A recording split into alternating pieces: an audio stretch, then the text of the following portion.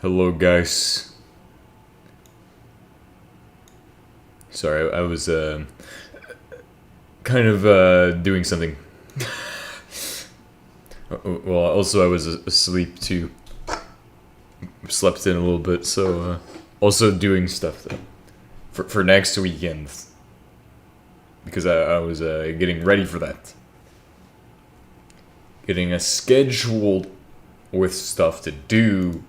Because this weekend I have 3 days, and I have no ideas for those 3 days.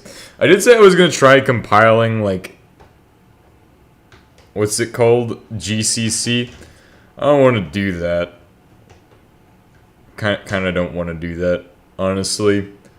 And I also said I was going to try installing GNOME on something, on ARM. I'm like, eh. Still working on my hyperlink config. That's pretty cool. Also, I was thinking, see, I really need to get my server up and running. The one that we made for GPU computes. So we need to get that thing back to working condition, and so that's what I want to do today. I'm gonna turn it on and show you guys what happens. I'm gonna try to SSH into it. Now, I think what happened is, because I removed the hard drive from it, well, a hard drive, now it just doesn't boot, so I'm going to check it out in today's episode.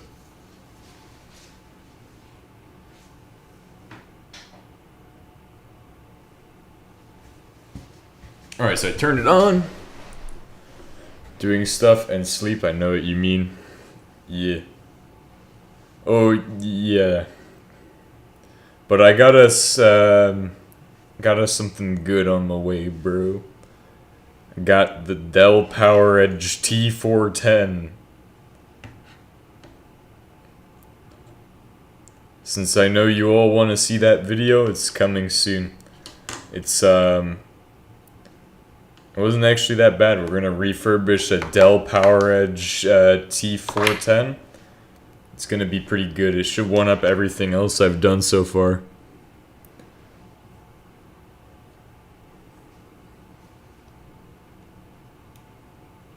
Anyway, we'll also do some programming today, and pretty much just chill.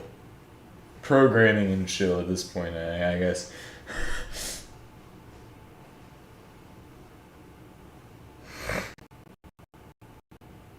Well, let's see.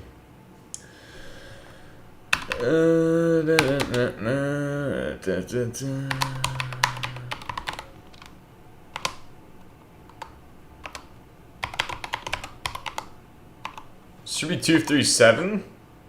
237.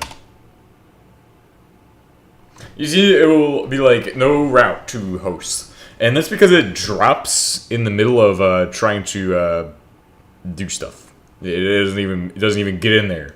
So I'm gonna hook us up with the capture card or something like that, and then we'll just go from there. See what we can see.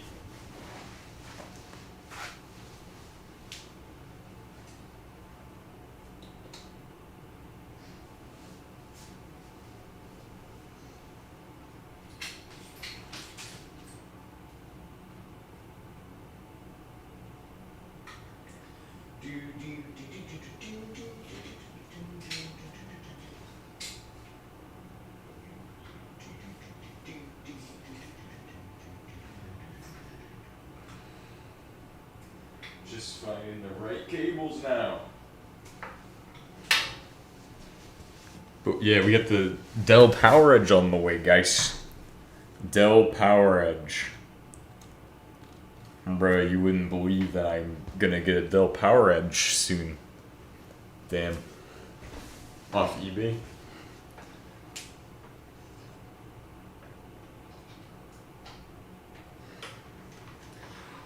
Alright, getting myself... Hopefully we didn't configure the GPUs to not output video for some fucking reason. Oh, and then we'll talk about SimT and SimD and shit. How I need to become a master assembly programmer.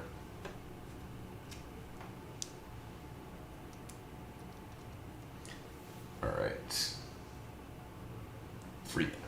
I don't know.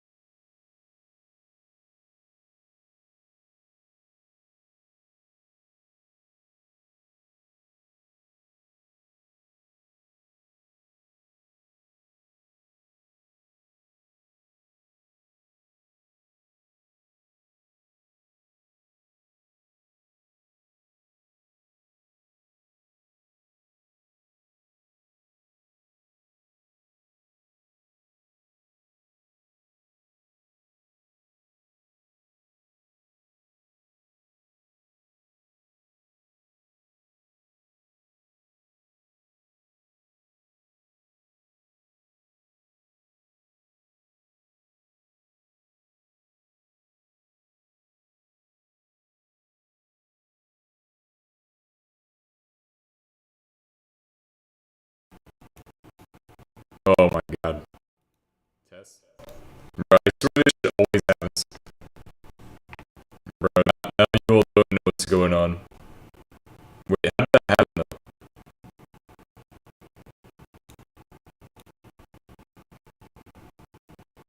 It was working earlier because damn, bro, how did it break? Bro, everything's broken on this channel. It's broken by the way. Anyway, glitch as heck. God damn it. Test. It's cutting really fast. Lol. How is this? This better?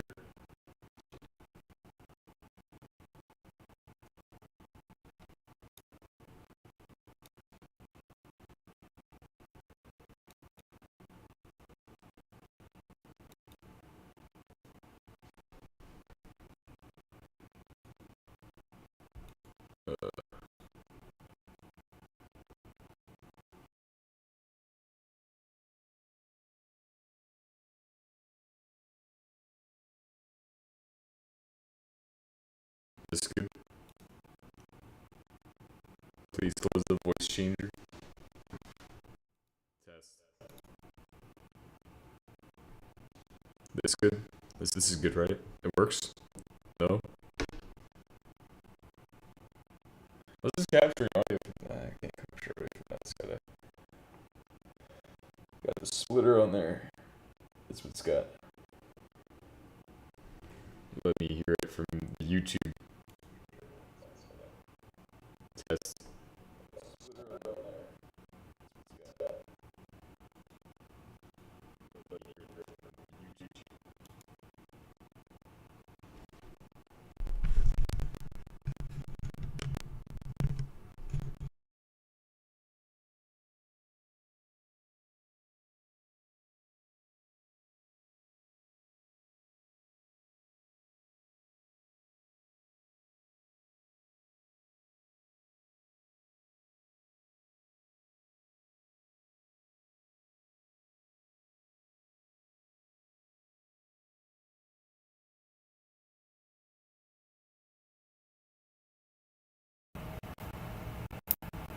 Test.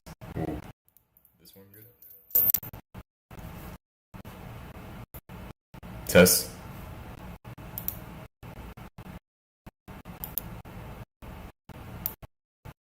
Does it work? No. Test. That's honestly not gonna lie. I don't know why it's cutting in. It's not like I can just fix it right now. I don't know. It's not like a thing I can do on the fly.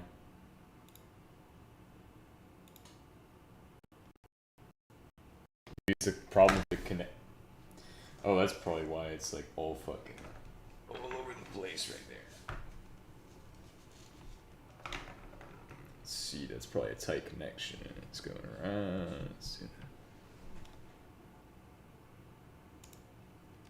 Sounds better. Okay. It's probably not the microphone or something. That's not cutting. Okay. Bro, that shit's like the ultimate gotcha of every stream, bro. Oh, what the hell? This shit keeps fucking sliding. There we go. Now it's not annoying me as much by sliding off of its very nice supports that I'm giving it.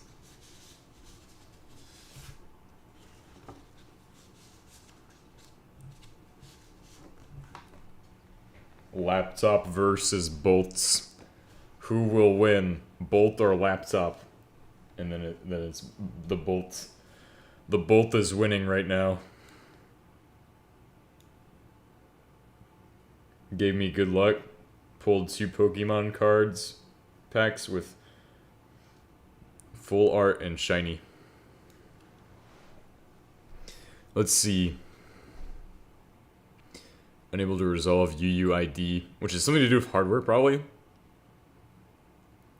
Probably just need the redo the F stab because we removed a hard drive from the system, and that's probably what we need to do. So I need to connect in like a keyboard or some shit, and then we'll figure that out from there. So if you all didn't hear, I got us something for next weekend, but I don't have anything for this weekend, so things are different.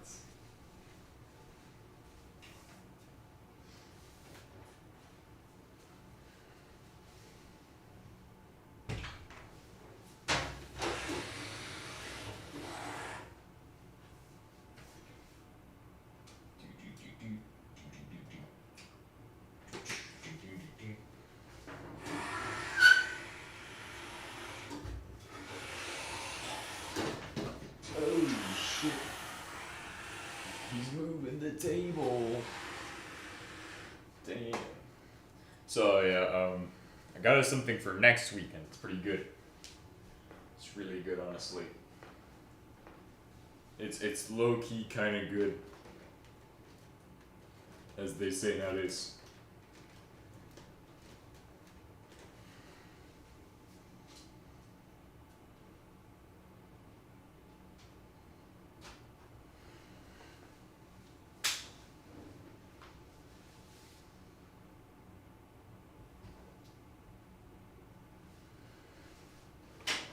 I'm just getting a monitor set up for me to use for this shit, so that way I can plug in, and also get a keyboard set up all at the same time. It's amazing. It's my new favorite trick. And then we'll be getting booted into an OS and shit like that. Let's see. Does this have an HDMI cable already plugged in? Nope.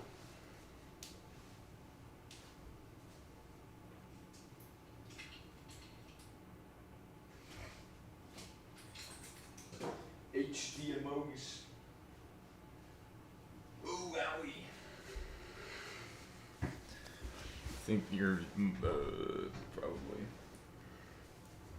But yeah, I got good plans. We're gonna be messing with the Dell PowerEdge T410 I got. It's on the way, bro. That's gonna be next weekend though. This weekend I really don't have shit planned.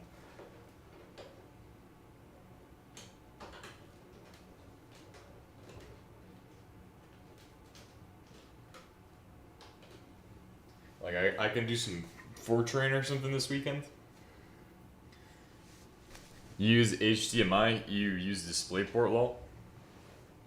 I mean, for like recording it, but I don't have like a DisplayPort splitter. I only have an HDMI one. So if I went 2 feeds and one is going into one system and one's going into the other, I have to use it the other way. Bro, the HDMI captures work so good now as well. Specifically for the things. So it booted us to FSCK or some shit, which we're gonna be working from that. Size maxing right there. Alright, go ahead and enjoy this maximum size. Oh, it cuts off at the top. Okay. As I go ahead and hack into the matrix. Can't access TTY. Job turned off. Interesting.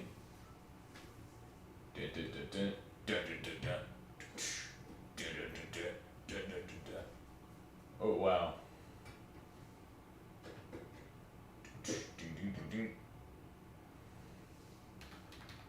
Help. Ellis. Oh. Hey. Sudo xbps.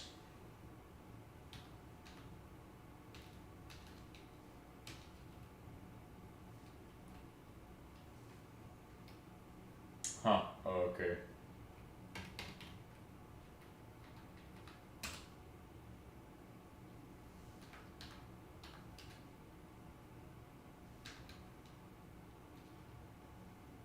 Don't try to LS because it doesn't work. It just takes the fucking. Sounds huge. Yeah, I've been the super auditorium of all time for the data center. No, I'm joking. We don't have that yet. We're not at Linus Tech Tips level of fortunes yet.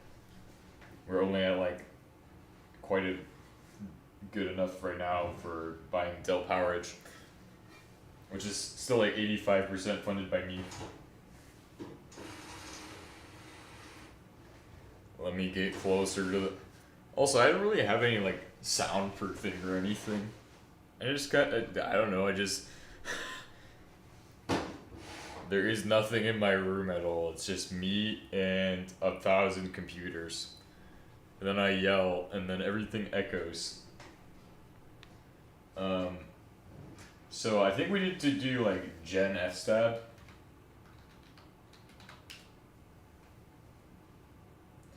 What is found?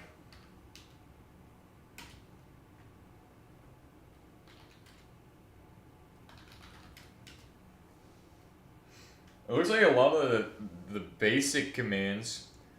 Think bigger. You want Elon Musk worth of money? You're right. That's what I need. I need to have SpaceX, and then I'll be a billionaire. Elon will hire me someday. I know it because he hires smart people probably, maybe, kind of, sort of. So.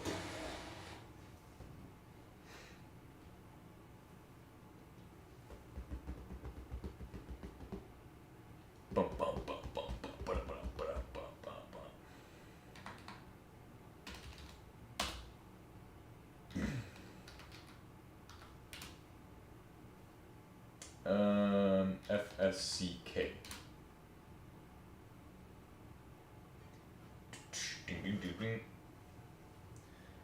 Dev NVMe 0N1P1 unable to resolve UUID 8D8 1F.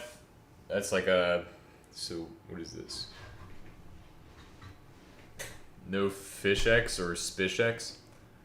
Nah, we need to just take the company from him and just run with it. Call it SpaceX. And make it really long. A lot of S's and things in there to make it super exaggerated or something.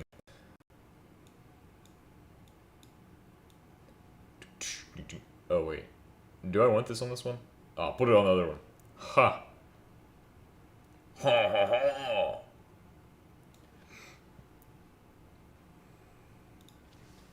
Oh, by the way, that's your daily jester.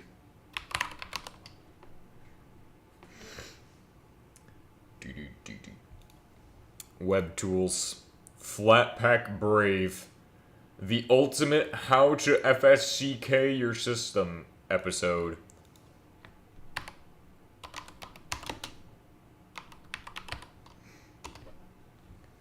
Ding ding ding ding ding ding ding. FSCK, man.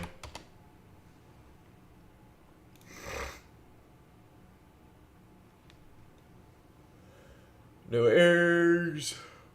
File system errors. Connected. System rebooted. Cancelled. Shared library error.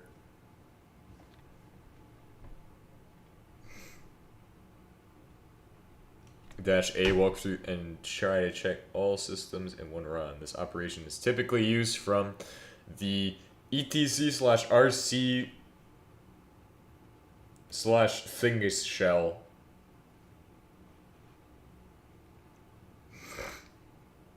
-C display completion or progress bars.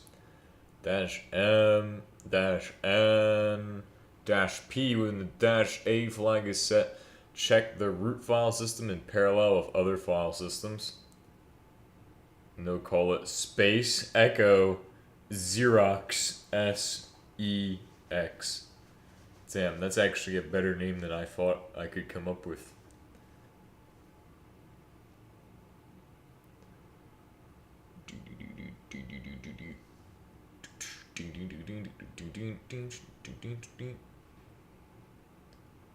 FSCK.xfs, FSCK.ext4 or ext2. Oh, I guess they wouldn't need one. What was that? fstab.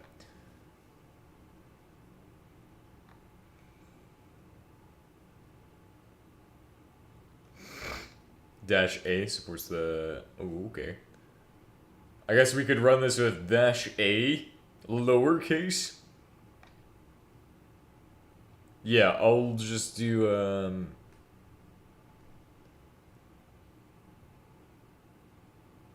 the dash will cause a FS specific FSK -R interactively repair. The file system asks for confirmation. To use this option if multiple FSCKs are being run in parallel.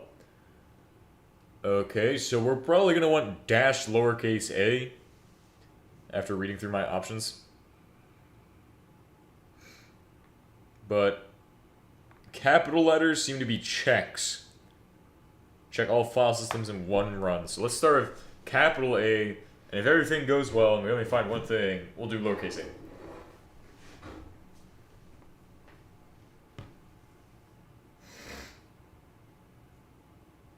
FSCK-A.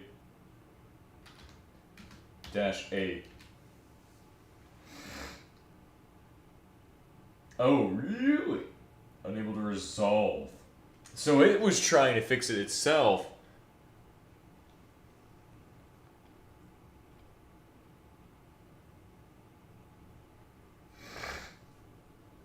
-R-N. So we might just, it might just be the bad NVMe, honestly. Damn, that would be kind of sad though. The AMD Radeon machine. The Radeon Maxer. Bro, we have like enough to do a shit ton of SimT on this. I wonder how much SimT the rate. God damn, bro, I talk so loud my ears ring.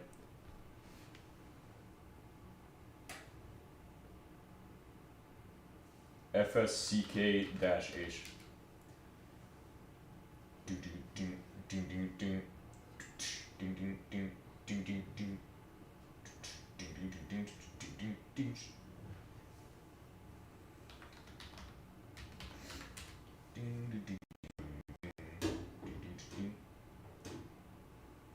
So it only got through 6 million blocks or some shit.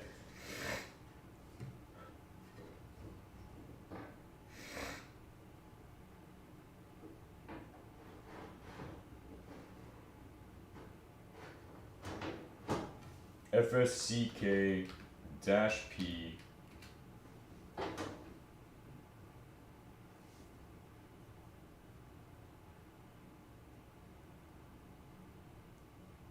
use alternative superblock.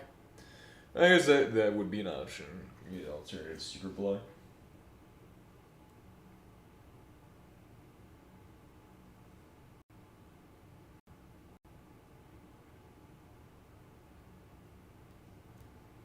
So what does it mean by unable to resolve? It means something to do with like math. If it can't resolve, that means something like math. Probably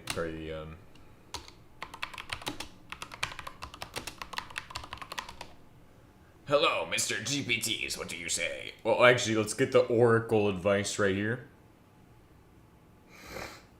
That Oracle, goody Oracle advice. You know, everybody likes Oracle. So, we're going to become Oracle Maxers today.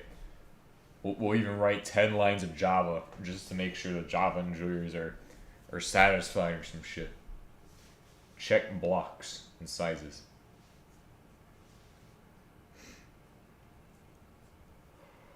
Oh, this fucking verbo shit. Get this out of here.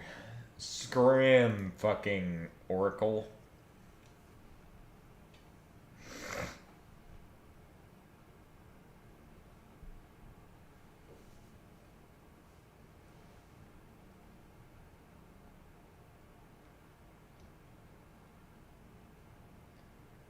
Recovering journal. E2FSK.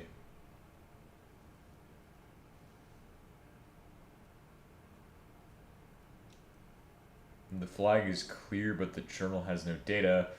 Run anyway, yes.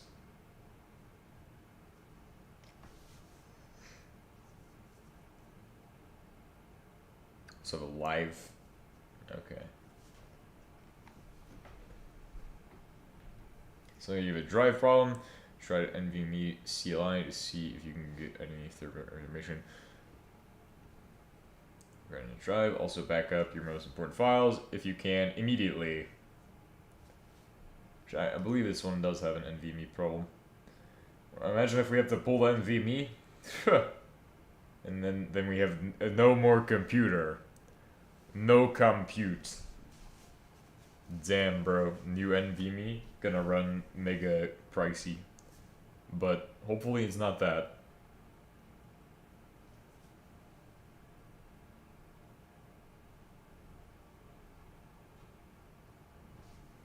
Alright, let's check D message. DMESG. Oh shit, you guys didn't see what I was doing. Lol. Yeah, nobody saw what I was up to.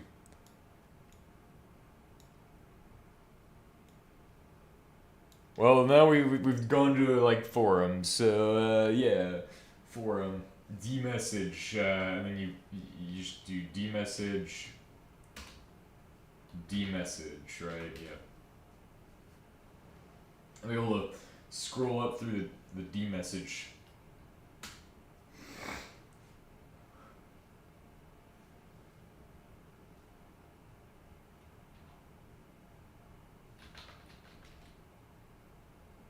D-message, pipe grep, and NVMe. Alright, PCI allocating 64 megabytes. Orphan cleanup, read-only file system, mounted root file system, and then boom. And this is one of the things that was a problem with this setup, was that whenever you ran like Fedora or Kubuntu, it runs into this issue. But when you run Arch doesn't care. It just goes, damn, my file system screwed up. And then it goes, Okay. My file system screwed up. I'll just run anyway. That's what Arch said. Arch said that. I'm like, damn, bro. If Arch is saying that, but this ain't. What the hell? That's a serious issue.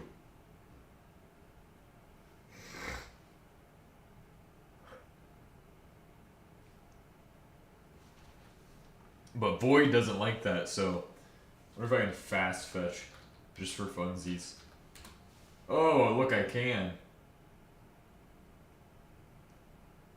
Only 256 packages. I mean, I guess it is booted into a 8 gigabyte disk that's read-only. It's a read-only disk, so that's weird. chmod to make it read enter. See, it probably since it found the error, it probably was like, yeah, make the whole thing read-only so we can't break shit by writing to it. I'm like, okay, that makes sense. So we need to basically learn about chud mod. Let's chud mod this shit. And I don't know if there's actually anything wrong with it. Chmod. But not everything in a file system is recursive or is actually meant to be that. So it's not all meant to be chud mod 777. So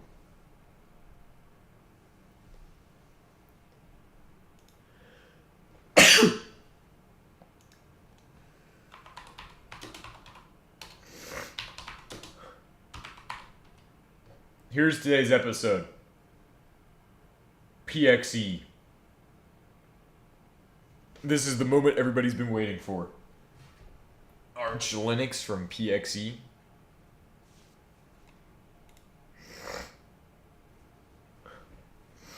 We're going to set up a PXE server on my laptop to feed our Arch Linux machine.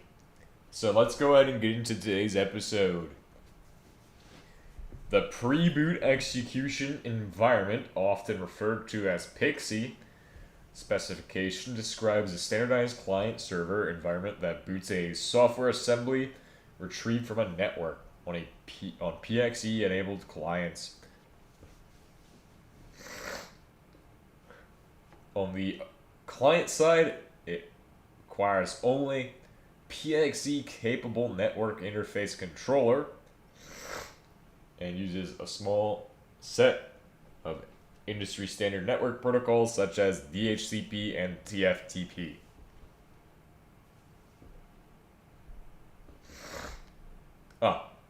Dynamic host client proxy and whatever the fuck TFTP is.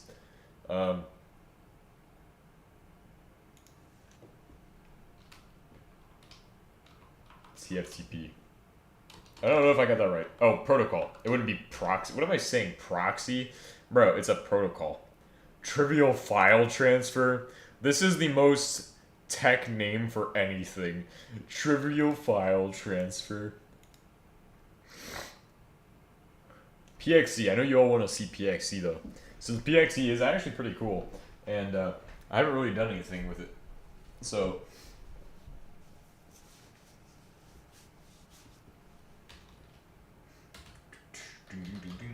oh, by the way, I'm just going to pop you all into my perspective as I screw everything up.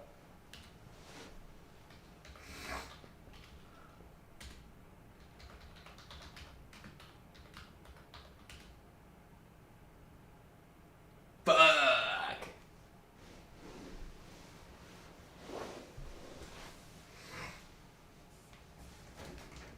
Whoa, shit. Wowie.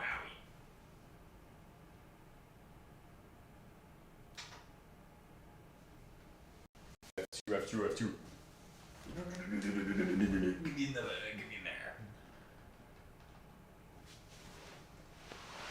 No! Cancel, you fucking piece of shit.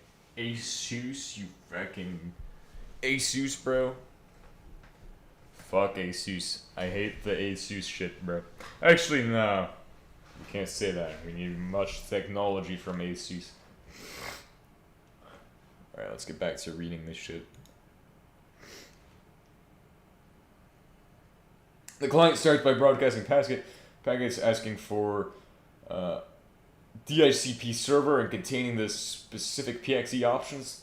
The DHCP server responds with networking information, the IP address assigned to the client, and also provides by using specific bootstrap protocol parameters of the DHCP, additional information like TFTP, server address, and the file initial network, bootstrap program, and download or the boot configuration name. The NBP is transferred from the PXE server to the client using TFTP to be loaded into memory and executed.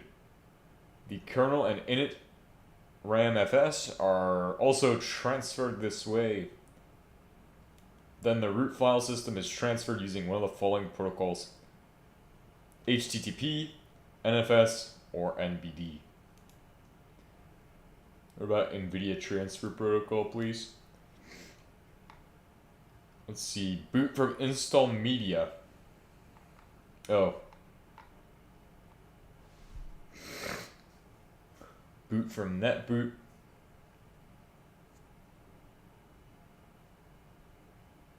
Get the latest install image from the download page.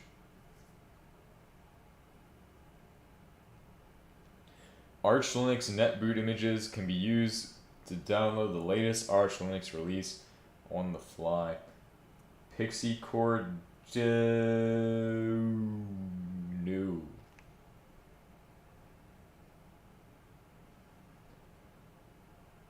An all-in-one solution is provided by Pixie Core. I'm the one who compiles. Let's go to AI Slapland where I'm the one who compiles. PXE server Arch Linux. Configuring a DHCP and TFTP server.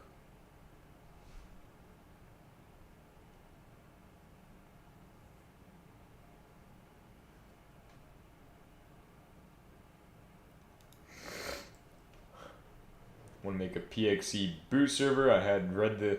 Still confused, any help? You read the wiki, but installed DHCP, but installed... which wiki were you reading?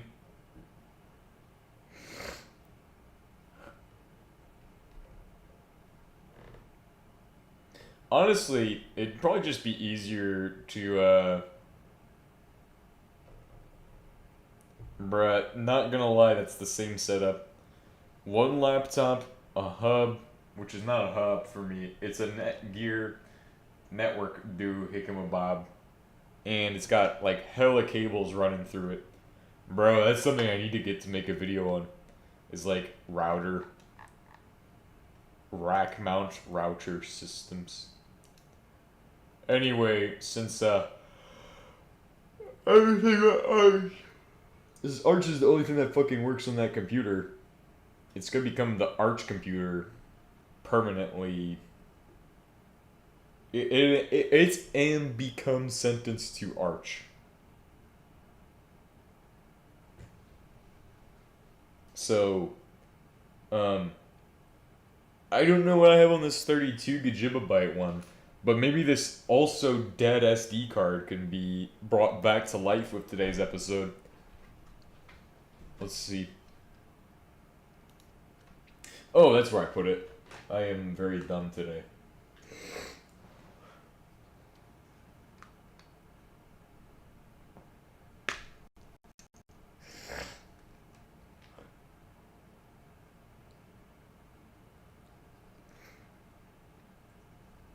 Let's see.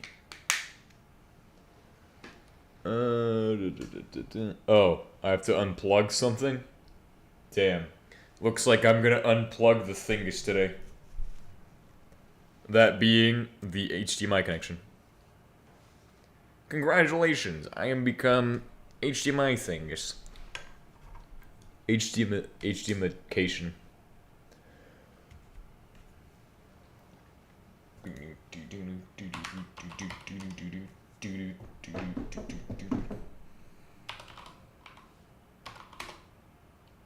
ext4/dev/st.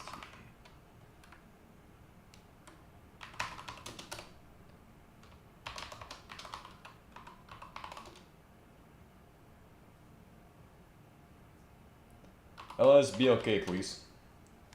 That didn't take long enough. What? Okay. Yeah, that one's dead. That one's dead. There is no returning the fucking graveyard SD card. It's 64 gigabytes and it's dead in like, what, 2 months of heavy usage?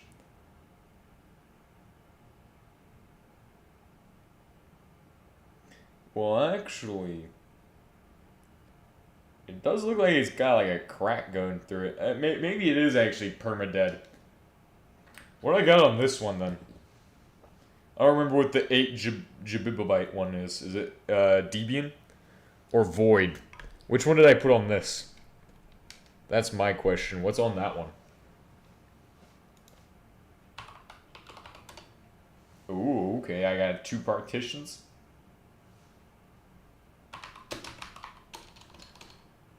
LS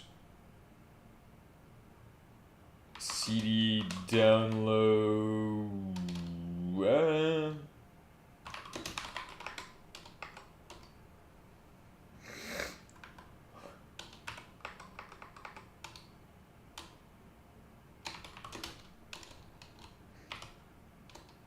Is that all that's in there? So I want to mount this. Okay, sudo mount /dev/sta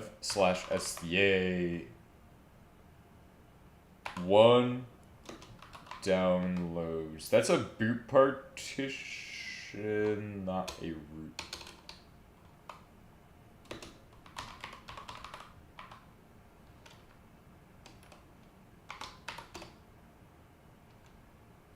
What?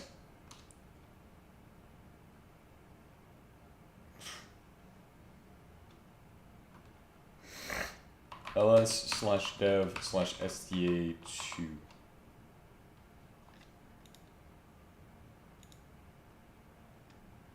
Bad file system.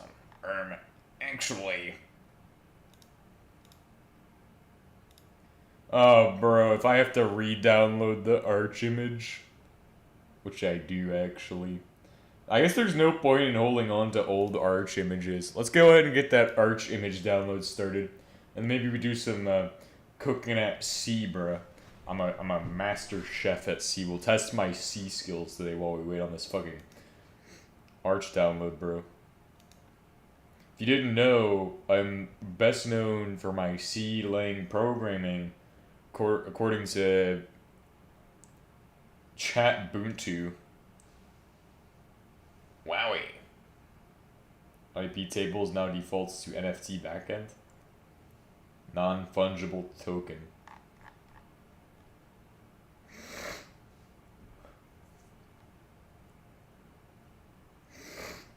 Active. Arch Linux 2026 leader election results. Guys, in 2027, vote for me for leader of Arch Linux. I'll make Arch great again. And we'll build a massive Arch data center together. Actually, do that in 2028. I don't know if I'll be here for 2027. We'll see. I got stuff going on, so.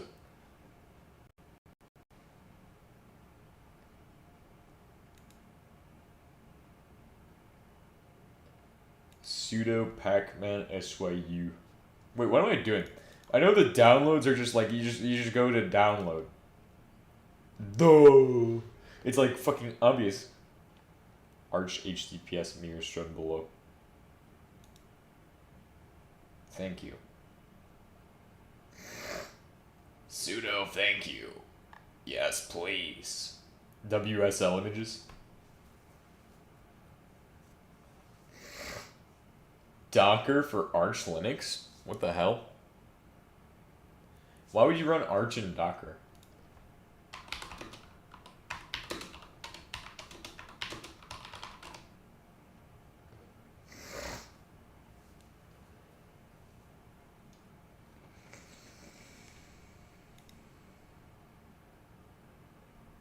I guess, I don't know really what this is.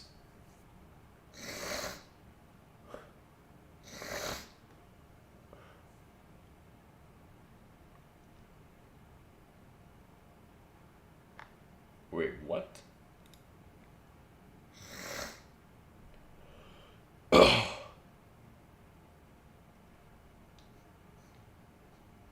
Because AUR contained virus, I guess. What about Catchy OS? Oh, maybe it was Catchy. Bro, I don't even know what's on that one. I think we'll just try booting it.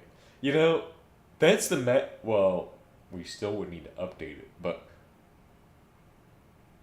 Bro, Catchy's awesome. Let's just fucking shove a Catchy server on there. Well, that actually would be a Catchy desktop, not a server. Well, it's a install image, right? Catchy OS, bro. It's like Arch OS, but I don't have to do shit.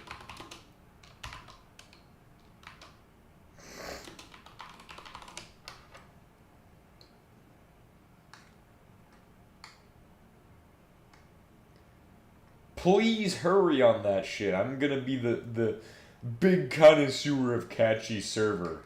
Okay, the second Catchy OS server comes out. Alternatives for high performance computing. Because I'm an HPC, bro. Oh, look, it pulled Void, I think. It just dumped some Reddit post out. Thank you, AI. No. Ew. Red Hat Enterprise Linux. Rocky Linux.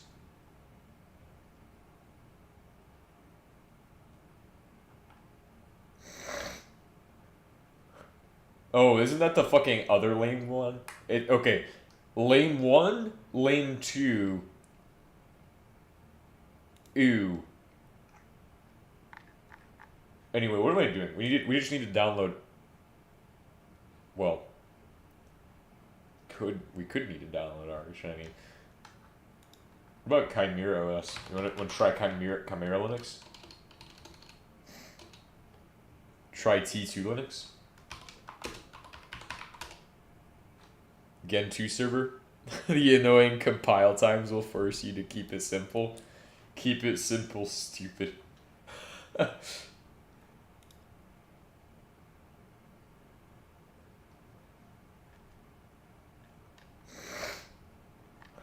What is this?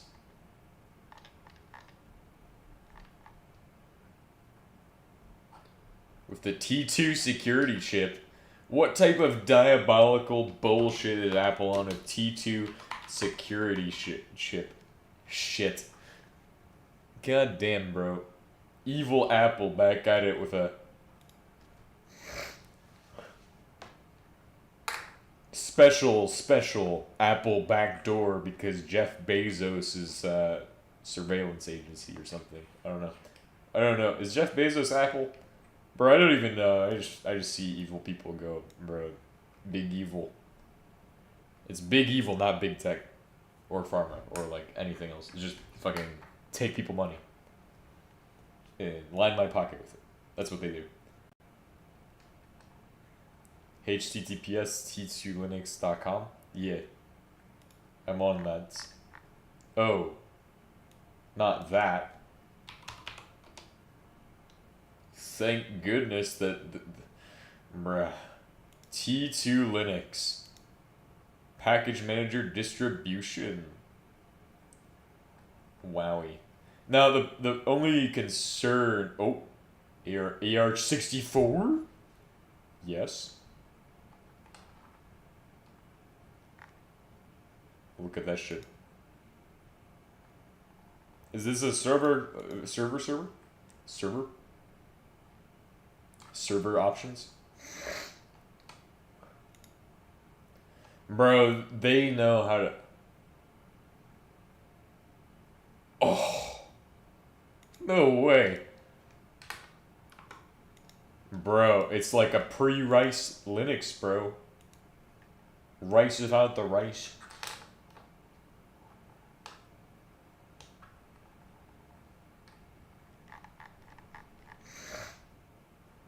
About T2 project traces its roots back to pioneering the Rock Linux distribution, developed in the late 1990s by Claire Wolfe. So people were writing distros back in 1990, I see. Use cases, embedded, custom desktop or server distributions, hardened audible OS builds for secure Window Maker desktop. Yeah, like FVWM, Window Manager or some shit. Why choose T2 unlike binary distributions where much is hidden behind gives you total control over every piece of your software. Understand how your system works from the ground up. Contributes to your strengths. I don't understand though.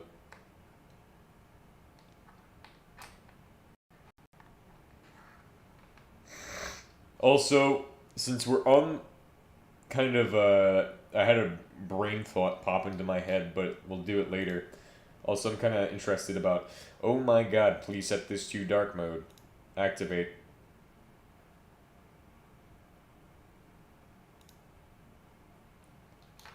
Set it to off tan mode. Oh yeah, I like that. Off tan.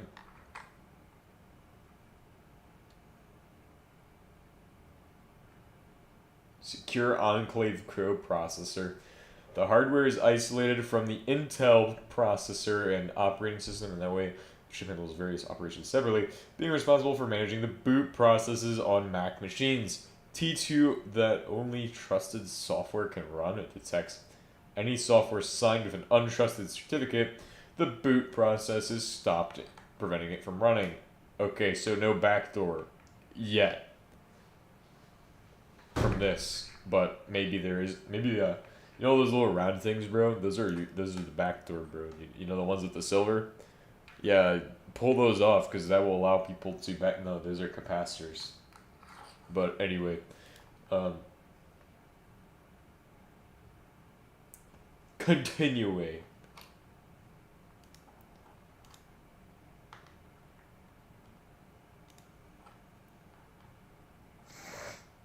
How long does it take to build a base system? Cross compilation. My own Linux-based distro.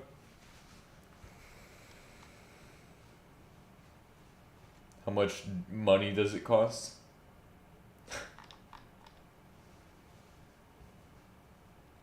I don't understand. I don't know what I don't understand. Source-based build system. Cross-compilation support.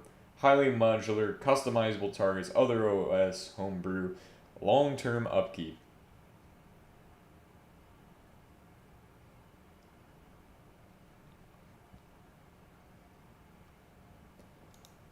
Anyway, we're going Arch.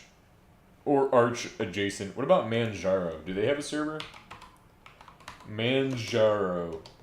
Distro hopping today. Oh, by the way, if you use Manjaro, you have diabetes. Lol. Lol, lol, lol, lol, lol, lol, lol. Nice. Manjaro Linux? So what do you guys do at Manjaro?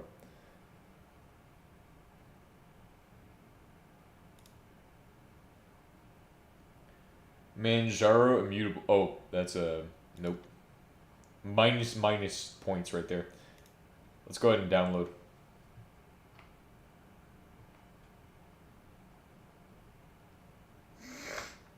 If you have a wired connection, you can boot the latest release directly over network.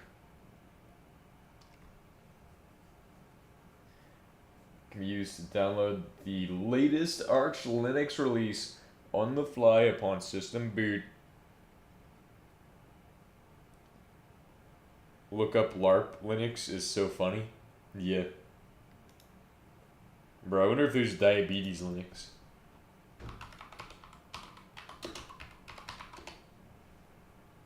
GNU Gluco Control. GGC. What the hell? GNU Gluco Control is a diabetes management application. Helps managing a Java. I almost read Java users' daily data, food data, has graph statistics printing. I think this is actually a software for some people out there. I guess this is like all actually serious stuff, and it's pretty cool. HTTP direct download. Wowie.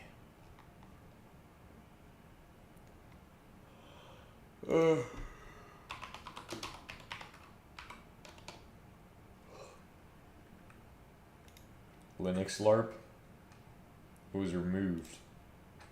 Take me to images. LARP Jaro. Bruh, LARP Jaro Linux, bro. Oh my gosh. Is that Biden? Actually, I know what Biden looks like, and that's not a Biden. That guy's head is too squished. His head am reduced. LARP.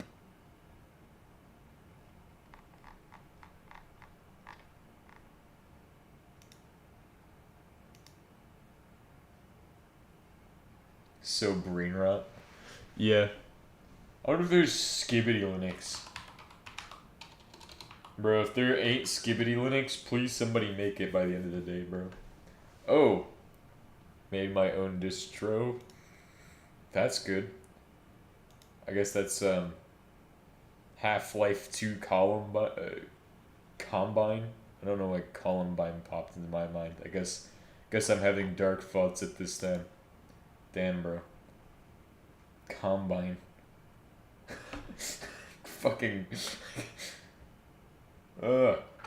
Thailand, Ukraine, United States.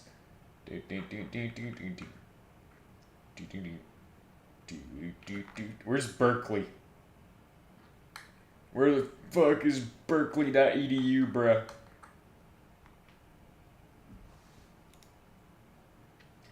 Beep beep beep beep beep beep beep.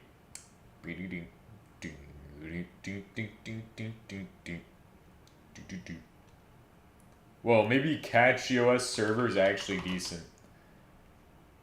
Let's see, because I saw that they had it.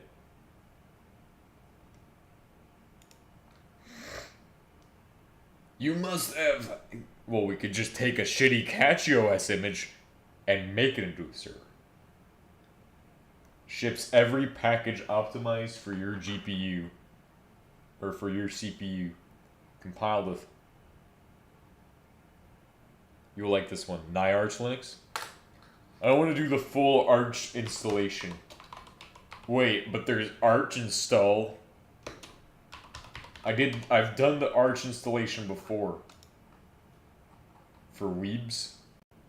Oh, damn. Wowie. This is some great Linux you're showing me.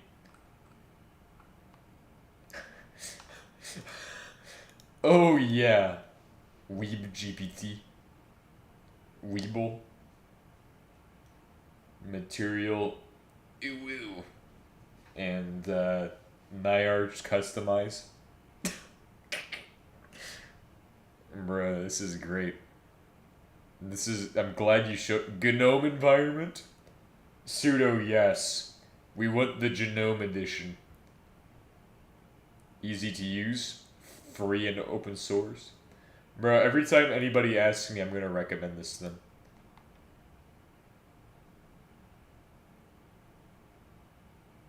Electricity. Suggested. Electricity optional. x86 2.2 gigahertz processor. Let's see. Xeon E2. Oh, they only have the Xeon E3. E5 is like the I guess it's available for consumers. Xeon. I would have put Nyarch on my Xeon, by the way. Which I don't have yet. I have Xeons on the way, bro. Xeons cooking. Well, we have the Dell PowerEdge T410 on the way, so better watch out. That video will be soon, someday. What's this? CatchOS framework, CDN. Beep beep beep beep beep beep beep beep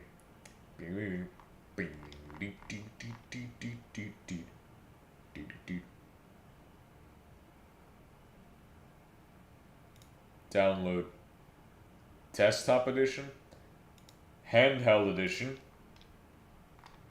and this one just. Can I become part of the open beta for the server edition? Anyway, I'm going Arch then. If they want to have everything be super duper fun. The last time I did this was back in July. Congratulations, it was July ago. Save. Here's another one to search up. Menhara Linux. Okay.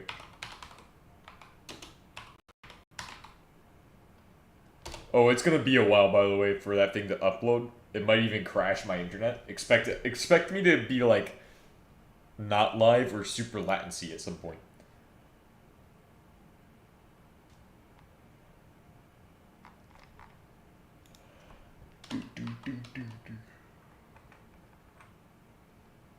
What is Mir Linux? Around Musil libc and S6 for system. Yeah, I want to have Mir software distribution. Aaron OS. You know what's really cool? You'll like this one, by the way. By the way, you'll like this one.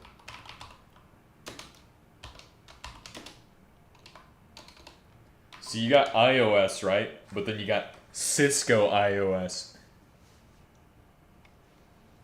Internetworking operating system. And these are like the most common like ISP type of bullshit. They have this, and they usually have an outdated version of it because they all are like subpar system administrators and don't use Arch OS. They use a proprietary iOS. No, not Cisco. Bro, Cisco's super cool, bro. Get you that Cisco router. Oh, damn. Cucaronis. Cucaronius. Wowie. Wow. Wow. Beep, beep, beep, beep, beep, beep, beep. Beep, beep, beep. Trains. I hated my Cisco class so much. Stuff, even my Netto work teacher said 75% of this will not be needed, but it will anyway. But we need it anyways for the degree. Bro, there's a guy who does these.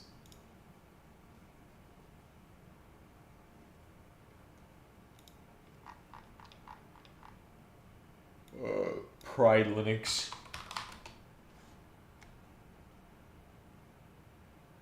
Damn. Is it real? Linux Pride. What is this? Something to do with Debian and Arch. I don't know. Lame. Bro, there's also Ubuntu.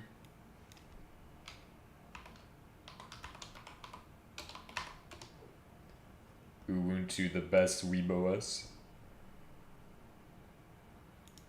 Well, I mean, I don't know how we'd rank WeebOSs. See, I need somebody to do this for me, okay? Well, this is a weird question, but if somebody learns C++ for us and writes an OS entirely in C++, let me know. I will make a video on C++ OS. Oh, never mind. You can't do C minus minus. Oh, right. I was going to show you all that I'm the best C programmer of all time. Potentially as good as... Ew. Ew. What the fuck was that? Lol, I know that language. C minus minus. 2 weeks ago. I did coverage of it on, like, Monday.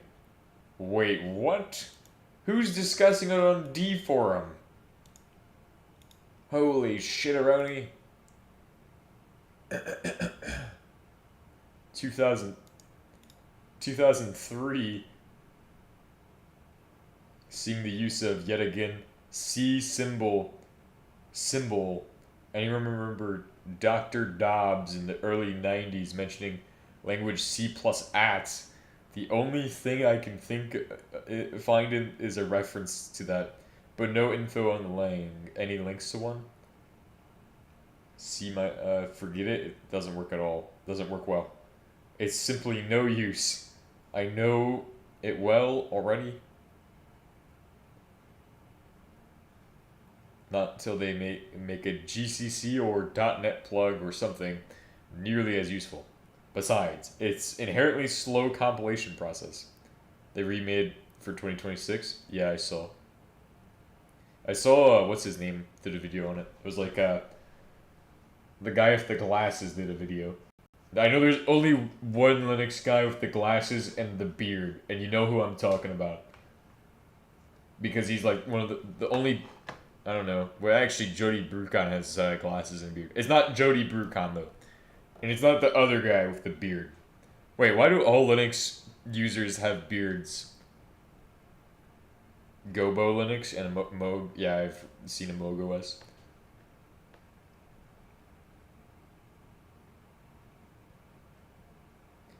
I think Imp looks better than Impilang, but C only skims them. But a language designed to be output by HLL compilers and then compiled. Something between C and assembler. What? I don't, and I am a Linux user. Damn, bro. You just aren't in the know. Linux will ask AI who it is, and if he knows, then that's crazy.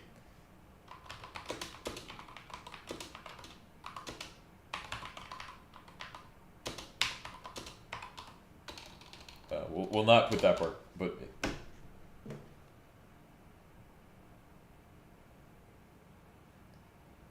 Richard, what does he have to do with anything? No! Linux YouTuber with beard and glasses. See, that's what happens. No, I'm just so young. I'm 18, I started using Linux at 15. Bro, I started using Linux like this year. What? Dot minus.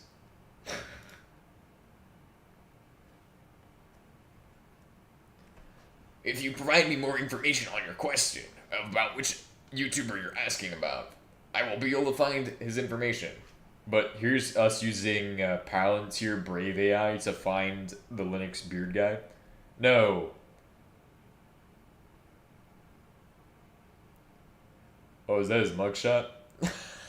Sorry.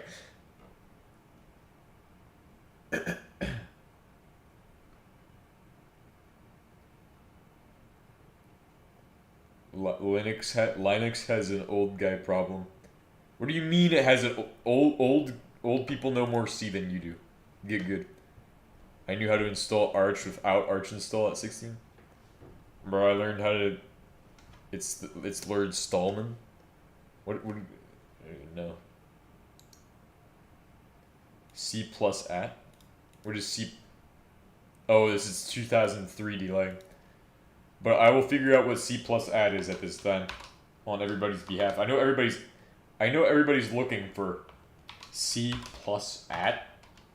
And then I'll get into my C skills. What do you mean it doesn't... Okay. There is no C plus at.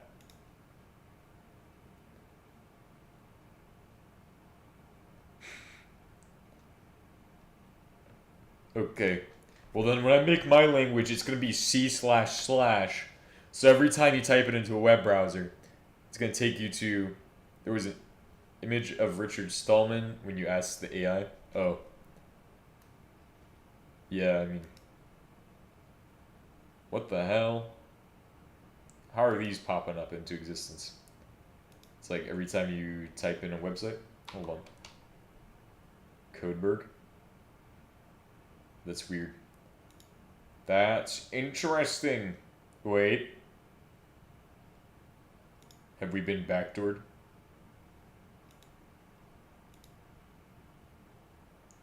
So that is the second time I've seen that. Huh. Interesting. What is going... Bro, what are these random websites that are popping into existence? Is it the Dark Reader extension backdoored us? Why is it also light mode everywhere? Globally. Global light mode. Engaged. Engage the hyperdrive! Or maybe I'm just clicking on random websites. Or maybe the AI does that. Where's the C++ test mode? So I can get quizzed on C++, so I can practice my skills as a ultimate C++, or no, C developer, not C++. Fuck C++. Next. Find other weird distros? Nah. We're almost done though. Maybe I'll install Astra OS next.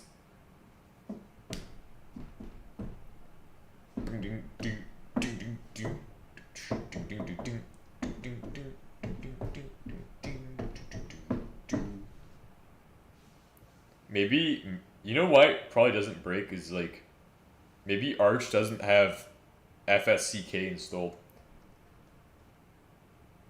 You can test your C skills with the test complains maximum score is 25 points. C exercises. Can I do all of them at once to practice? You must find other distros. No, I'm good. Alright, what is the purpose of include standard H? It allows the use of those. Prints, outputs text to the screen. Go on distro watch and see what's new law. Yeah, actually, it's a good idea.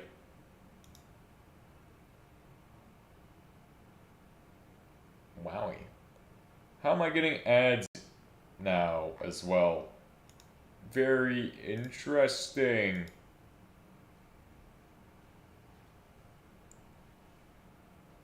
Int main printf hello world. Next. I'm too good at C guys. Defines the end of the program. Yeah, that. Because it's declared as int main, so you have to put a 0 at the end. I thought it was a lot farther than it was before.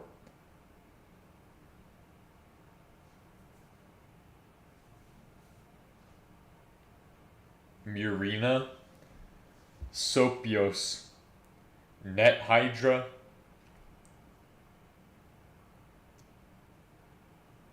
You have some good options.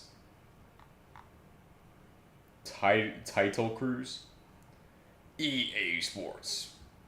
It's in the shorts. Aaron OS. I think we saw that one. NetBSD, Archcraft, 4M, Net H Security. Wowie. Major update for OpenRoute firewall-based distribution. Wowie. Macula. I don't know. 3CX. 3CX phone system is a specialist Debian-based Linux distribution designed to run on Complete unified communications platform. The 3CX client included in the distribution can also be something, something, something. Not reading all that. Oh, hey, here's the latest additions. Karam OS, Equestria OS. Oh, oh wow. Damn, I got a friend who would like this shit.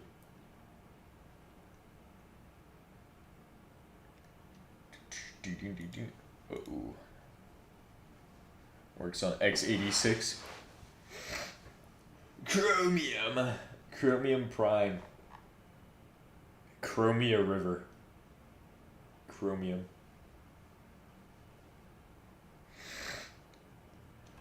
Oh. Beginner's desktop gaming.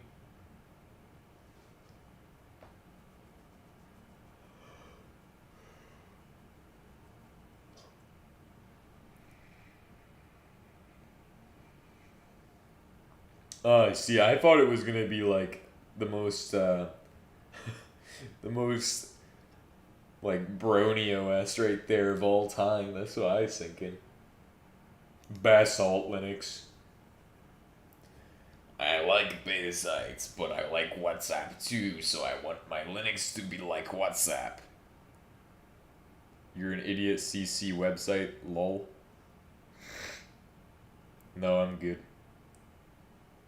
I'm good on that one, chat.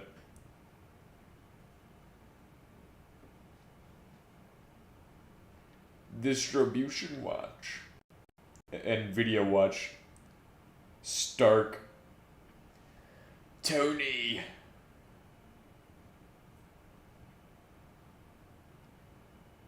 Design that ports system and the Stark package. Please rewrite it in Rust. Oh, you can't even say it in one go. Floss. Mintcast. J-Rescue. Like, what the fuck are these even for at this point? You don't need a J-Rescue OS. If you use this OS daily, bro, I'm just saying, like, I mean, maybe you like the look of it, but, like, what? You're not gonna get the best support. Oh, shit. For your distribution. If it's a fucking goofy one like this. Pony OS. Beautiful. An OS for bronies.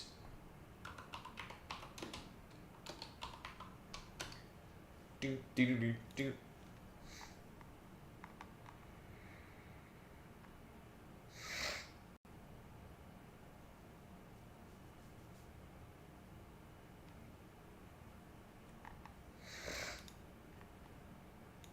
Beep, beep, beep, beep, beep. Beep, beep. Beep, beep, do, do, do, do, do, do, do. Wait. Huh? Is this just assembly, but like with C syntax? At that point, just do D-Lang with inline 86 and better C. And extern everything as C. Which wouldn't be a bad idea. That would be the way to do it.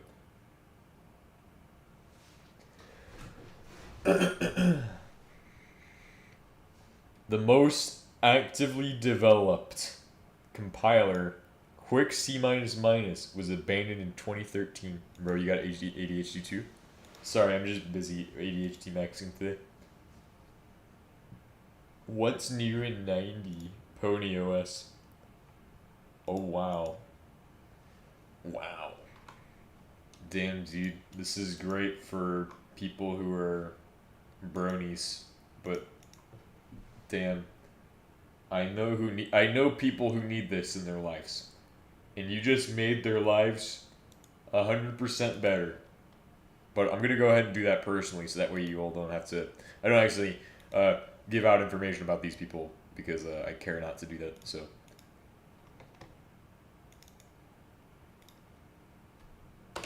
Let's just say I'm sending some people this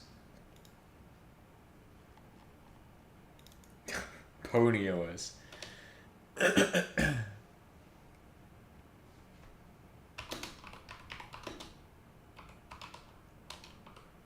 Bobcat would want this.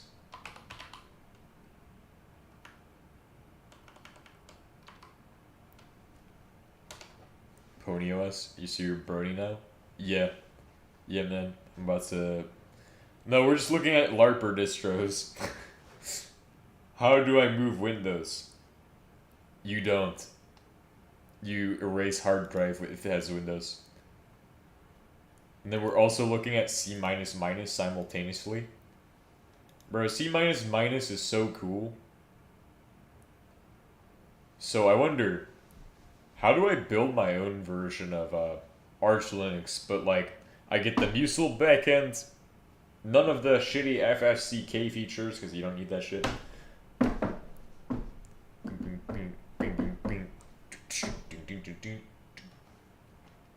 But what do people have to say about Pony OS?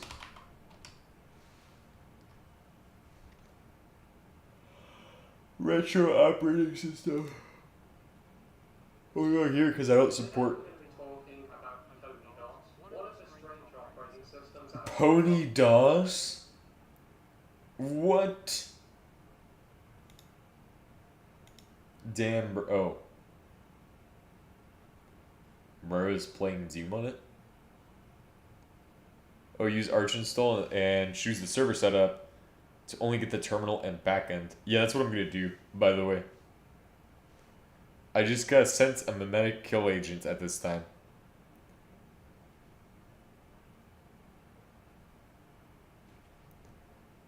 Here, the mimetic kill agent, guys. Wowie.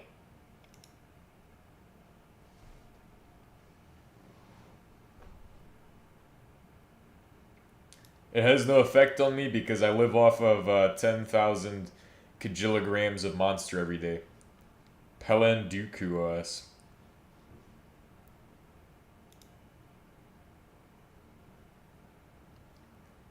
Let's see.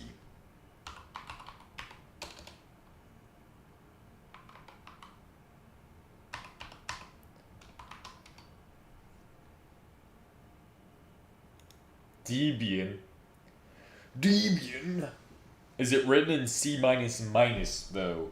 Can you swap your package manager? Use fucking Ubuntu's package manager or some shit? Sudo pacman sy. No, we're gonna use apt instead. Sudo apt install and sudo apt update. Workstation. Wowie. That's probably not the one though. To me, any energy drink is like drinking a lot of beer, so I can't even have that. Yeah.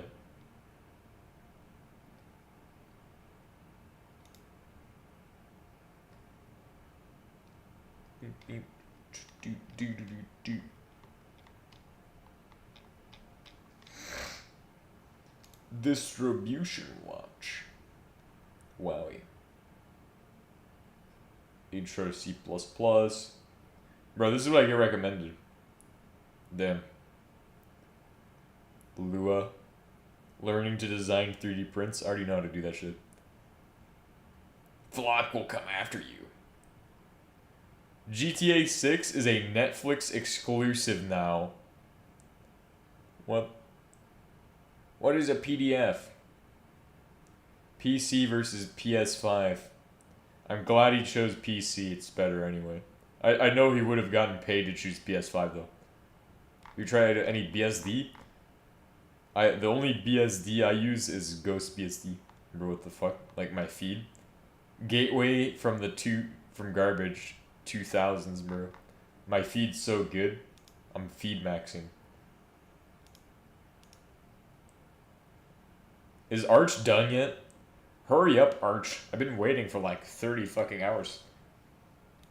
I've been to like W3 schools and everything.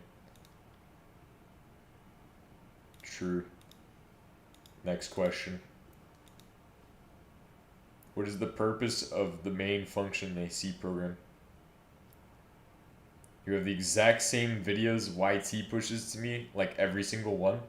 That's because you watch my videos, so they then connect the two of us through the giant interconnected web. So if you watch my videos, then it more than likely means that you have the same interests as me, which my interests are computer from garbage, Lua, and then Schizo, the world is Jover videos, I guess. And then also watching Linus Tech Tips just to see what new shit he's onto, since he's the biggest competition in the field of computing, so.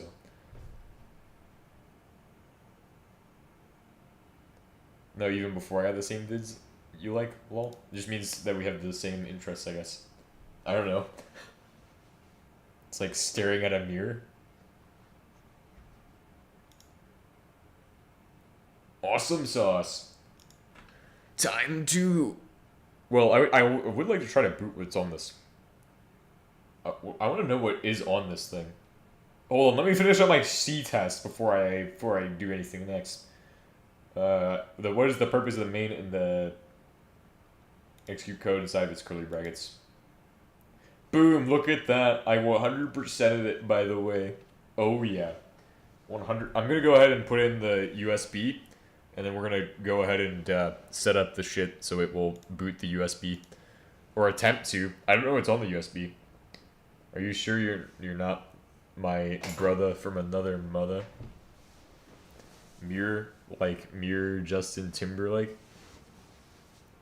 Bro, what happened to that Justin Bieber guy from the 2000s, bro? Does he have an OS like Hannah Montana, bro? 2000 NVIDIA Retro.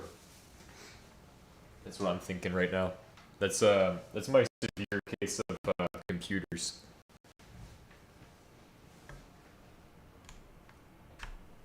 Please sudo update. There we go. He just dropped out, lol. Cease to exist. He am reduced to ashes at this existence. Sudo Pacman SYU. Like I'm gone. Nice BIOS. Made my own BIOS for my PC. God damn, I'm so jealous. Did you write it in C++, by the way? This is the ASUS BIOS. This is how you know it's consumer slop. That's why I'm getting the Dell PowerEdge T410. It's gonna be so awesome sauce. The AI tweaker? It's an AI that did drugs. Not gonna lie, ASUS BIOS is the worst BIOS I've ever seen. Yeah, like, bro, this thing feels like it's slop from the first time you touch it to every time you wake up in the morning after touching it. Worst one, my original BIOS was for Gigabyte. I don't know. Frequency capacity 16384 megabytes. Megabytes. Oh, advanced. AMD CPU APM. What is APM, by the way? Disable. Restore AC power loss. Power on by RTC. Keck ready. What? California. Oh, bro. Why even make that an option? Fuck California, bro. In California, you touch your PC and then you have to read a label that says, your PC might give you cancer. This product might cause cancer. AI overclocker tuner, like what the fuck is that supposed to do? I don't know. It generatively produces overclock.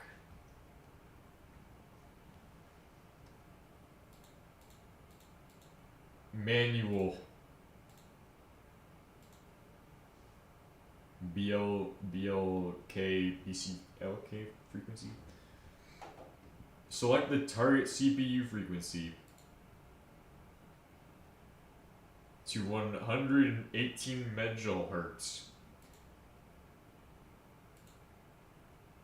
No, disable that. Wait, actually, allow runtime No, why this is why I have my own BIOS. I think it doesn't stand for like AI, like AI.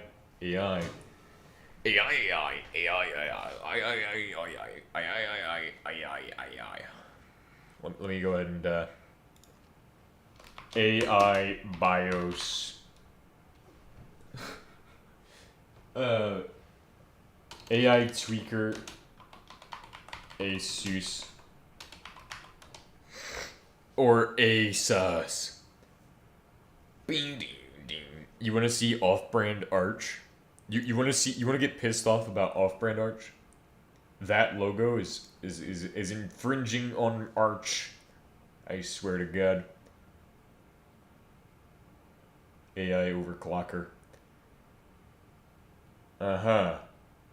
I like how you're selling me a product. Designed by AI. AI vibe coders who are so bad at programming they didn't get more than a degree and then get sent to a company to watch an AI program for them.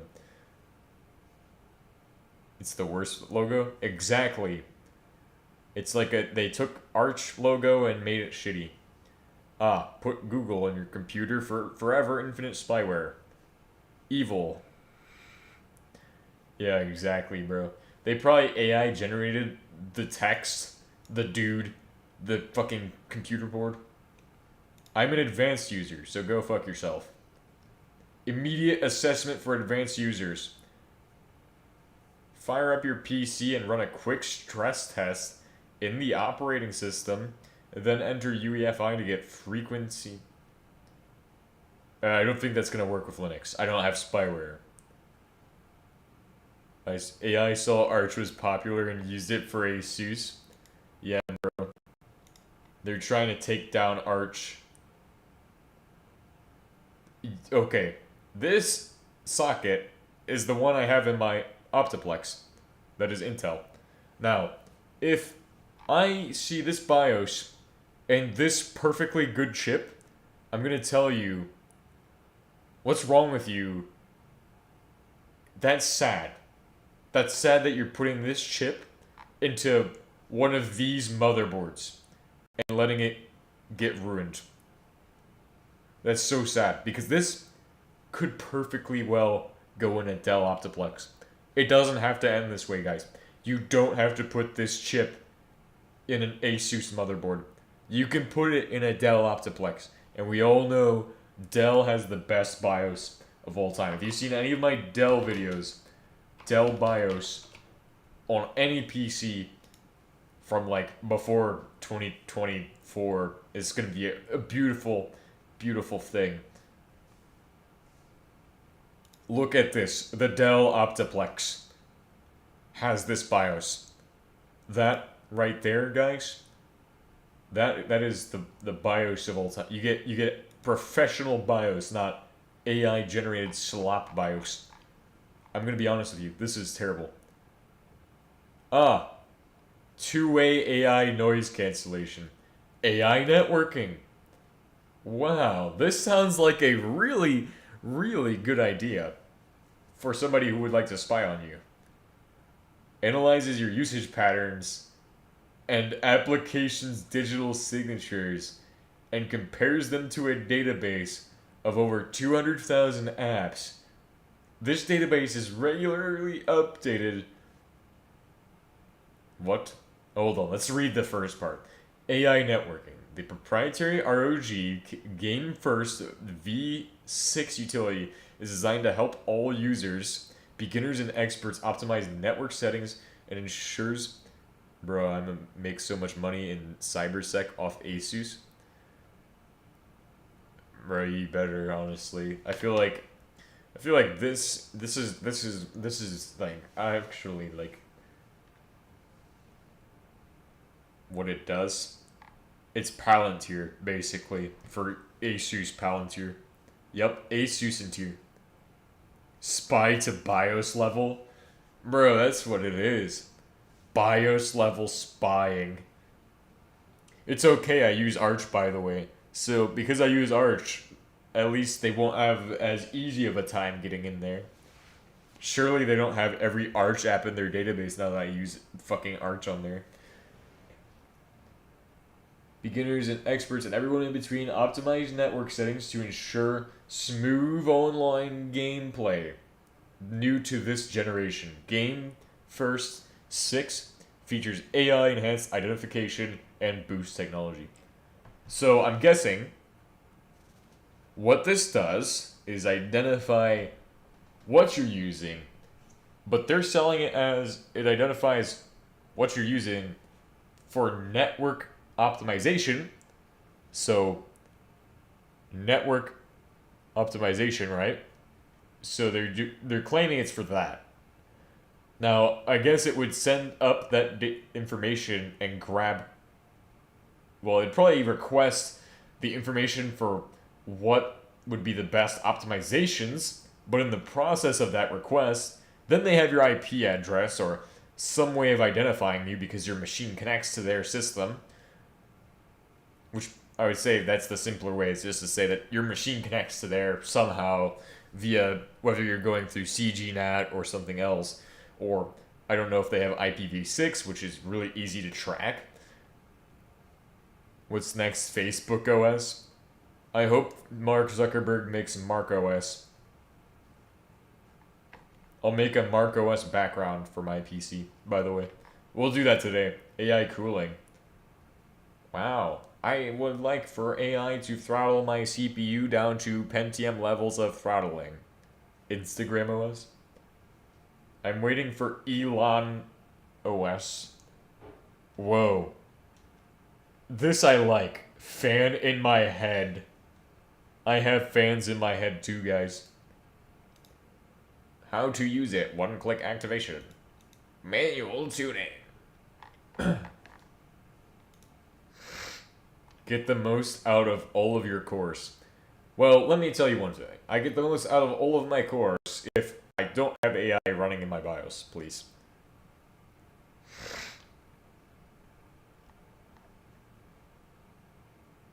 Enter BIOS.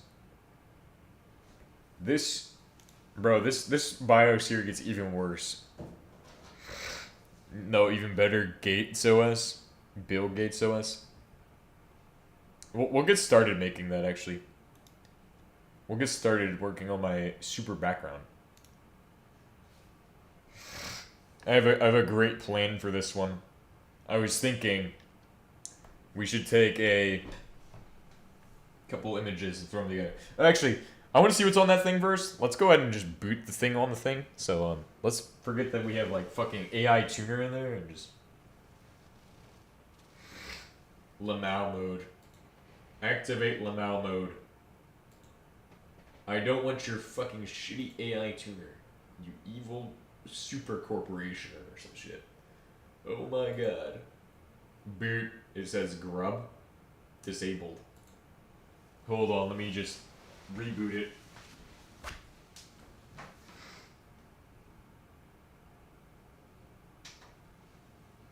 It sure is emitting a lot of static electricity from my computer. F2, F2, F2, F2, F2, F2, F2. Do do do do do. No. Sudo no. Combo V2. Do do do do do do do do do do do do do do.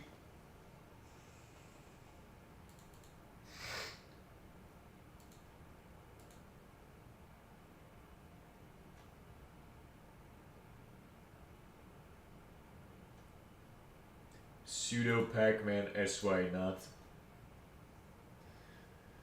Wowie. Ooh.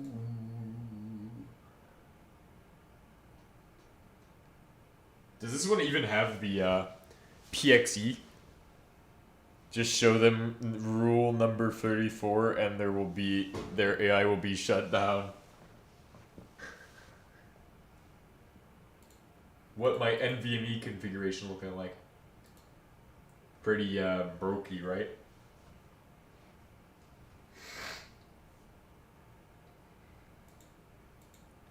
Self-test operation?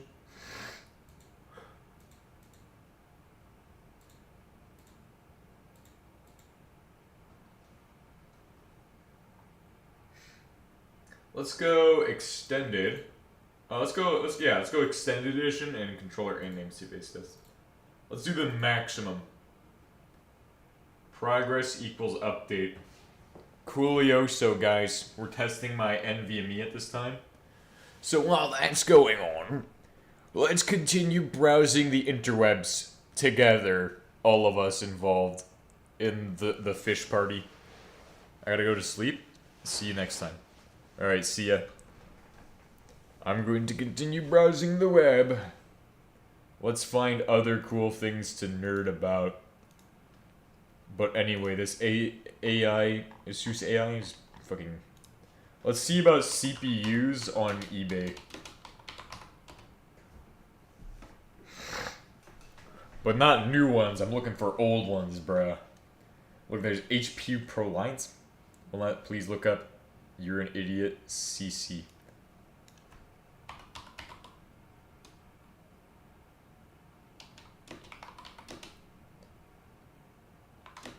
Isn't this that one virus thing?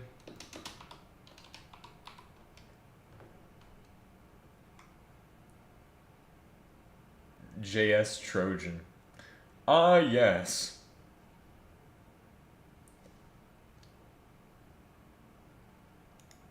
I don't really want to do that, so let's not do that. Please.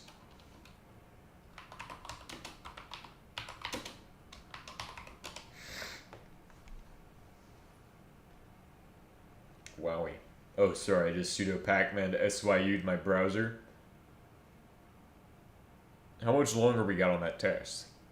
Turn troll website, it's just a prank. I go to it all the time.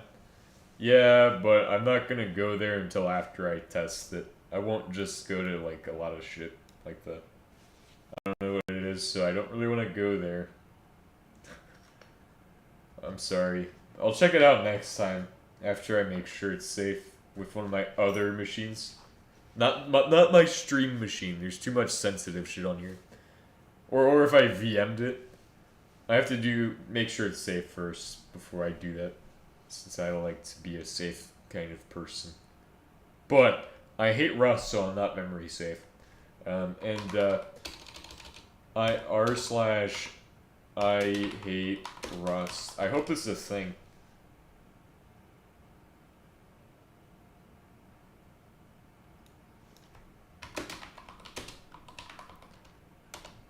Your PC def won't get hacked? Yeah, I don't really want to go there though.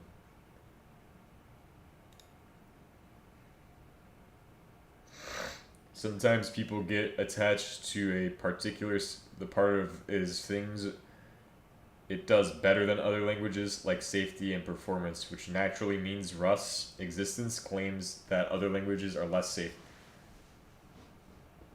I don't know. I'm not smart enough to talk about, like, to argue a point, so I'm just gonna shut up about this. Because honestly, here's what I think, is that Rust sucks, and it's just there to undermine the GPL. And I don't want to argue that shit, because I'm too dumb to argue, so we can all agree to disagree on this matter if you like Rust. But honestly, just because your language exists doesn't mean your selling point is to, or you should just like say that other languages are less safe. There's plenty of other alternatives. But you could say that memory safety is also a buzzword, kind of, because, you know, memory safety traditionally in like C-lang handled by the user. So like that's on the user to do that shit. Like if I just wrote a bunch of code in C and didn't do memory safety correctly on my own, of course, there's always exceptions to the rule, like pointer pulls stuff out, or like stuff like that. I guess you could have memory leaks through that, stuff like that. Because every big C/C++ project on GitHub has one issue with a person asking why not do this project in Rust instead? And always has the same copy pasta about memory safe, performant from their main web page. Bro, Rust is so evil. Hacker news. I hate Rust programming languages. Flagged. You're flagged for hating Rust. Get flagged. Oh, weren't we gonna make that one background? Let's see.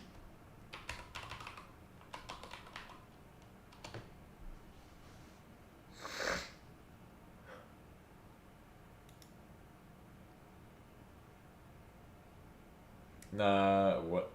Arch Linux, bro? Mark Zuckerberg. Right, we need the Zuck background right here. Damn, bro.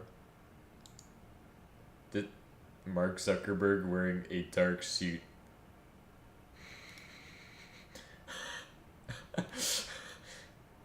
Mark's meta layoff, Mark Zuckerberg AI.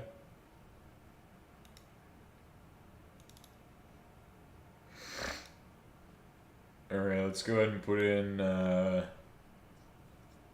let's put in something else, like, something fucking hilarious. Somebody come up with a hilarious wallpaper or something to put him in. Reddit's wallpaper. Funny Reddit wallpaper.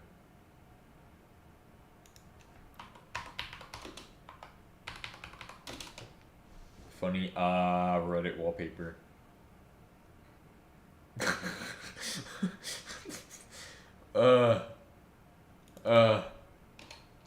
Funny Reddit wallpaper.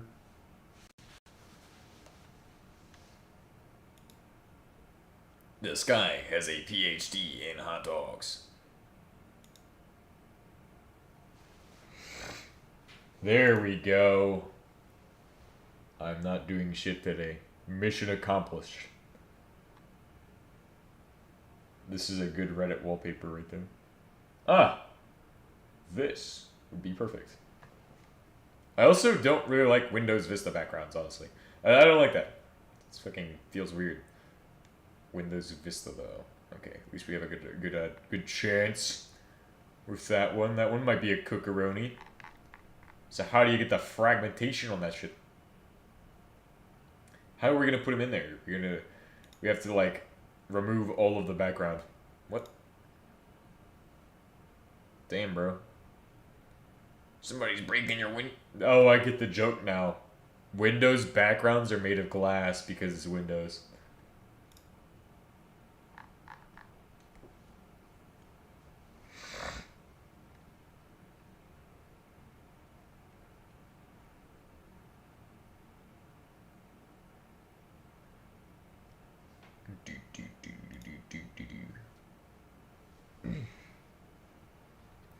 What can you do when your good isn't good enough? Bro, these Reddit wallpapers aren't funny enough for me, honestly.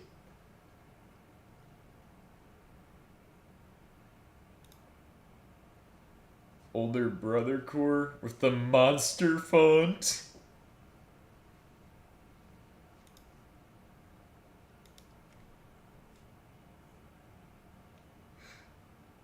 Ooh. What if we put the Zuck Lord on this thing? On that thing, bro. What the fuck is this shit? This is, what is this, Chechnya? That's what Chechnya looks like, by the way. I can tell you. My grammar is gooder. Okay, this looks pretty, fascinating. Oh, Creaton photo. Shitty wallpapers. What am I doing right now? Is the thing done? Oh, it is done. Hell yes. This is what I've been waiting for, not fucking scrolling through shitty Reddit wallpapers for like the next 2 hours. So the self-execution test is a pass. So what's the problem? Why do you have a problem with Linux? What is it? I have to ask this question because it should be fine. I'm telling you, it should be fine. AIO pump. QFang. Chassis intrusion detection support. Beep, beep, beep, beep, beep. Beep, beep. Oh, this BIOS has it too. So, like, wait, this could be put in a Dell Optiplex and it would. What if I put this in a fucking Dell Optiplex? Jimmy, what if we put it in a Dell Optiplex? What then? What will we do? Nice. Alright. Let's go, let's go, let's go. Go, go, go. Cancel. Sudo Pac-Man SYU.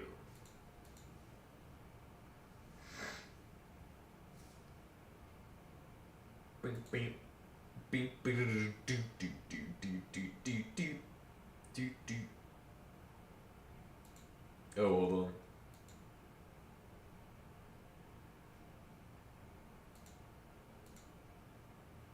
Controller namespace in taste.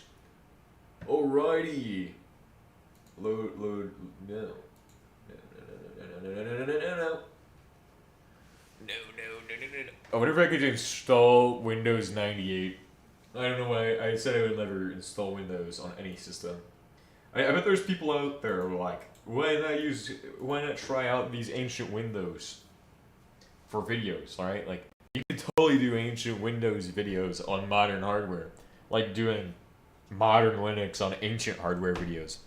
But like, that defeats the point. My whole channel is to promote the open source ecosystem. That's my entire purpose. So my goal is to promote the technologies and open source ecosystem. I didn't mean to install Debian. No.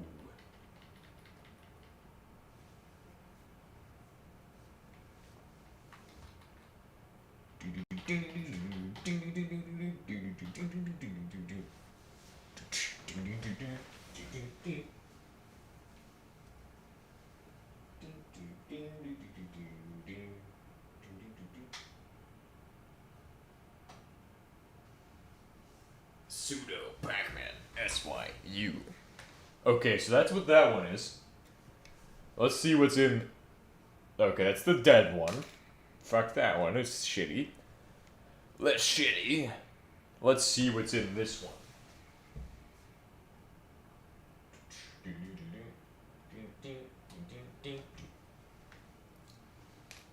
This one contains 90% cholesterol.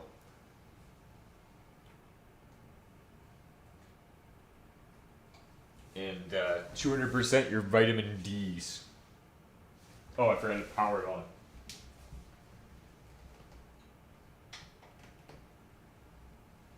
Catch your ass. Imagine catchy.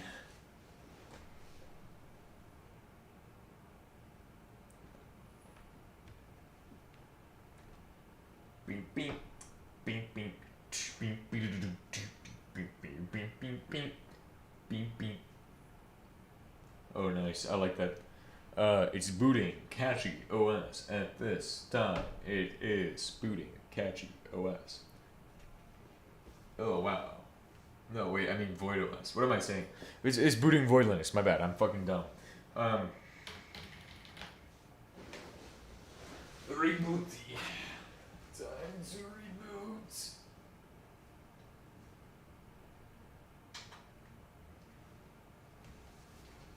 Next stat. Void, now we're talking. No, we need to use Arch, by the way. By the way, Arch, we need to use that, by the way. Every time I say by the way, I need to... The fucking firmware, please. UEFI firmware. Sudo yes. What are you doing in firmware. Oh, B5500. What?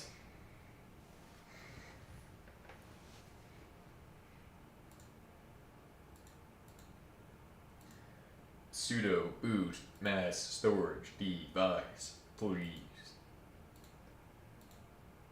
Thank you. Exit save.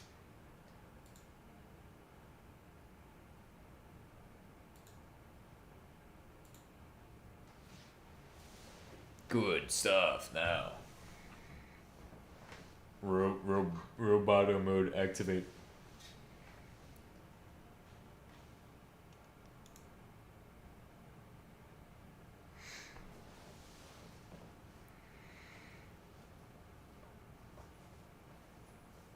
CatchOS, what? Legacy hardware, GPU Nomo DSET. UEFI firmware settings, system shut. I like that they have a system shutdown option. UEFI shell. What's in the UEFI shell? Ooh, grub shell. This is grub shell. No, wait, what? American Megatrends shell. It's an NSH? What am I in? I don't even know. Help. PCI? Vendor. Sudo Pacman SYU.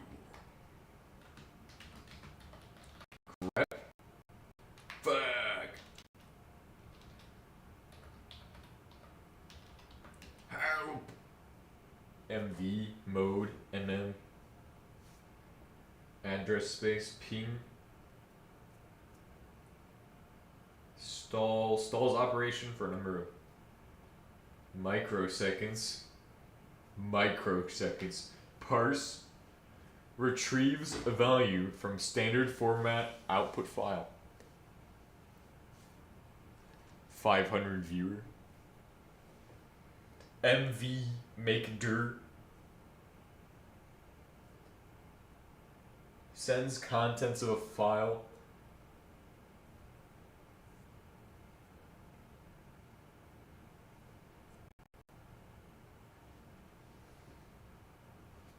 Touch updates file name.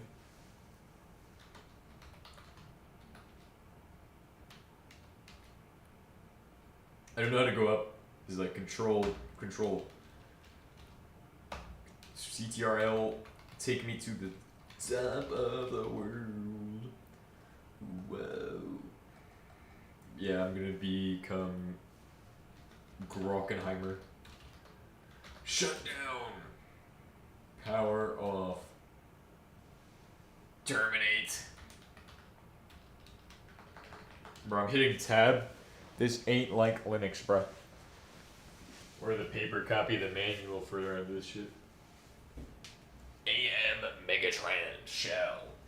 Wow, it's so cool. Amazing. Alright, powering it off. So we saw today that there is many beautiful options for OS. However, the best OS of all time is, of course, everybody's favorite OS.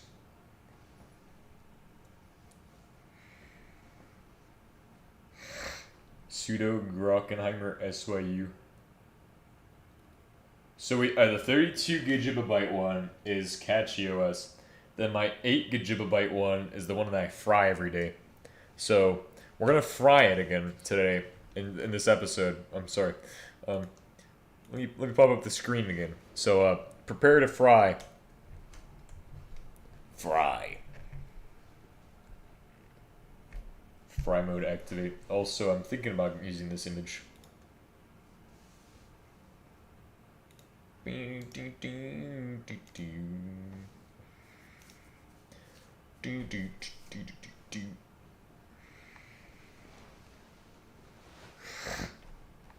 Sorry, I'm getting distracted.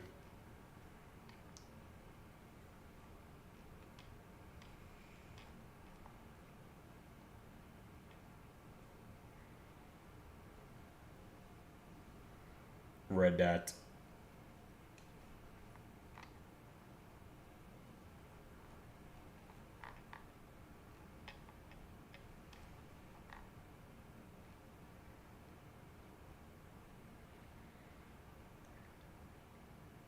What are these wallpapers, bro? What is this? This is one of those fucking prison games, bro.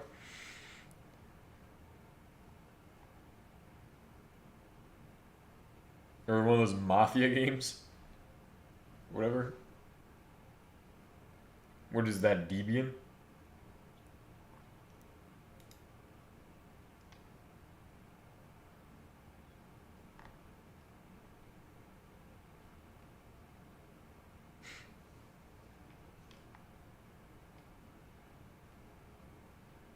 Okay, I'm done with this. That is a lot of funny Reddit for today. But we have serious business to conduct at this time. We need to CD into pictures. I think you all know the process of DD, so I don't need to explain too much. But if you want me to tell you all about DD, let me know.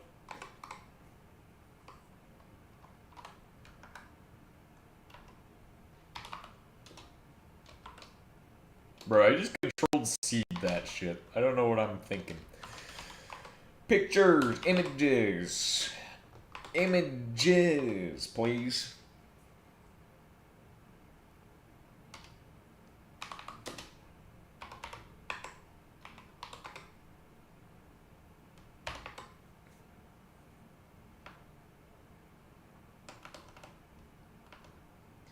IF equals OF equals /dev /STA.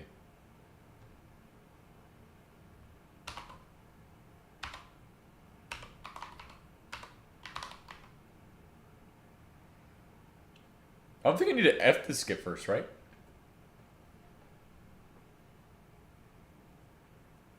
I guess I could make a new partition for it. Huh. I wonder how much space is on there.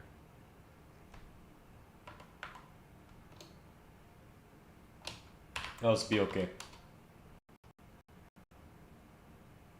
3.6 Majebel bytes.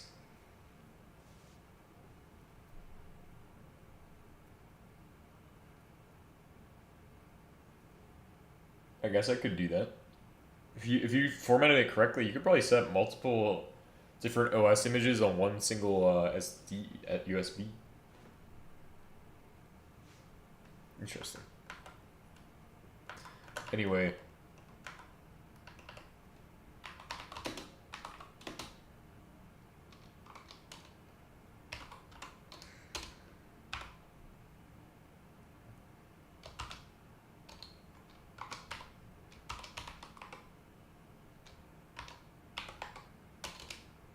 Images.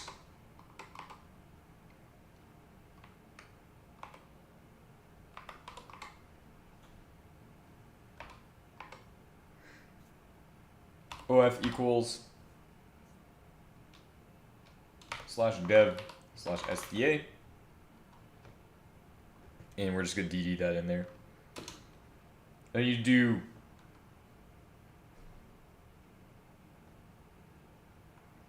BS equals 4 M, and that's your block size. Then your next one is whatchamacallit?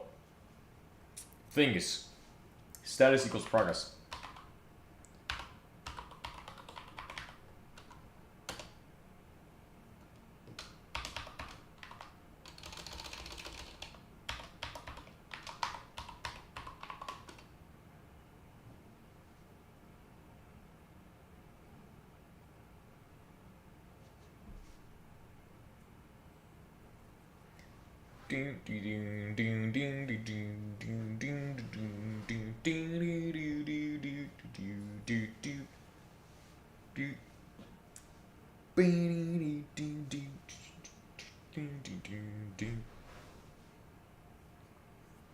QC passed.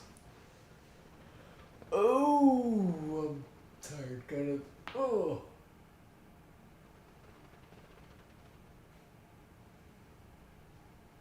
Ding ding ding ding ding ding ding ding ding.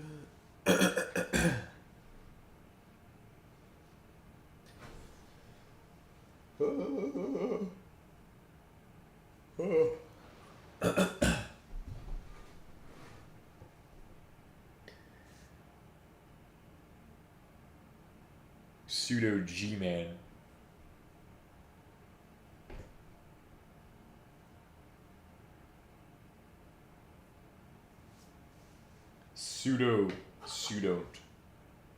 Student. Bro, what is it doing? Is it like stuck or something? No, we just gotta give it its time. Looks like it got stuck though. Stuck it in.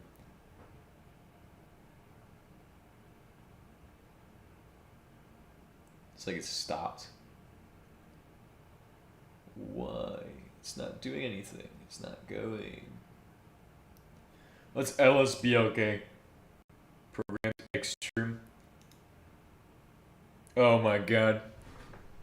C++ or C makes it easy to shoot yourself in the foot. C++ makes it harder, but when you do, it blows away your whole leg. Bjarn Strostrup. Oh, okay, that's good. Some records in, some records out. 1.6 megabytes. Good job, Mr. Freeman. Now we don't have Debian anymore. Java, the elegant simplicity of C++, and the blazing speed of Smalltalk, period. Dash Jan Steinman.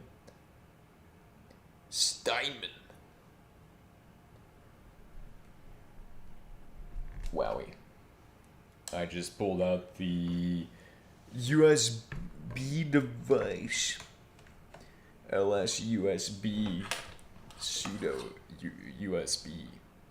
Like USD. I will be back momentarily after I insert this into the thingus. I will now insert the device into the machine.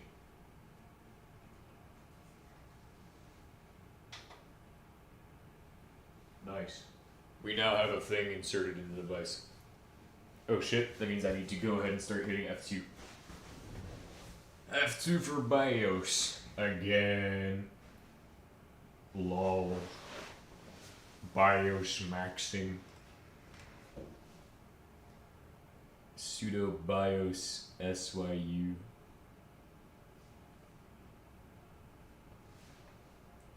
Alright, we're gonna go ahead and I think we hit boot. You want to see this, right? Boot. I'm going to my BIOS. And I'm going to go ahead and disable. Go, go, go.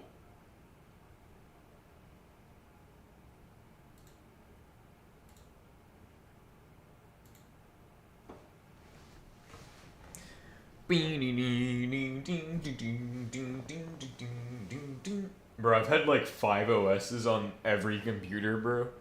Well, actually, we've put like 5 OSs on this thing. We've put like 6 OSs on the Odroid M1S board. That's not good for like the eMMC2 either. Wowie. Wowie. Zowie. Arch Linux install media. UEFI. You know what I'm doing? I'm using Arch install, by the way. Get fucked. Massive. I'm using Arch install, by the way, because you see, even though I've installed Arch 20 bajillion times, I think that qualifies me to install of Arch install, and because that's why I want to set it up right. So colon C equals Rust, comma, colon.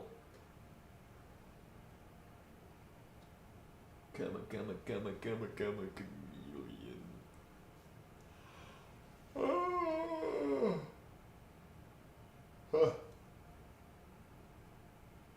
Oh, right. Also, we do need to update the Debian cluster. So that means I need to send out the Debian message of all time.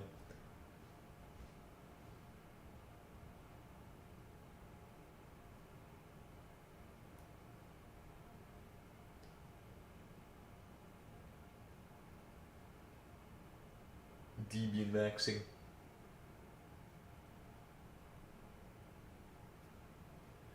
Wowie.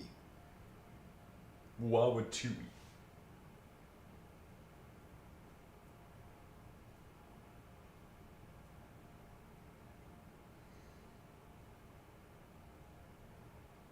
Archo mode. The arching. System D, network D.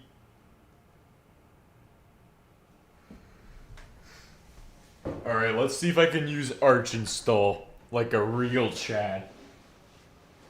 Arch install. Arch sudo pacman dash arch install. Pacman dash s arch install.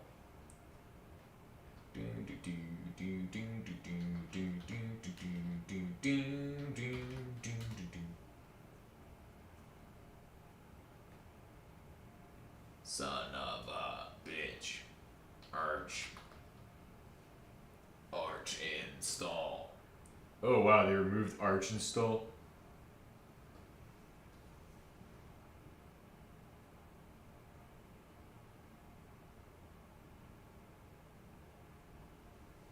Arch dash install.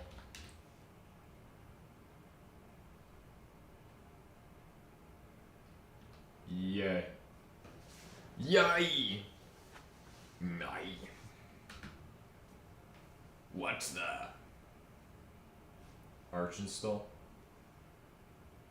Correct Arch install to Arch install. Sudo what? Pacman SYU. ping-c for Google.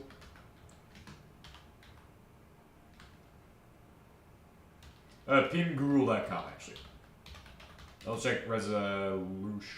Yeah. Figures. So, oh, what's up? Sorry, my bad. I wasn't looking at the chat, but yeah, we need to get that to work. So, there should be an MCLI, it says. No, stop trying to Bro, since when did they make ZSHI terrible? Whatever the hell, ZSH. Arch installation? Yes. We're reinstalling Arch on my Void server because Void broke. See, nothing likes to play well with that server that I set up. And so, like, we tried Fedora. Well, it was a computer, and then now we're making it a server. Since I like servers better than computers, and so...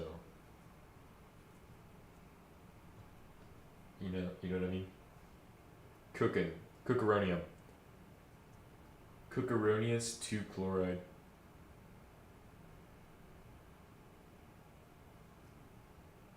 Let's see though.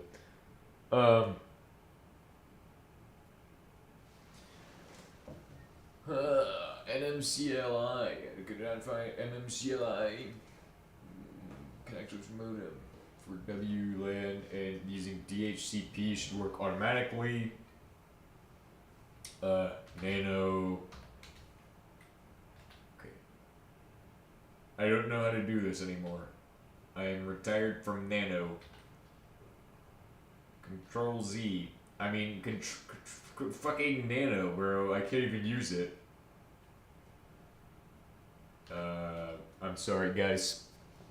Arch can be for servers, but no. We need Arch. No, not Alpine. We need Arch. Alpine won't work because the hard drive is failing. So we need to use Arch instead. Since Arch doesn't care if the hard drive's failing, it will just keep going and going and going until eventually all of the blocks of the hard drive are dead. So I don't know how this works exactly, but it just magically works. Trust me. Arch just doesn't care that the hard drive is basically like running a relay race, but it's missing half a leg.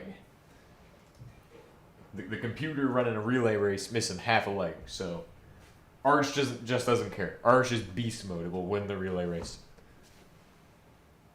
So yeah, we'll need Arch. But first I need to use my brain cells, Vim, shift colon QA, exclamation point. Alright, I should have ls/etc/systemd /network/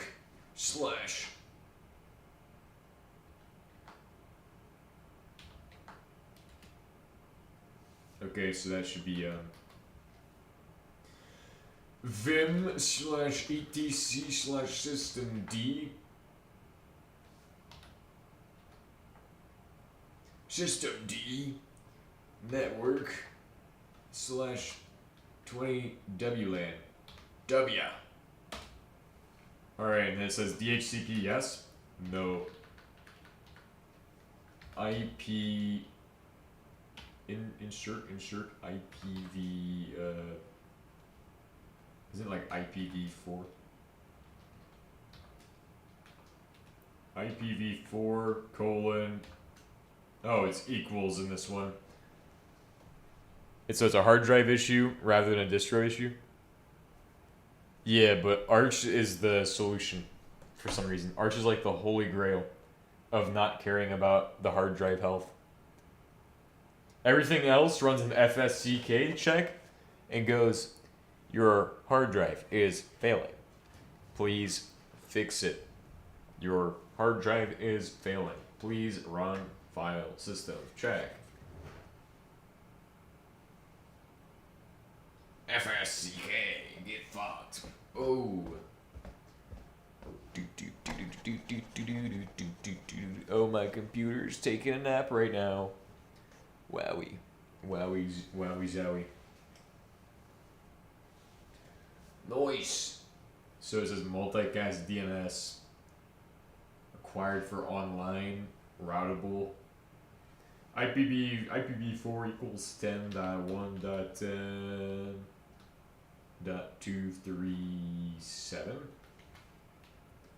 Multicast DNS? I don't know what that is. Sure, why not?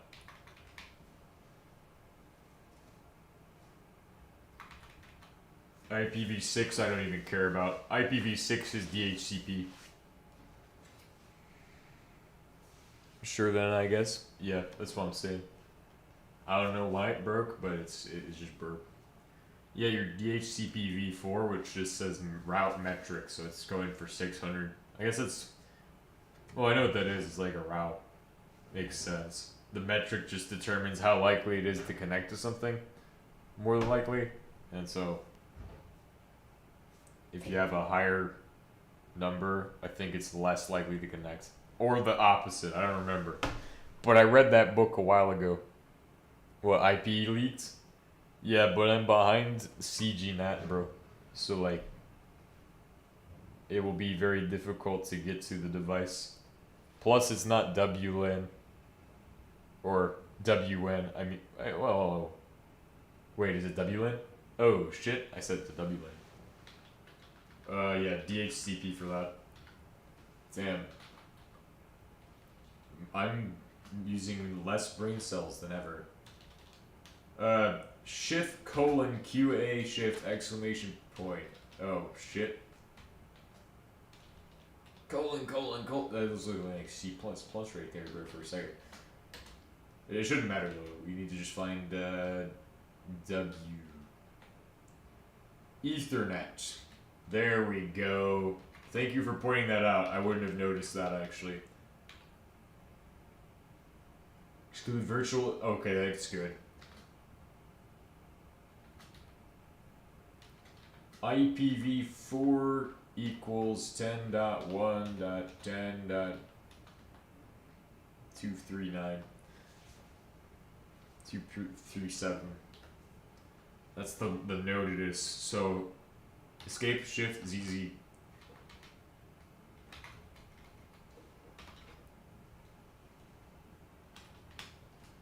System CTL restart system D dash network.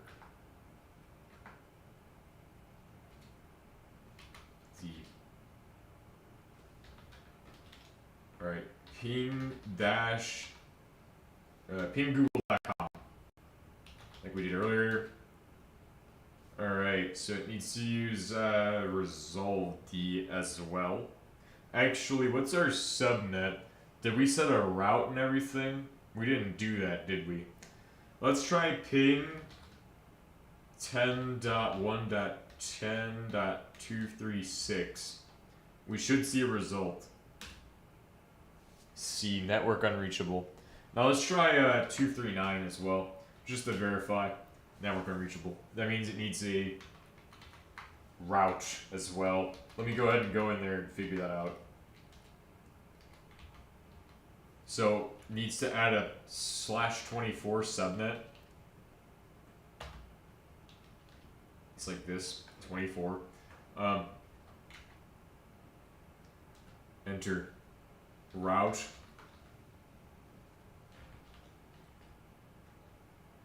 Or what was it? It's like, hold on, I can cat it on my other PC to figure that out. Cat /etc/systemd network and then /10. That's shit. Okay, so it just needs address. Ah, okay. Yeah, that makes sense. Technically, you can just use address if you want to be like old mode.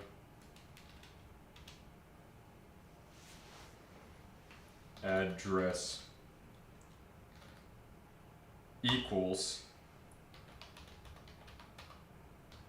I should have done IPA, but I didn't. So I should do that next time. Address equals that, and you do your DNS. So you will set DNS equals 10.1.10, no, equals 1.1.1, 8.8.8. That gives you that in google.com, so that Google can spy on all of your traffic as it gets routed through Google DNS servers, or whatever the fuck. Gateway to the internet is your router. Multicast, sure, why not? We just need the gateway as 10.1.10.239/24. Should be that. Technically, you can do a 0. Actually, the 24 part goes on the address. That's our address. It's going to have a /24 subnet, because only one is able to change. That's the last one. Also has a limited number of client for that subnet. So keep that in mind. If you had a /8, you get the most. The 8 is the least restrictive, but that's also really, I don't know why you wouldn't use 8 for everything. I think it's just for like ease of use, but like also probably performance. Though I probably sound stupid and should definitely shut up.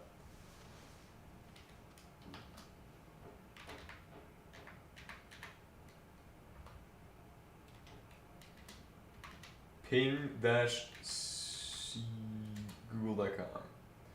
And as you can see, I now have access to the internet via WWWAN. WAN, yes, sudo pacman WAN, why not? Alright, so now, all I gotta do is run the arch install No, stop with your nice. Arch installs.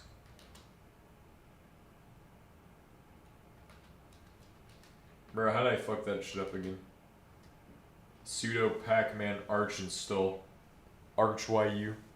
And I'm cheesing today with arch install. See, I'm gonna be cheesing by using arch install because I'm tired of installing arch from scratch and I need the performance and benefits of arch, aka steroids for computers.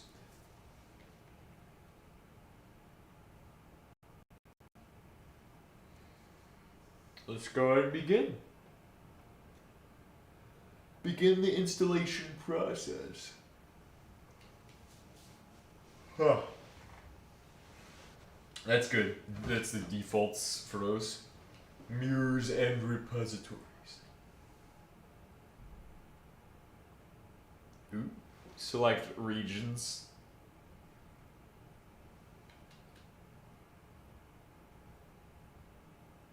We're gonna go to the USA. Oh yeah, it's like a Cooley Amogus song. Select regions. Cool. Add custom servers. Optional repos. Multi-lib testing. What is multi-lib, by the way? What is that? Sudo archman, why not? Is multi-lib like you have multiple libgcc backends?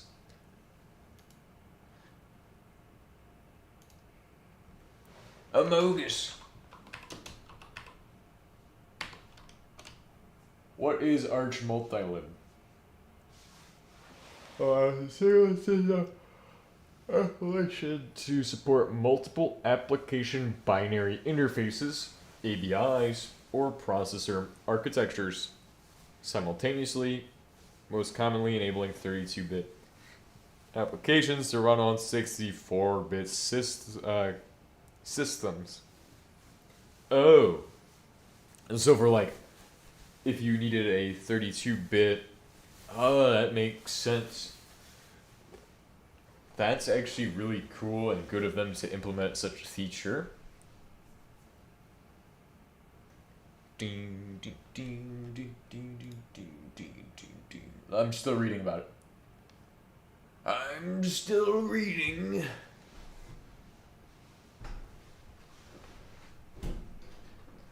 Alright, but we don't need multi-lib. We're going where no lib has gone before, like Steam.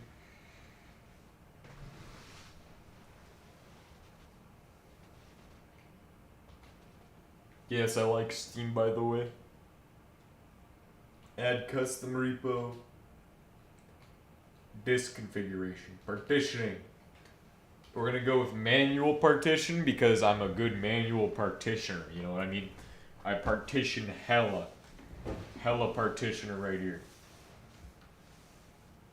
Enter. We're gonna go with that one. That actually looks really good. Yeah, it just needs to format it. That's all it needs to do. It just needs to format them. Like Steam. Okay.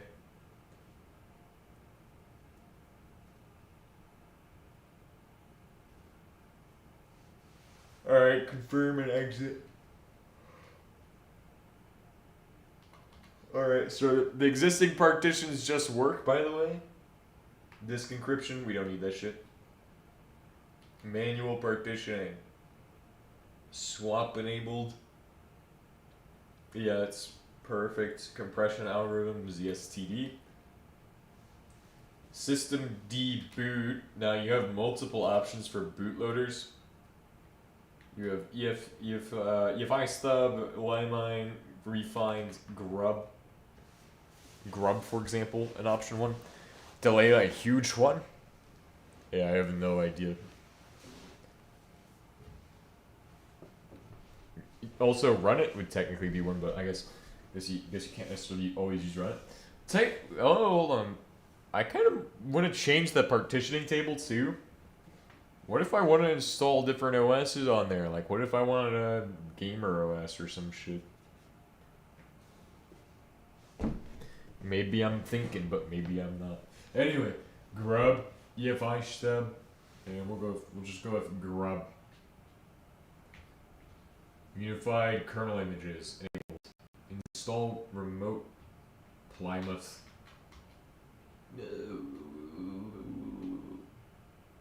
EFI/boot removable location safe default.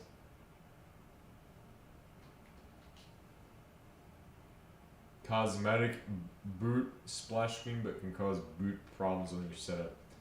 Hidden, yeah, just go ahead and do no. Bootloader, or kernels is Linux kernel. Linux hardened, Linux LTS, and Linux Zen. Which one is the best option for me? Alright, we're on this question of all time because Arch install is my favorite install.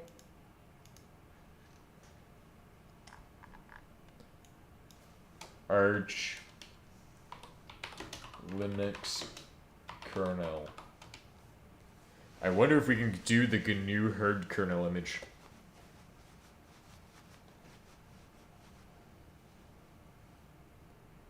Linux LTS? Yeah, but hardened for secure? Oh, okay. That's good. But what about Zen? Performance-oriented kernel. Is this the one that Catchy uses? What does AI say? Catchy use Zen? This is what Linus Tech Tips would do, so we're gonna copy him and do this shit. Huh? Linux Catchy OS? Optimized specifically for performance. Damn.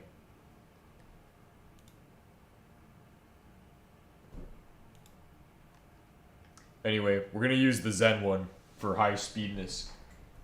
People say Zen? You use Zen, by the way? No, they say you use Arch, but which kernel/kernels? You have options, I see. Linux LTS though. Slowing. Well, I guess it would be better for a server setup, honestly, because then you wouldn't have to be like, all right, I gotta update today for the nth time because somebody just patched the kernel again. Oops. Still gotta update for all your packages, but oops. What? Pseudo, what the fuck?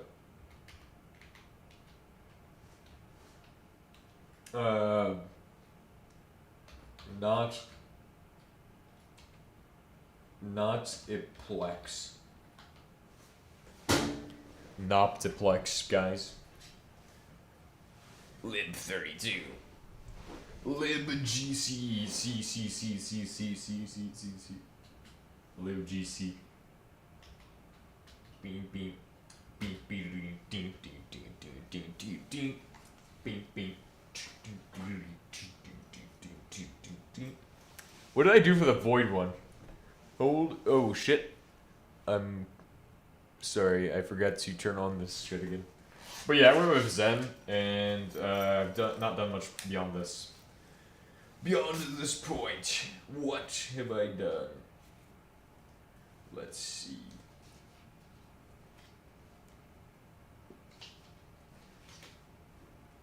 When did we do the void thing? That was like fucking ages ago.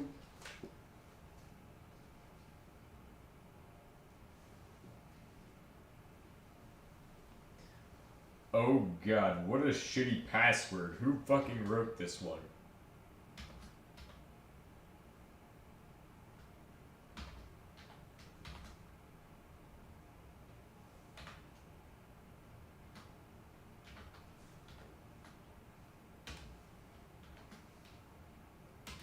Huh, okay, that's a fun password.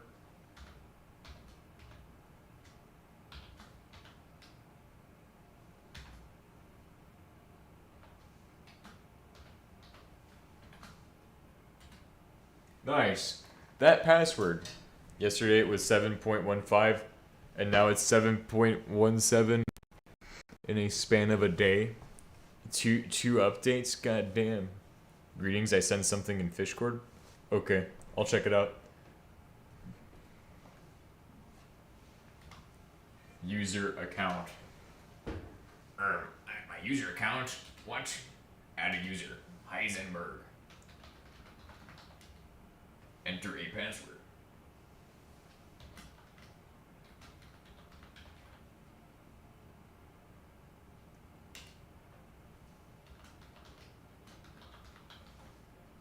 By the way, the password is password.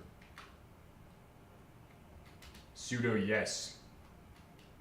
Confirm and exit. No U2F. Okay, good. Profile. My age. Please ask me for my age. Oh, okay, cool. Server. Here we go. This is where you get into the server packages. Installed packages. You got Docker. You got Cockpit. Udisks 2. What the hell is Cockpit? I'm curious. What is that? Anybody use Cockpit? Let me know. I'm gonna look at the other options real quick. I just gotta put down my password book.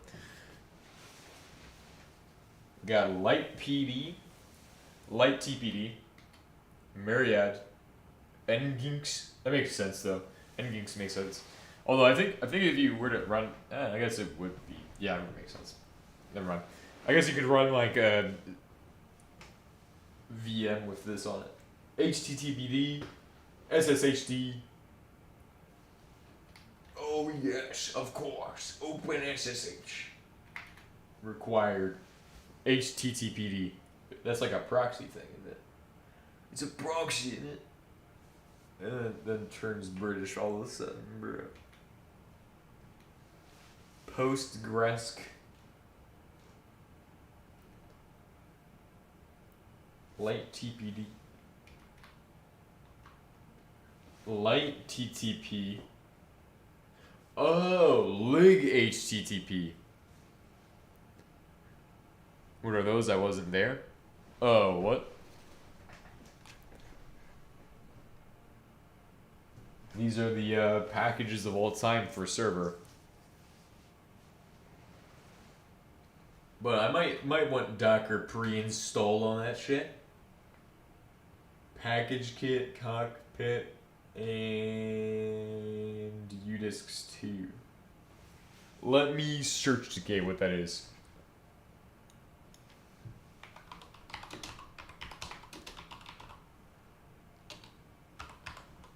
We will set up Docker. Is a browser-based administration tool for Linux. Sponsored by Red Hat.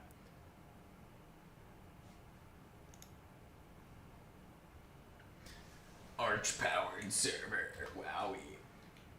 Go ahead and hit enter. Bing, bing, bing, bing, do, do, do, do, do, do, do, do, do, do, do, do, do, do, do, do.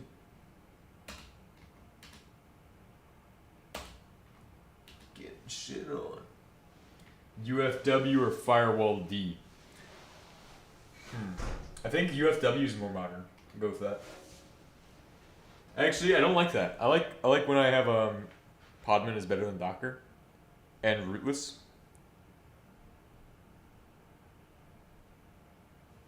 Maybe I'll remove Docker.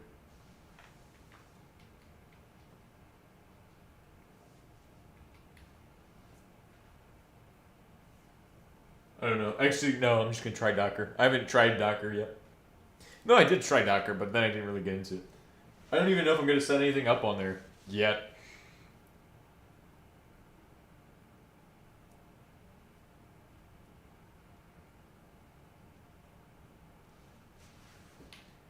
Let's just go with TTF Liberation. Sure, why not? I want those Frenchies living on my computer anyway. Network configuration. Copy ISO configuration to installation. Pacman color true.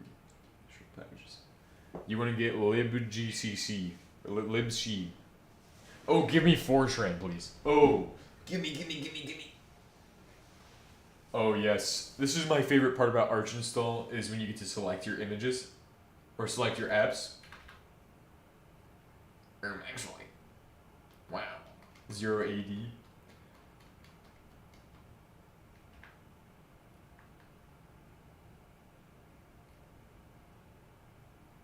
No, I don't really need those. Those are cool, but not needed. For a different project, probably.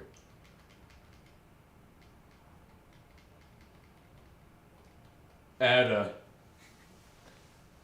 a link, bruh.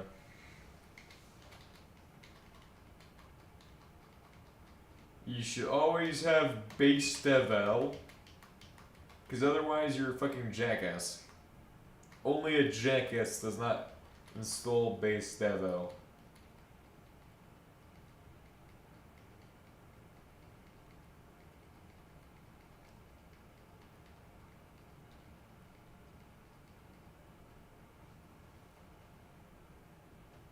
Where's this one?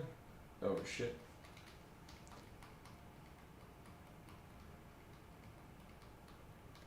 Android file transfer is pretty good. I like Android file transfer, it's amazing. It works really good. I like to use the AFT-CLI. AFT Android file transfer CLI. APT docs, APT swarm. Apt? Is this apt? What is this? Open SSL, libcrypt, glibc, command line for Debian-based systems. Sure, I'll get apt on Arch Linux.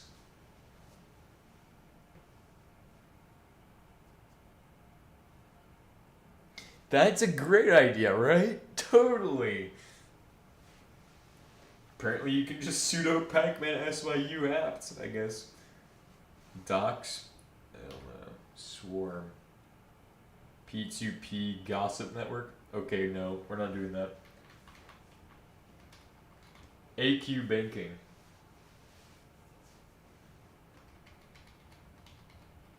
So do banks use Arch Linux? Apt on Arch? Yes.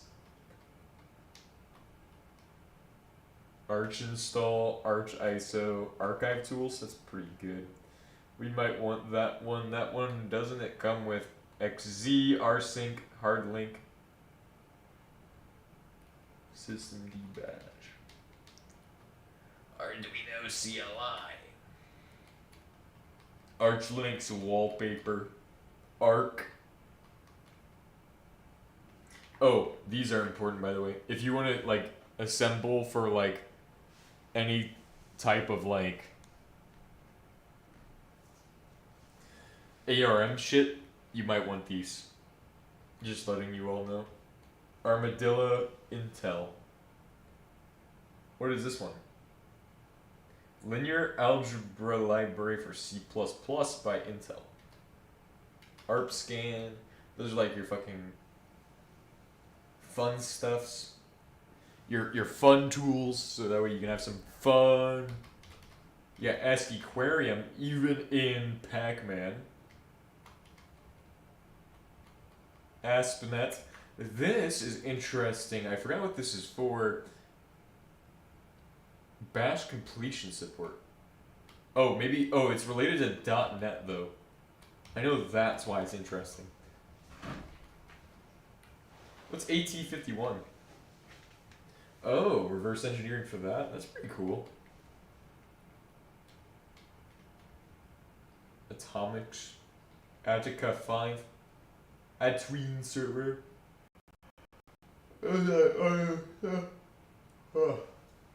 Auto SSH. That sounds scary. Like something I don't really want. AVR libc. C runtime library for AVR controllers. That's interesting as well. Awesome terminal font. Awesome COF, CCAL, CHTTP, CMQT, CLI, AWS. Oh. Amazon Web Services Arch. So Arch is the ultimate operating system then. If Amazon Web Services promises Arch Linux, it must be good. I hope. No, it isn't. Oh, base and base demo. This is minimal to define a base Arch Linux installation. So you want that one and that one. What's BCC? BPF compiler collection. C library. What's BPF? Hold on 5 seconds, guys. I gotta figure this out. What's BPF compiler?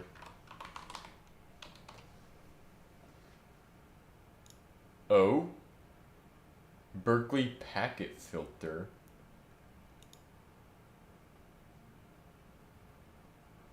Permits computer network packets to be captured and filtered at the operating system level. It provides raw interface to data link layers, permitting raw link layers to be sent and received. It allows user space process to supply a filter program that specifies which packets it wants to receive. For example, a TCP dump process. Oh, okay. Wait. This avoids copying unwanted packets from the operating system kernel to the process, greatly improving performance. The filter program is in the form of instructions for a virtual machine, which are interpreted, so like LLVM, or compiled into machine code by just-in-time mechanism and executed in the kernel. What? I'm sorry, I'm confused. I'm lost. But what's BCC then? The BCC compiler. Bruce's C compiler. Whoa. This must be old because it has a manual page in die.net. The BPF compiler collection.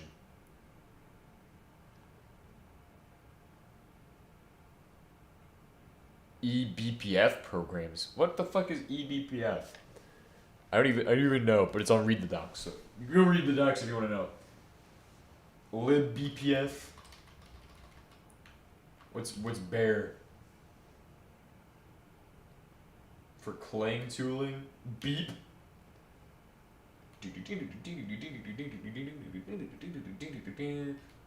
Makes me think of Doot. B menu for X-ray lens. BI butils. Bibliography format conversion. Bitcoin daemon. Freeman. Gordon Freeman. What? Blish. Bluefish. Blues. Bro, we could spend all day looking at packages, but who wants to do that? Borgmatic. Box C++.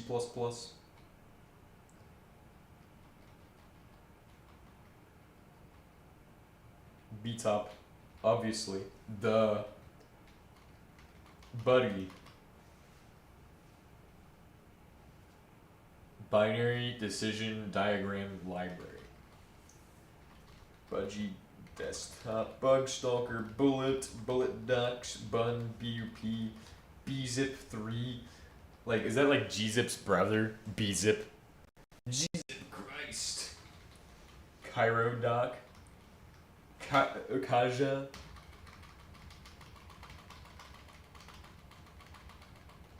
Cargo. Cargo dash bloat. Oh, now I know it's a Rust scheme. Cargo dash C. Yeah, cargo dash LLVM COV. Install SL. What is SL exactly?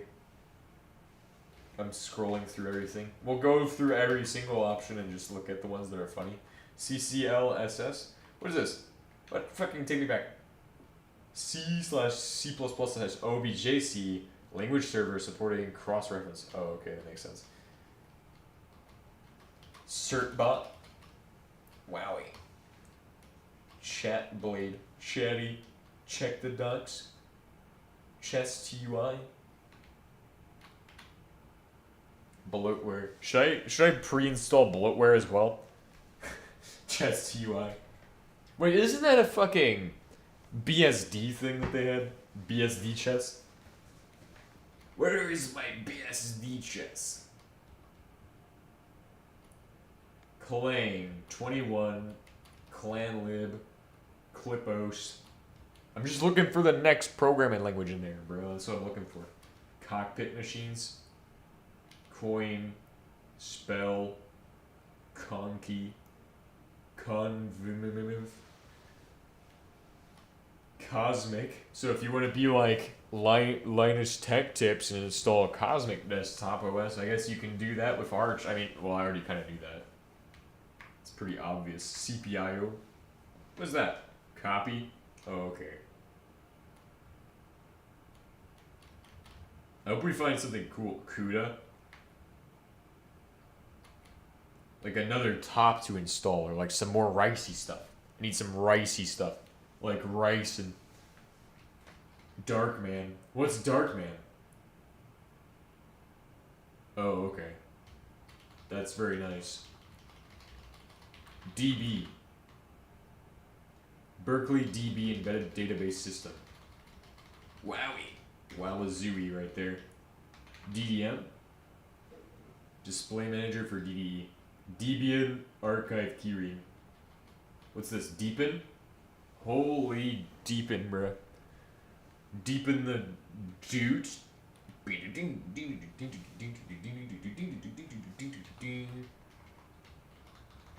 Deepin anything Arch. Deepin, hack my computer with Deepin, please. Sudo, please hack my computer with Deepin. Oh my god. Access denied. If you want, if you make a typo, LS to SL, you get 5-second unskippable train passing by. Oh. Wowie. Wait, what is SL then?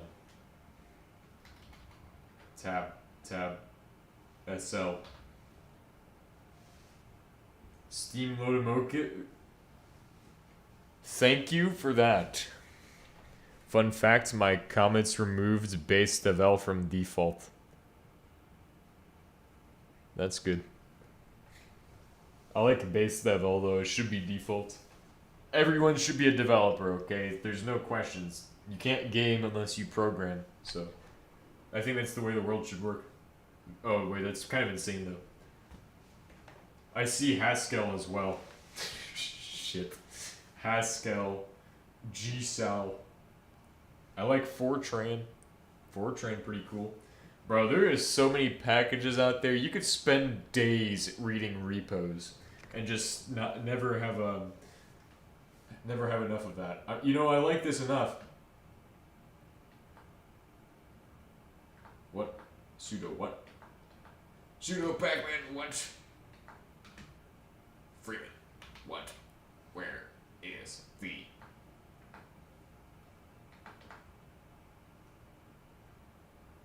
Don't control C it.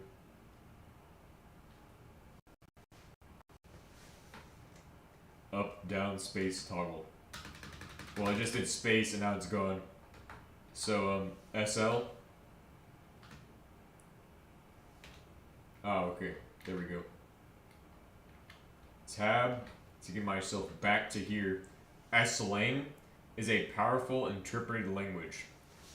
Let me remember what S-lang is, and see if I want to get S-lang on my main system. By the way, I have a fork of Arch install I maintain. Very interesting. What does this fork allow us to do? Does it give us a Arch install, but for like an HPC setup, where you have like you know, like a single system image? That's cool. Single system image. By the way, can we get an Arch single system image? Wowie. Wowie. Let's see here. S-lang is a powerful interpreted language. What is S-lang again? S-lang programming language, please.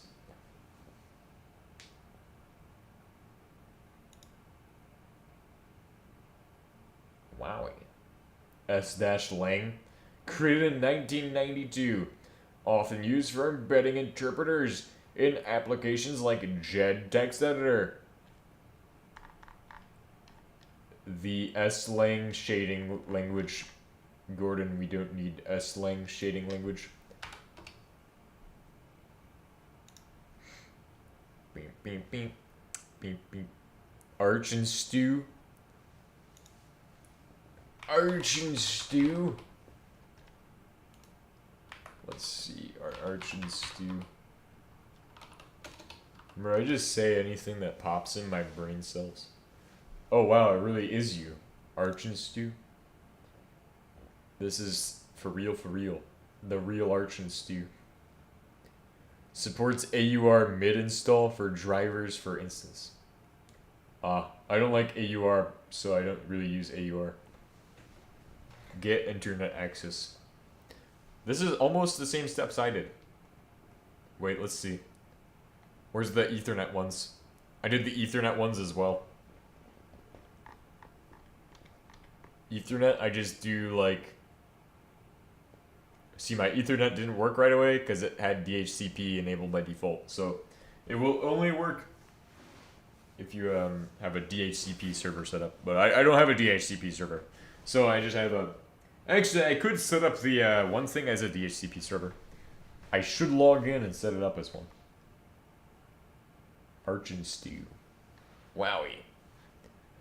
Wowazooey. Let's see. Back here. So we don't really care about S-lang. It's pretty cool though.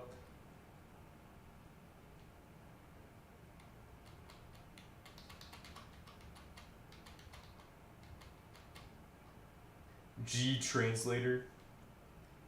What's this? What's that? Bro, I'm in like a museum. Lua 54. Pearl Crypt. Cryptidum. Cryptum. Play it slowly. SSLH. SSL scan. Oh, it also supports end curses menu instead of textual. Wowie. Alright, so then, wait, what's schlop?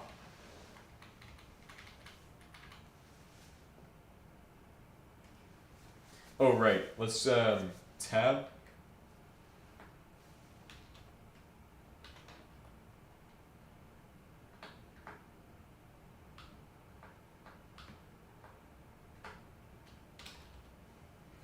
Tmux, obviously. Fast.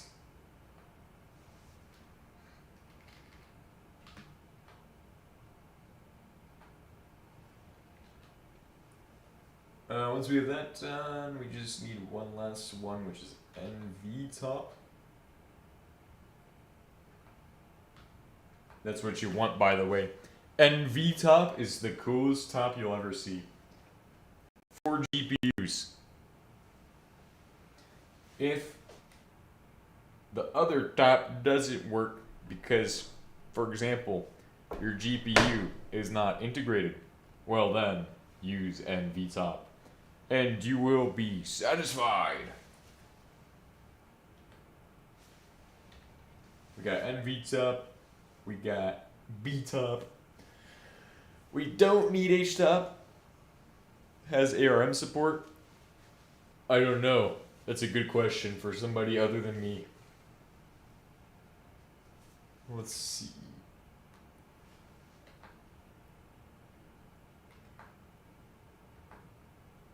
We also need ASCII Aquarium.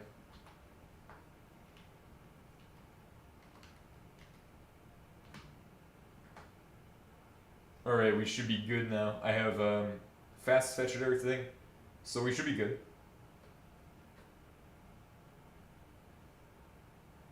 Alright. B-top, T-Mux, fast fetch, and V-top, SL, T-Mux. So now every time I type in SL, we'll just get a steam locomotive. Awesome. So before we do anything like other stuff, we need to make sure that everything is good to go. I think it will be. I think it is good to go even. In fact, let's just add additional package. Let's go to time zone. Set the time zone to the correct one. Central. Yes. NTP. Yes. Bootloader swap. Grub. Disk. Oh, right. Didn't we say ZRAM is something we want?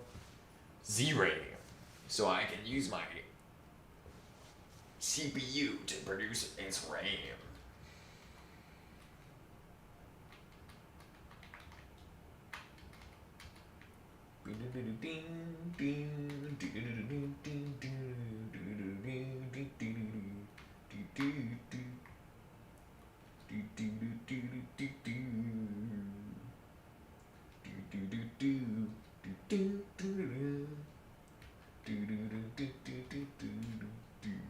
Sorry, I got Rick Astley, Rick Roll, you stuck in my head.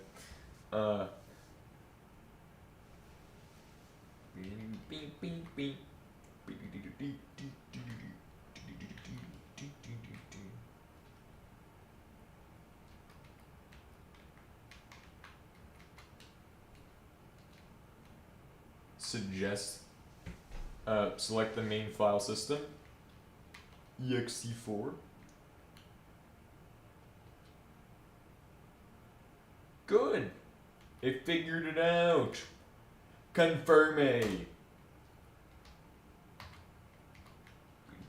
E.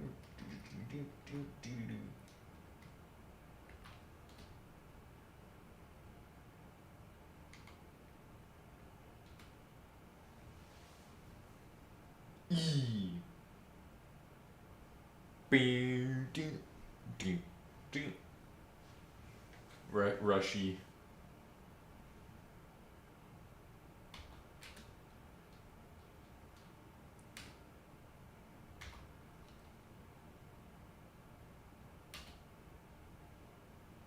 Ooh, fun time. It's time for the password, for the root password for this one. That fuck ass root password, bro.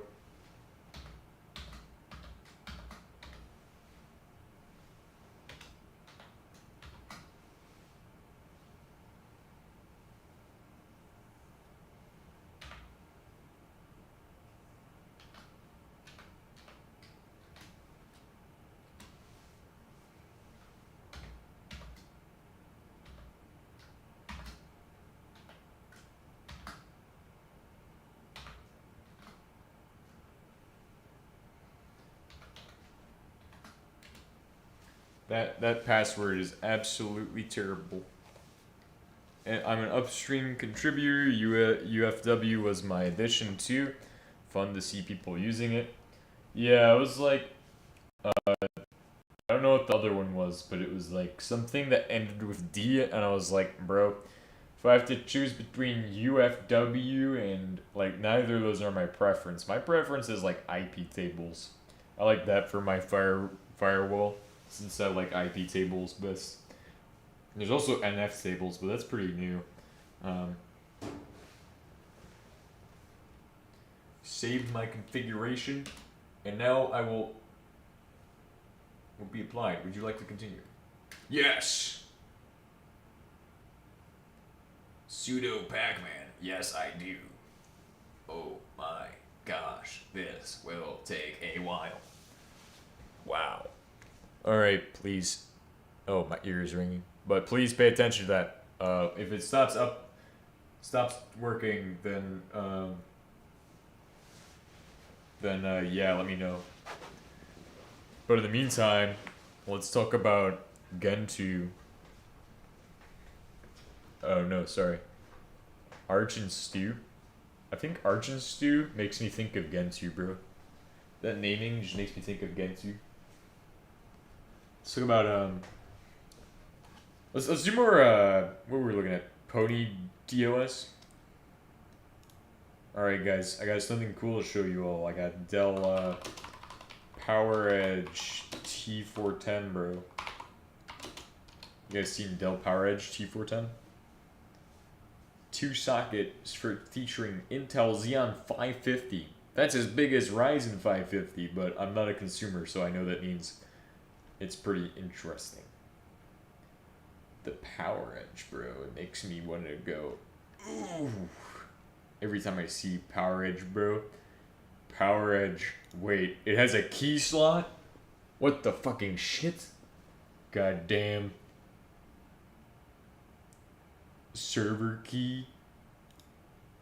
That's what that is? Wait, oh, that's just a USB. My bad. I thought that was, I'm so well, it's also because it's like, wait.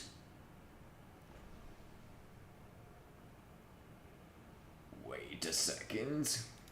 What is this? Pseudo what? Bro, it's also got the lights. PowerEdge T410. Oh my gosh. I hope we can get it up and running. Because we got one coming next weekend. And so, if we can get this shit up and running, bro, I'm gonna have 2 Xeons.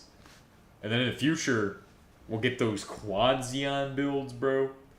That's all I like, is having more CPUs and more cores. I can't do anything with it, but like, it's just so satisfying for me. Bro, that insight right there. Oh yeah, all this circuitry is making me like feel super weird, but that's okay.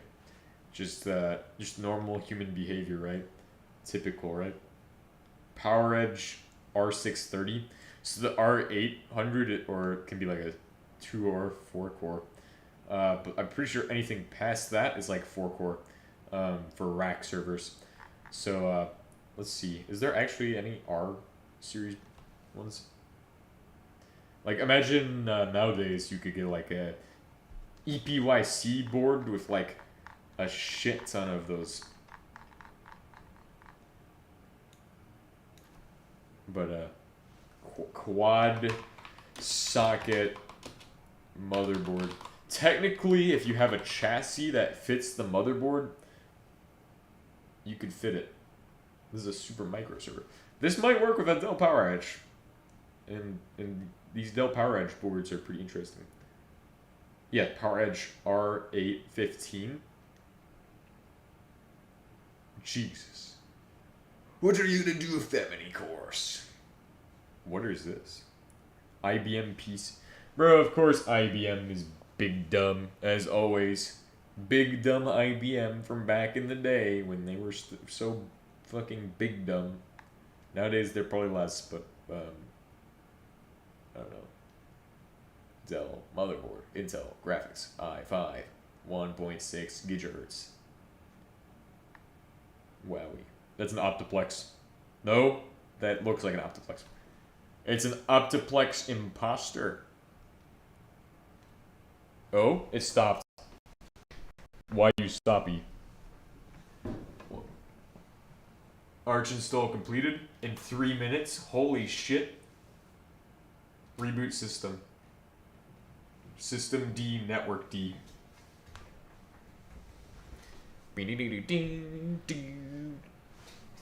Bro, I'm looking at these so much. Mini motherboard? Is that a GPU built into the motherboard? What the hell? I think IP tables is built in. I prefer IP tables to UFW.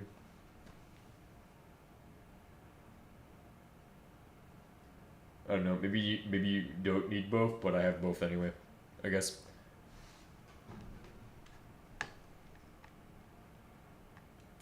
browsing server.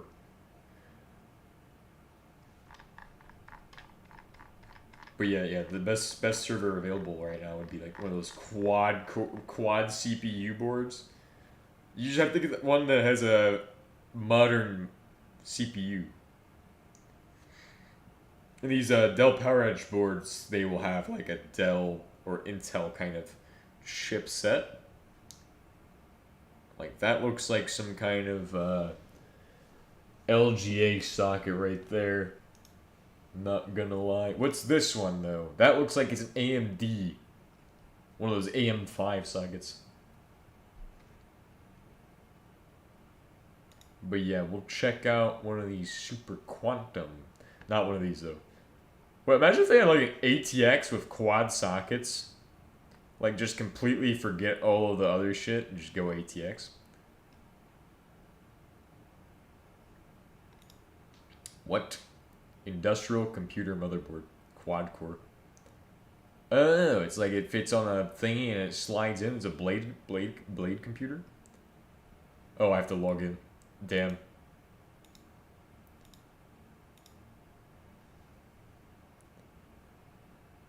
Jump right via in BIOS. Wowie. Wowie zowie. F10 to save changes. Nautiplex login. So I'm logging into Nautiplex today. My Arch Linux Zen 1-1 TTY1. Wow. Sudo wow. I'm sorry, that's not my username. My username is Heisenberg. Heisenberg Uncertainty Principle is my username and password.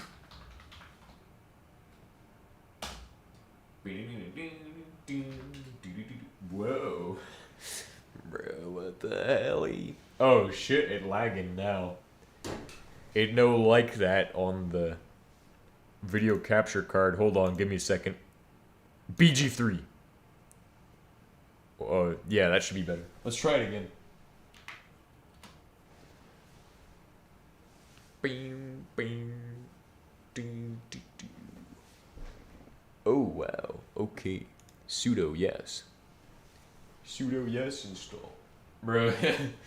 Oh shit, I need the ls. SL / etc / oh fuck. Shoot, bro. Trains. I like trains. Bro, let's go ahead and set up the ultimate LARP setup. So here we go. Tmux, right? You open Tmux, you control V. I forgot how to do these. Oh fuck. No, you do control B shift %. Then you control B shift. And then you do watch dash watch SL. Watch dash 5 SL dash N. Okay, that's not gonna work. SL. Whoa. Wowie. That's so cool. Like, instead of doing CLS and clearing the screen, you can do SL. Or we could have an entire ASCII query. Of course I want this. Why not?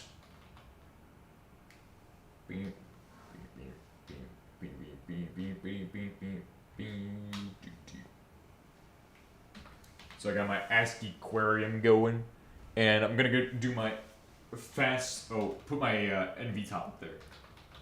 NV top. No GPU to monitor. Sudo pacman dash SYU.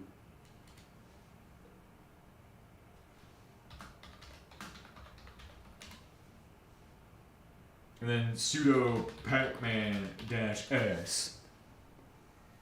NyanCat is also good, or time to play videos. Fish, not using fish shell. Bro, fish shell's pretty OP, I'm gonna be honest with you. Fish shell's super good.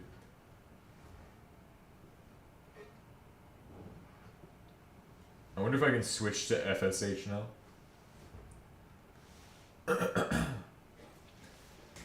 Sudo pacman -s AMD GPU.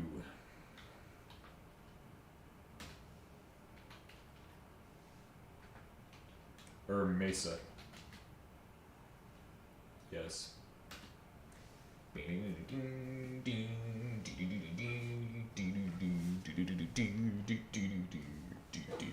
Sorry, we need Rick Astley in the terminal.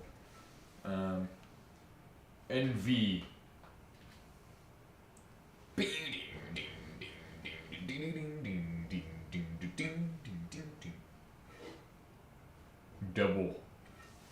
Double GPUs.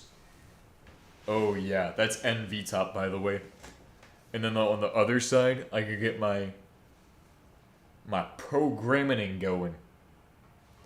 For example, let's say I'm a ultra programmer of all time, and I want to go ahead and write out some awesome sauce code for some reason, and I'm gonna go ahead and Control B. We're gonna go ahead and sudo. No, we don't need to sudo anything. mkdir C#, .NET big gay.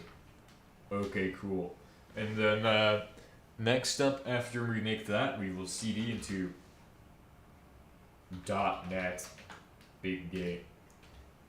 mkdir. Or actually, we'll just we'll vim our file, right? We're gonna vim our file. It's gonna be a .NET file. Yeah, we'll call it kernel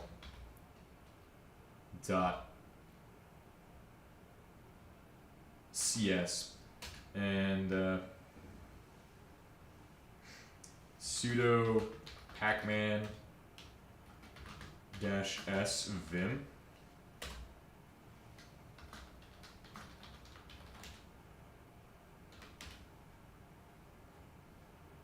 Technically, I should also be able to write a D-line kernel and compile LLVM to that, but I don't know how you'd call it, so that's kind of interesting. If you can get LLVM bytecode, you can compile it to a kernel target, so very interesting stuff. But I'm not there, but I do know that I can access some pretty interesting documentation about ILGPU, and we can revisit the ILGPU series. So vim kernel.cs, and this you do like using or some shit, but I don't actually know. So I'm gonna pull up my good old friend called Get This Shit Out of Here, ILGPU. Wow. ILGPU is a just-in-time compiler for .NET programs, aka it takes 200 milliseconds to execute, or microseconds, or whatever the fuck. But it's still a GPU thingish, and I like GPU. I like compute, if you know what I mean, and compute's pretty cool. We're going to talk about a lot of programming stuff in the next 5 minutes that are going to melt your brain cells, probably. So let's talk about single instruction, multiple data, where you have like, you can use it to load things and unload things, or you can use it for math and like shit like that. So technically, what you could theoretically do is load the GPU buffer, using SIMD operations to do a high performance setup where your GPUs are loaded very fast. That's one of my ideas I have in my brain cells. And then we'll have my super quantum ultra grok computer of all time.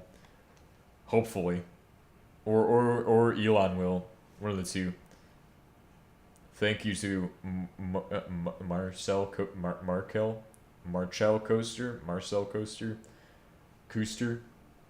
Custer. Oh my God, bro! I'm butchering his name, man, because I didn't learn English when I was in school, so I don't know what the funny smiley face in the middle is. Anyway, um, source code, documentation, primers, how a GPU works. So this is a great way to learn about GPUs. I like .NET because there's a few things you can learn a lot from it. You can learn a lot from that, and you can learn a lot from Cosmos. .NET. Okay, so if you want to learn about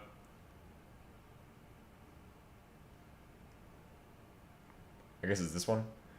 But Cosmos is pretty cool. Anyway, I don't like Microsoft. And I don't like .NET mainly, but I will do .NET today. Anyway, so GPUs don't really execute they do execute instructions. But regardless, GPU fun, big fun. Uses the same program. I would argue same is not capital W writes LM. Fucking shitty. But anyway, beginner, you can make a context accelerator. So accelerator mogish. Wowie. Wowie zowie. Nice. So then we can see how it affects two GPUs. Now one of them's got like arguably a little bit more gigabytes of VRAM being used, but that's because I have it plugged into that one.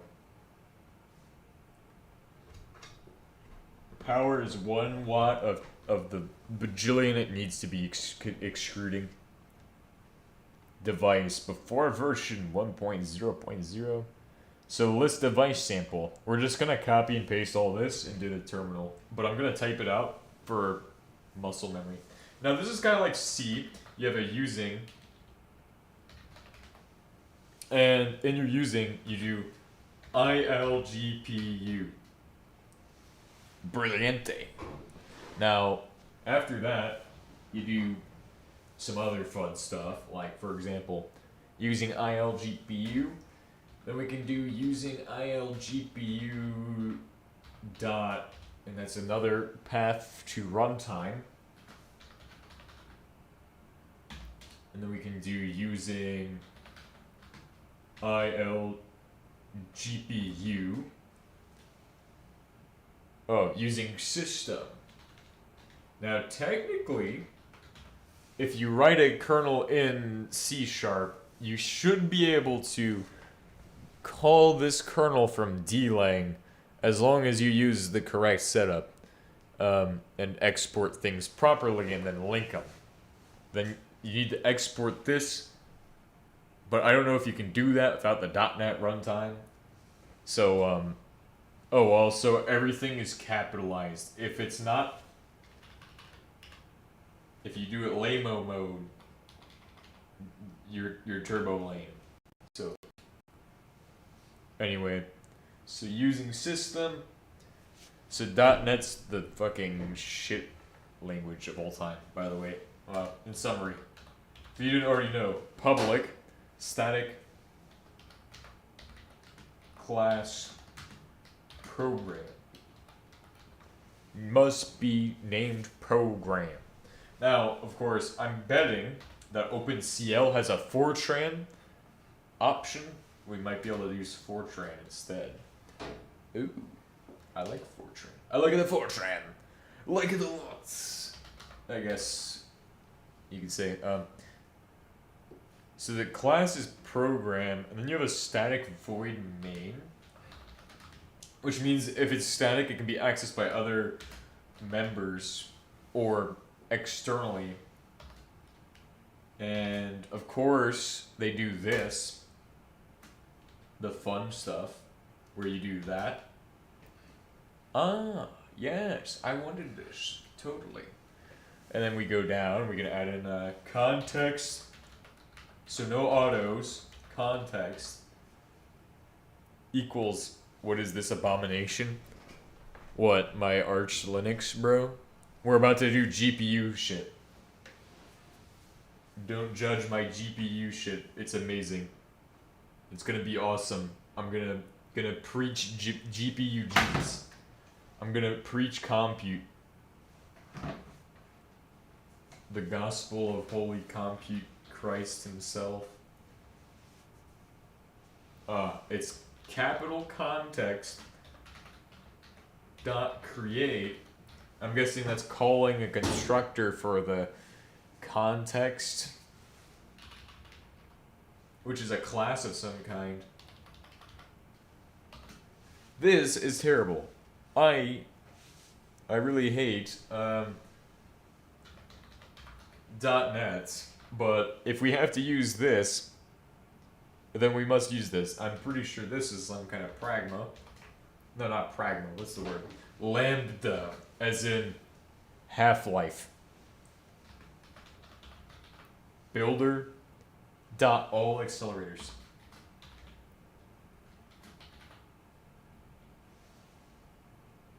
Accelerators.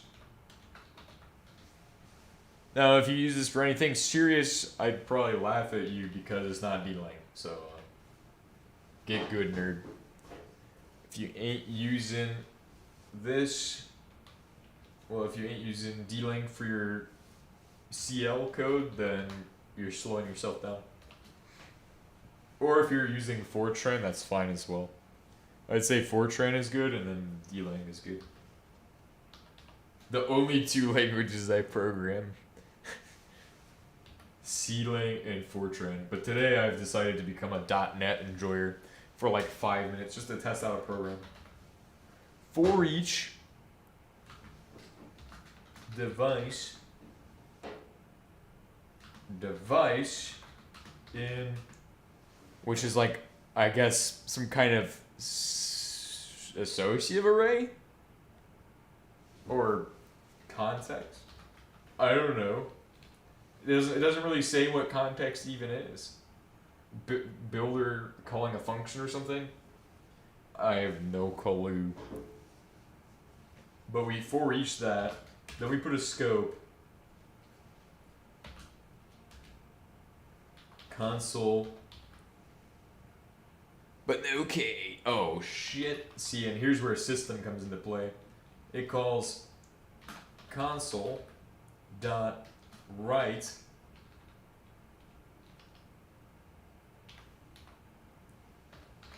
ln, and it doesn't want write ln, it wants write line. So I installed Kali to replace shit Ubuntu. 3 hours of my life were wasted setting up the drivers. Bro, just install Arch, it makes it easy, by the way. If somehow you didn't already know, Arch Linux makes things easy peasy.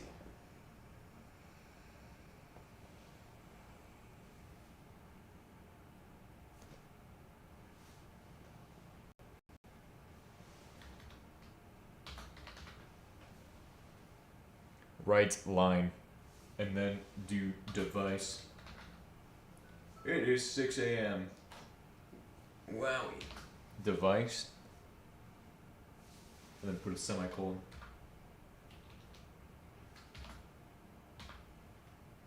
Then close it up. And then we're on to the last portion of oh my god, I hate C# on this thing. I'm gonna set up an SSH thing. Arch is the problem solver to anything. Yep. Yeah. I'd say Arch is amazing. May switch to Parrot OS and maybe Arch. Bro, if you... Well, actually... I don't know. One person I know struggled with Arch, and then they're like, yeah, bro. Arch is not it. I guess Arch ain't it for everybody, but you probably know what you're doing more than that guy does. So, as long as you know what you're doing, Arch is beautiful. And I know what I'm doing because I started, like, I jumped on Arch and I was like, damn, bro, I like Arch. I like Arch, by the way. Alright, so, escape shift ZZ. Now we need to do sudo pacman -s.net.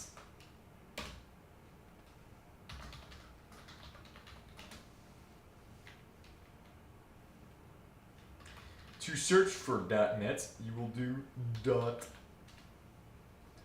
You see, I have all of these. .NET 10, .NET, .NET.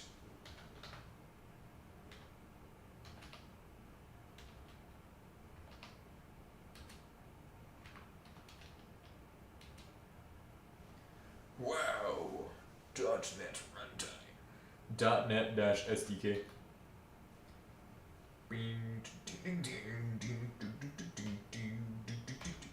Oh yeah, and somebody told me one time when I first started trying at C#, I did have like a point in time where I was like, damn bro, D-Lang's pretty cool, but I gotta broaden my horizons, and I tried C#. Somebody told me that there's proper ways to write code, and that's when I realized, yeah, C# is big dumb. Because if you can write a code that works, there shouldn't have to be a proper way to make it work. It should just work. It should be the perfect code. However, they've told me that because of how old the dialects are, you have to learn the old one. So I was like turned away because of that. But nowadays, I don't even care. So to those people, shut up. There's no wrong way of writing C# code. Especially if I'm copying the code that's already written right now. Yes. So we need to do .NET, and then we need to set up a project. Projectamogus.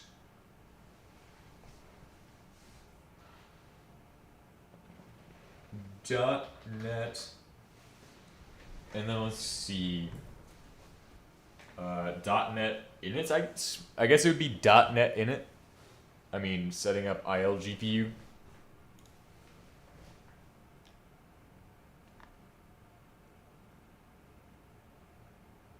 Stole the recent most. Okay. Create a C# project. .NET product. .NET new.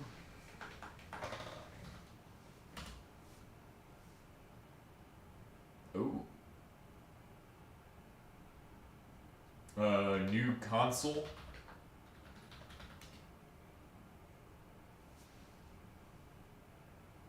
Bro, even that shit's slow. Alright, so we're gonna MV the thingus. Prepare to MV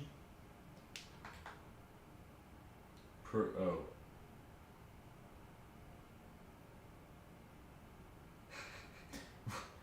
.NET dash big gay CS proj. What did I vim earlier? What was I vimming? Vim kernel.cs.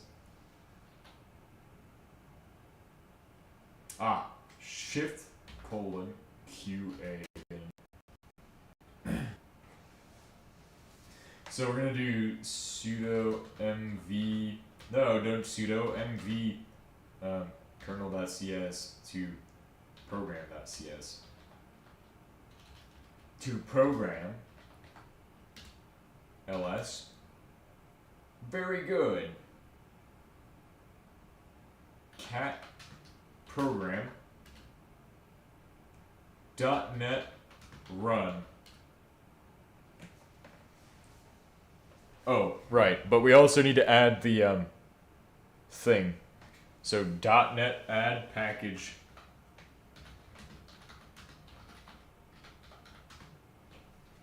ILGPU. If you program in .NET, you have severe schizophrenia. Wowie. .NET ROM. Bing, bing, bing, bing, bing, bing, bing, bing, bing. The memory size on that thing is insane. What the hell is that big ass number, bro?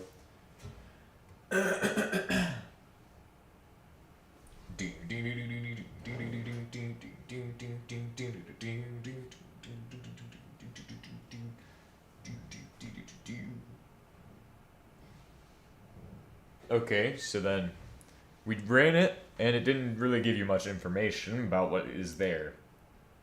GPU is not a CPU. Wowie. CPU SIMD single instruction multiple data. That's what I was talking about earlier, where you have like single instruction multiple data, right? You got SIMD and SIMT, where you can do multiple things at once, which is how a GPU works, but the GPU single instruction multiple threads. So this probably means that the one instruction it gets uses multiple threads to do, or something like that. I don't know.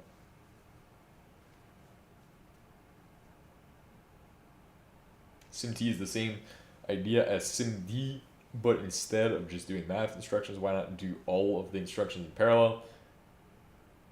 Which would be like, you have a bunch of 512-bit operations, like AVX 512 operations, and then you do them all at the same time.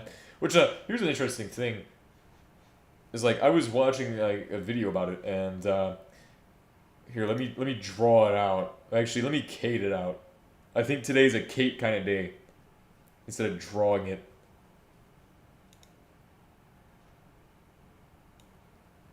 Sorry that I couldn't go to earlier streams. No, that's fine.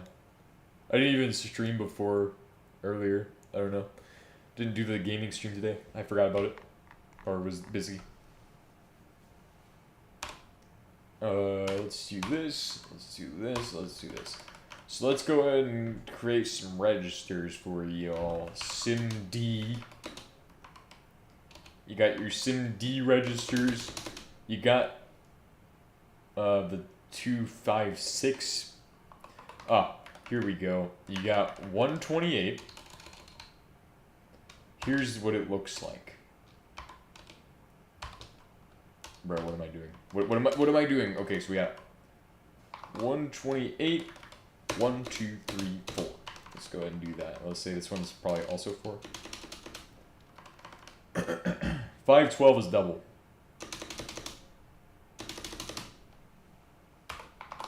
And that's the registers you get. And so basically you take you have a 128-bit register, you got your 256-bit register, and you got your 512-bit register. Each of these is built amazing. I don't really know more than that. I just know it looks something like this. Alright, so you got one like that, and one like that. They take up space. I don't remember. Pretty sure it's I think it's like this, but I don't know exactly. So go do your research. There's a good video on it somewhere. But that's pretty much oh, you didn't even get to see the beautiful endpoint of my 512-bit register on this side. Now, 120 is 2x 64. So we have 2 times 64, and then that equals 4 times 64, and then this equals 8 times 64. So this means now, well, I also don't know why I'm using an X there, but this is basic English to make it simpler. So that's cool, right? Now, obviously, if you have, there's some limitations to some systems, like old systems, like they have like 128. They have a limit to how many bits they can take into their VRAM and shit like that. So like, for like older cards, VRAM might be 64-bit. Newer cards, most likely 128 plus. Because I'm not sure what the cap for the VRAM is nowadays. So if we look at Radeon modern 128-bit GPU. Now, why does this matter exactly? Well, if your GPU's VRAM holds 128 bits, that means in your two load operations,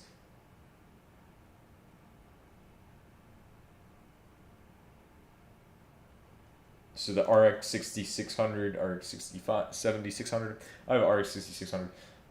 But is there a 64-bit VRAM GPU? So there was one that released recently, a recent GPU release by Radeon that is absolutely terrible. And I can explain to you why it's terrible. Why am I typing Radeon? No, it was an AMD GPU 2026 release.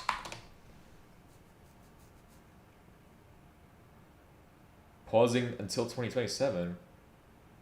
600. The Radeon, oh, if it's this year, the only new expected is the 9050, which launched with in mid 2026 with 4 gigabytes of and 8 gigabytes of that.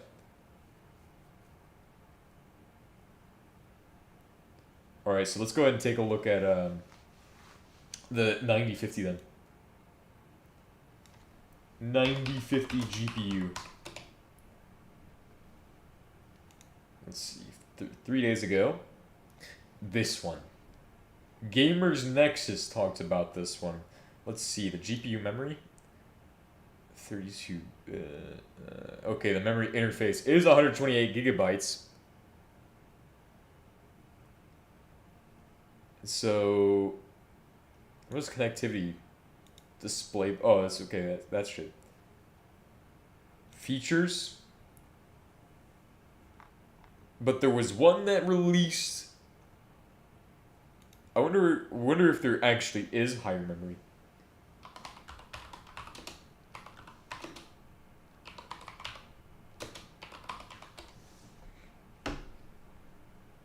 $128 and $256 may use a 64-bit, and so there might be AMD 64-bit VRAM GPU. Let's see, because I remember it being kind of sketch. Either it's just that it had 128 bits. Also, they probably tested it with like Windows, so I'd say expect higher speed. Bro, Valorant though, that's crazy though. Crazy that Valorant is like so high. Isn't Valorant like low poly though? I don't know. I don't play video games, guys. 007 First Light. How is 007 First Light? Well, actually, 007 First Light must be new then. Not available for purchase. Fuck you, Radeon. AMD. Sketchy. Yeah, 128 gigabyte. But I could have swore there was a sketch one that just dropped.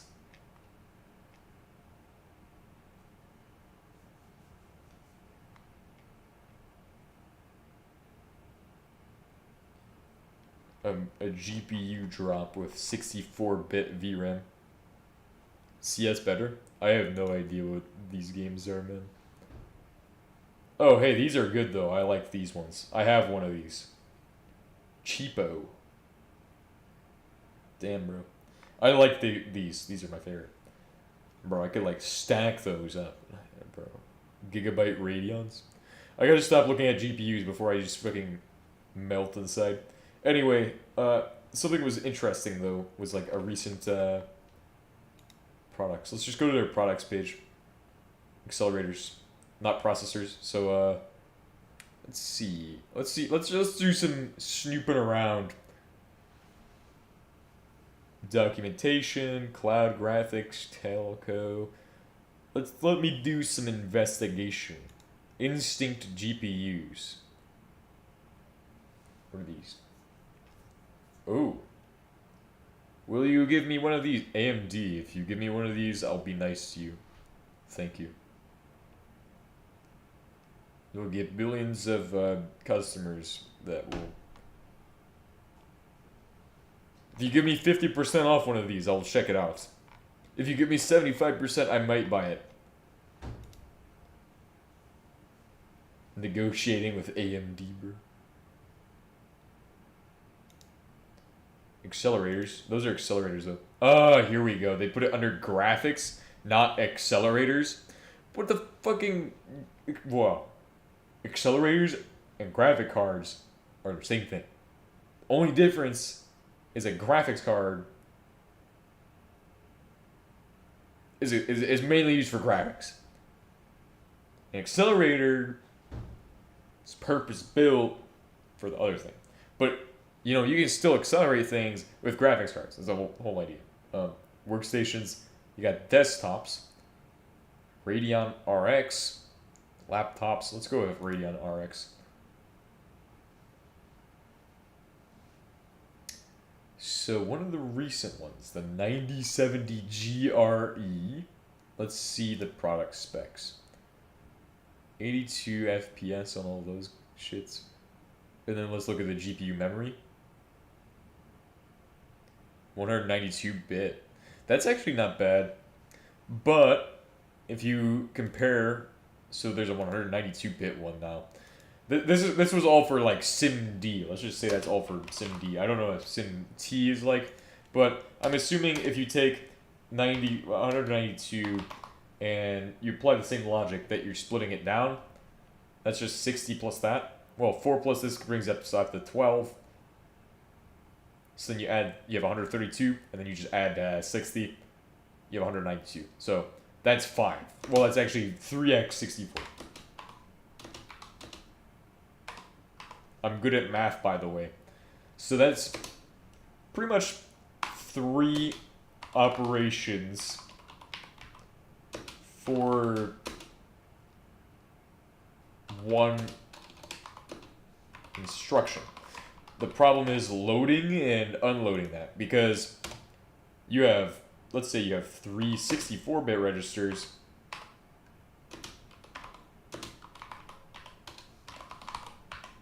So I'd probably say we would call the 64-bit registers from a separate thread. So we'd call, or fibers, but fibers aren't really for this. This is more of each thread, right? We have, let's say we have, on this system, I have 2x my cores, and I have a total of 16 threads. So 8 cores,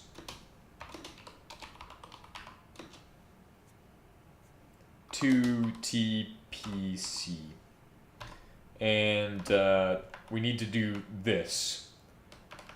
So we can only do so many of these operations to get these things up and running, to get them to the point where they're ready to do the math at once. And I need, like, let's say we're gonna do like math, we'd have to have 2 of those. But we could also be doing like bitwise, and math is math, so obviously these can apply. I don't know how logic falls in, so huge question marks there.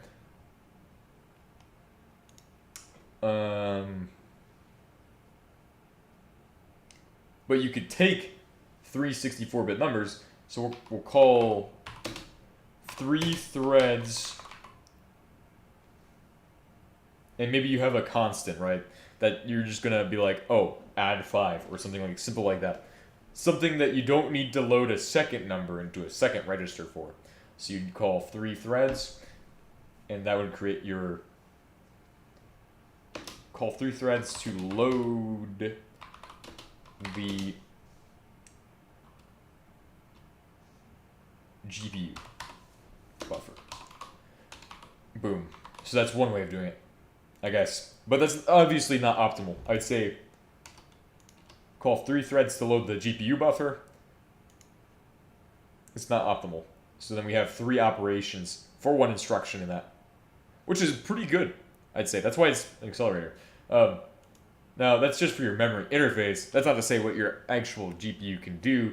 Maybe your GPU has, like, I mean, I'd hope if your memory interface is 192, that'd be good. But if your GPU has like, let's say 256, but 192 interface, and maybe you have like, I don't know,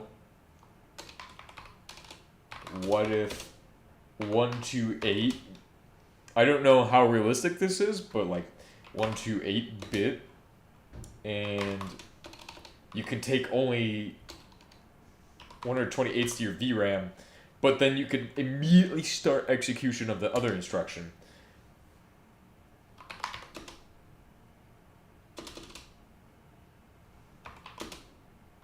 Straight to register. Or straight to, so maybe that's why it has 192. That's a what if potential.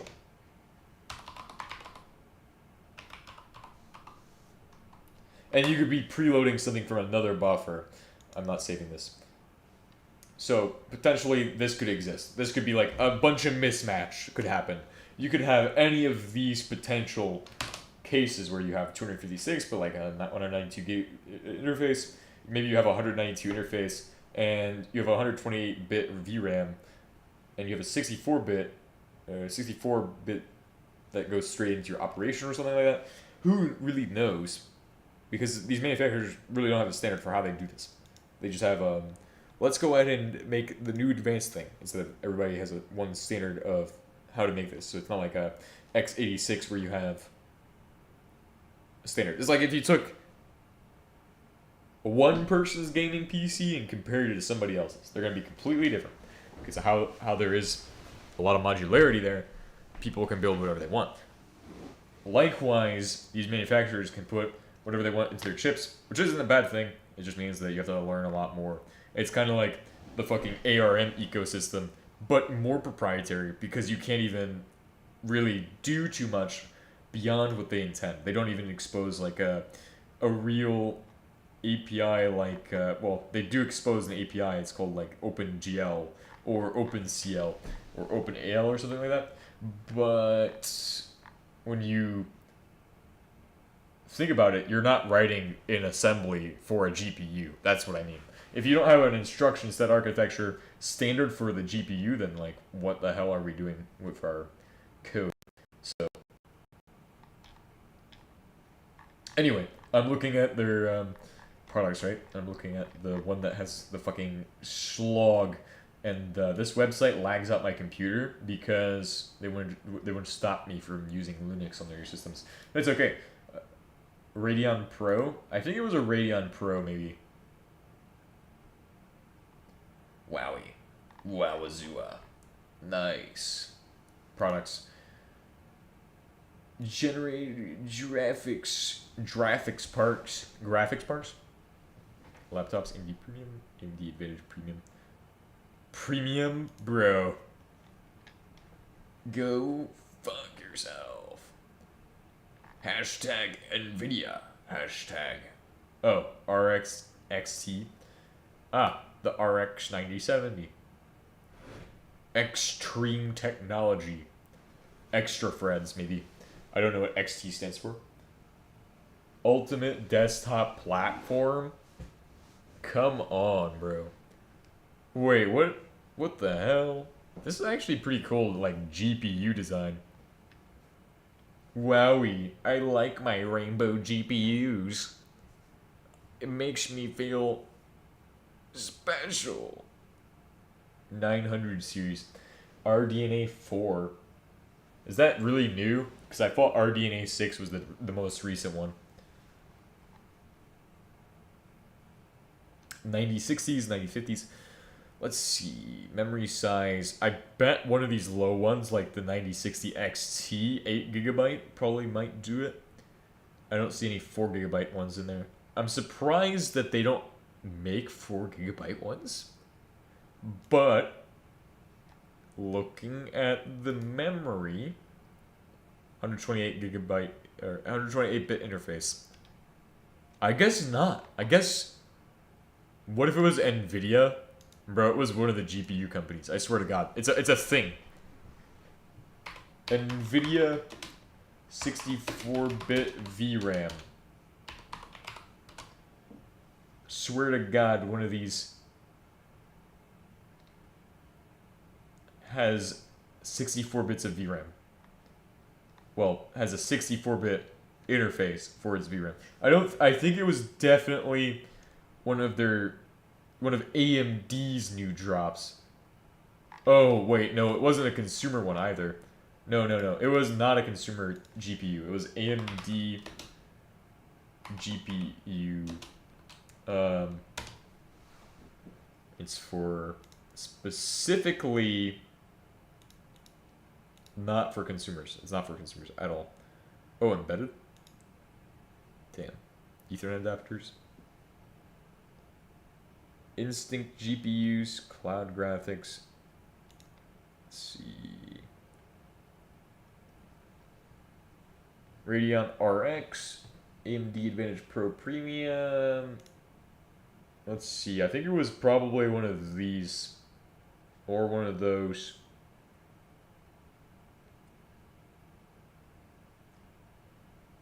Let's go with this one. Solar Flare. I like that naming. It makes me think of Oracle and how they failed.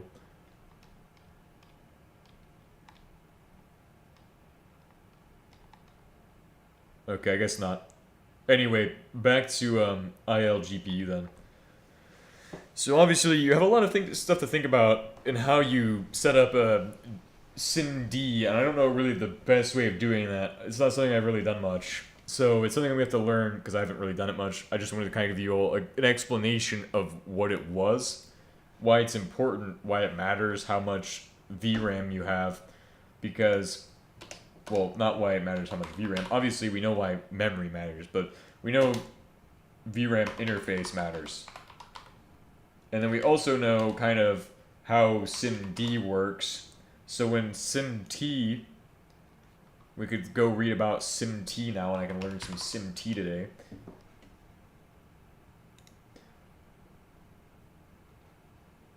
Not what I'm looking for. I'm looking for SIMT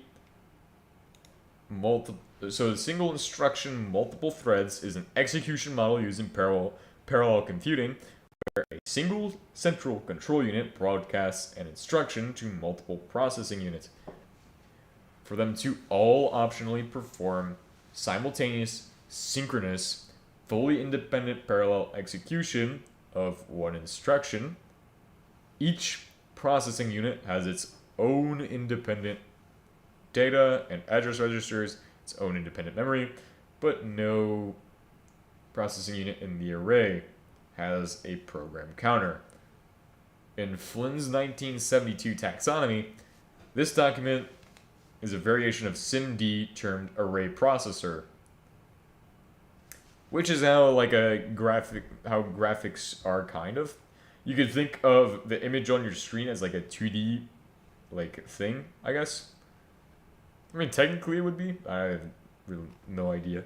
I don't mess with shit that low, unfortunately.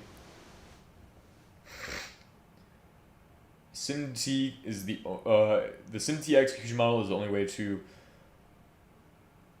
present this to the programmer what is fundamentally still predicated SIMD concept. Programs must be designed with predicated SIMD in mind, with instruction issue as simultaneous broadcast is being handled by a single control unit. SIMT cannot be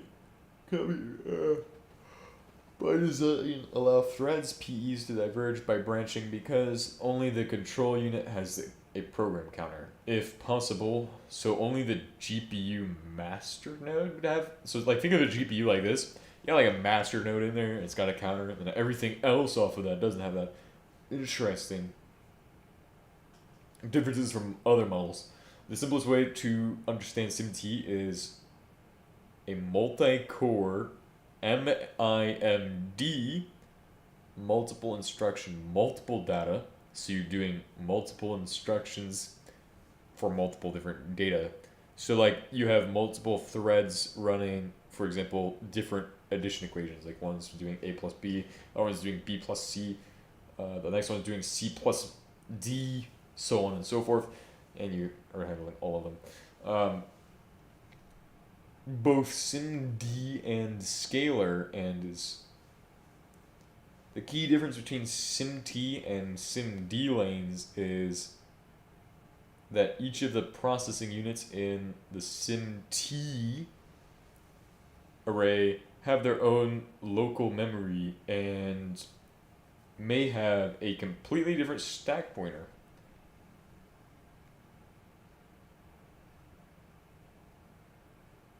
Flynn's taxonomy. Very interesting. SIMT processors execute multiple threads. We'll read more about this some other time, but it's safe to say I've read enough SIMT for one day. At least we kind of understand the concept of SIMT. So then we can go down program. So here's a program where he has this. He loads, he's got an array of int. Now that's an int dynamic array. That means somehow he's managing to handle the data type per the GPU. I guess it'd be easier that way, because technically an int 8 would be a SIMD, but like I guess if it's SIMT where you have multiple different CPU, technically multiple different cores handling the instructions, we'll just call them cores because that's easier to understand than SIMT. But technically they are just threads. But you could then do like 512 operations at once. And you got like floating point sizes and things for like floating point operations. But I wonder how small like one single core of a CPU is. Imagine that, like they made a super tiny CPU, bro. Tiny maxing at that point. Tiny maxing. Running the same program as a kernel is very similar. Oh, right, so he's doing a SIMD.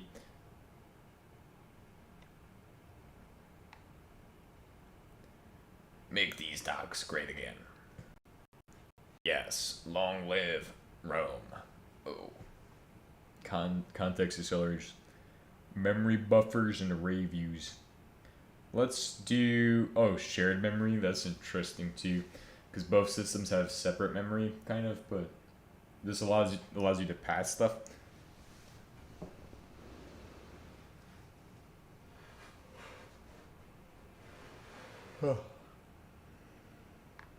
Let's see. Context and accelerators.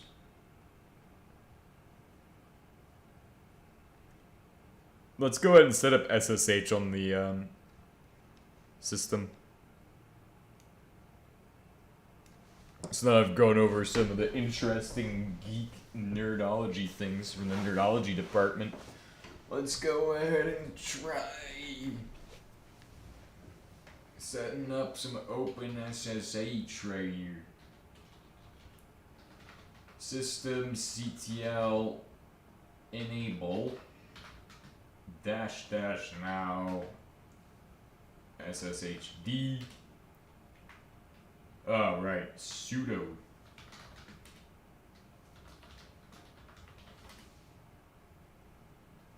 SSH. Let's try SSHing into it. Oh.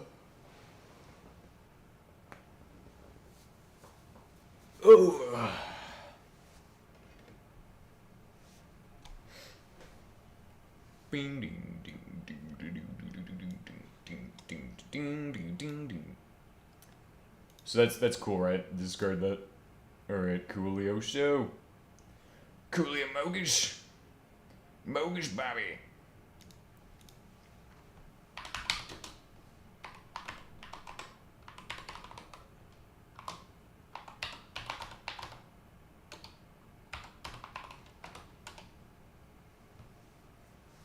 Alright, we need to do SSHD start.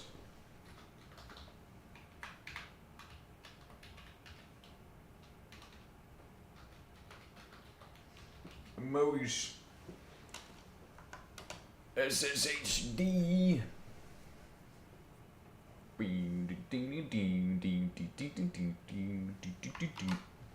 Okay, so SSHD not working. IP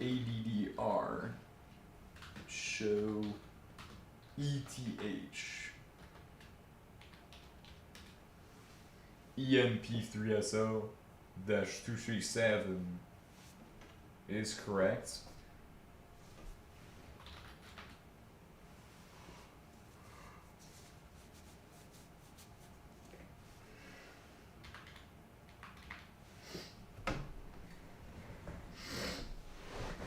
.NET is a blazingly fast, memory-safe language invented by Microsoft. It will revolutionize your gaming experience in one different way.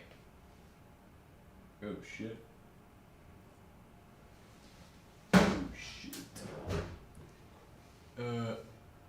Start SSHD.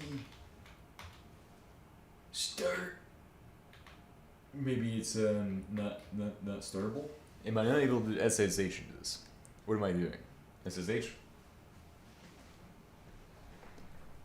10.1.10.237.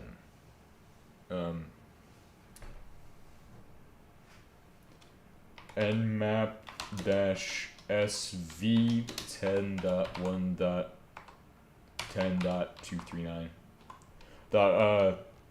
237. Just go for that address specifically. Host seems down. If it is really up, but blocking our probes, try PN.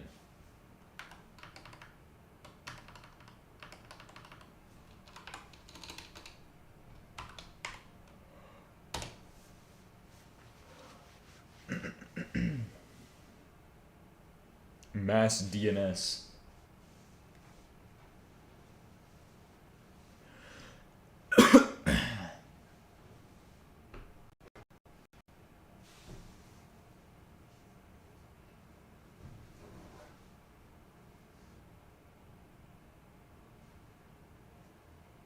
Okay, so maybe it's down. Maybe it needs IP tables. Oh, you know what it needs?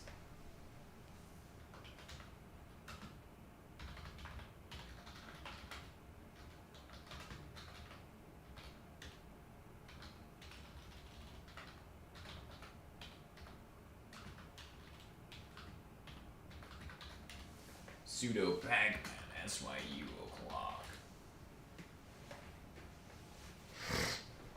Overclocker. Overclockers UK, bro. They like AMD, Ryzen Threadripper. The Threadgripper.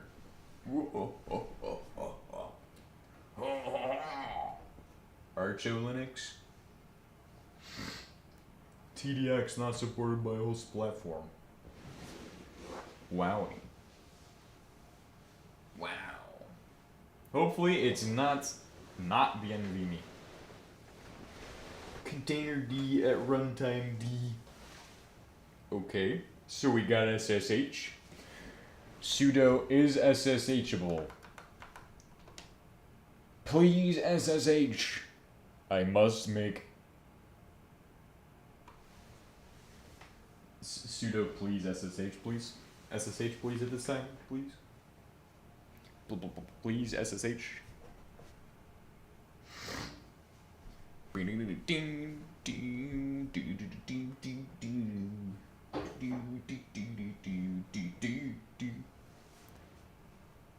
No SSH, by the way. Fuck. Hold on. How does one SSHable? Because I don't think I applied my SSH incorrectly. SSH Arch Linux. Good. SSHD. We have OpenSSH enabled now. SSHD.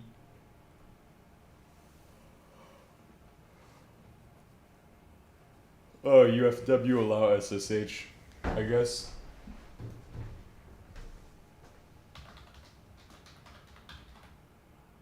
Whoa.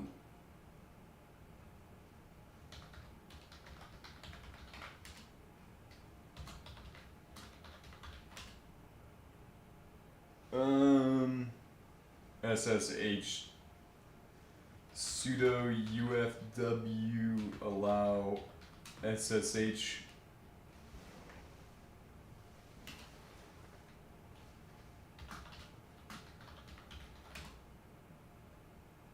No, it should allow me to SSH, I think.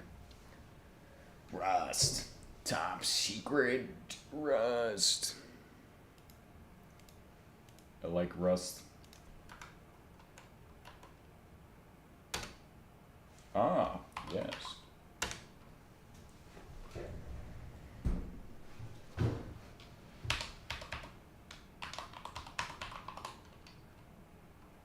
Rust. Cargo. Rusty cargo, bro.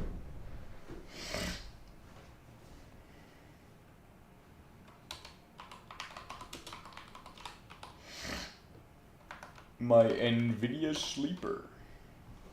Wowie. Linux Zen. Huh. 60 hertz display.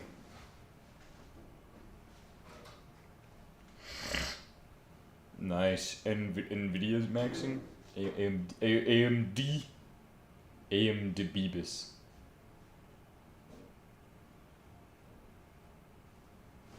Let's do LS CPU. I've never done that on this one. Not affected. Not affected. Not affected. Not affected. Mitigation. Safe RET.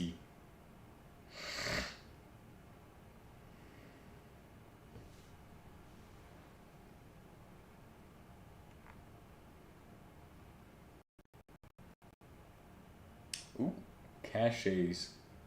192 kilobytes. That looks like a interface. Also has NUMA. What is NUMA exactly? Well, NUMA's fancy, and I'll explain it in a second. NUMA's interesting. Microcode version. 32-bit op mode and a 64-bit one. Address size is 48 bits physical and 48 bits for physical. Let me open up an Xterm on this thing. Do LS CPU here too. I give you all an example.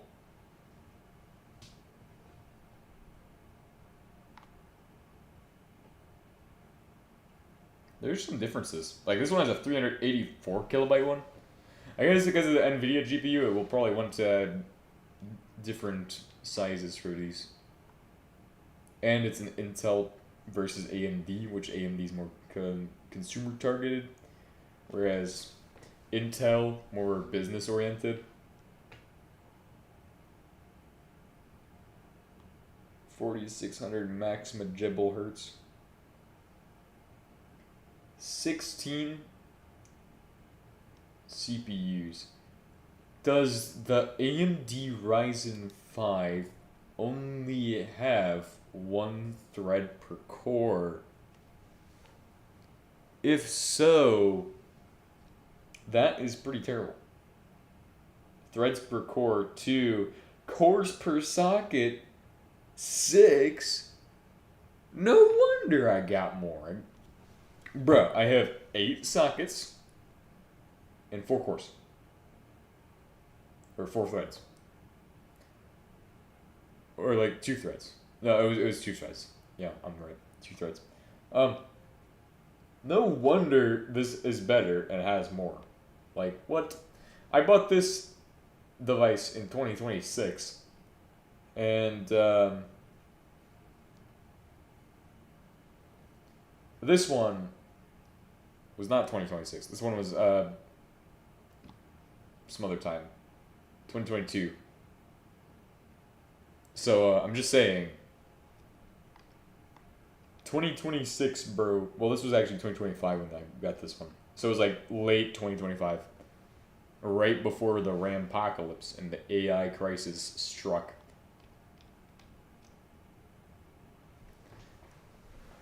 Wow. Pretty cool, right? Pretty amazing, right? LS CD into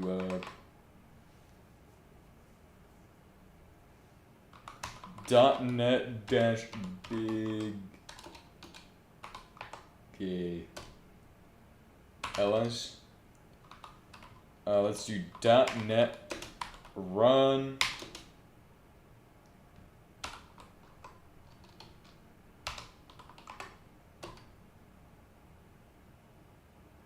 Gave us a CPU size, or CPU warp size 4. So we only have one accelerator with 16 threads per group, which we saw in LS CPU is not really the case for the CPU on this.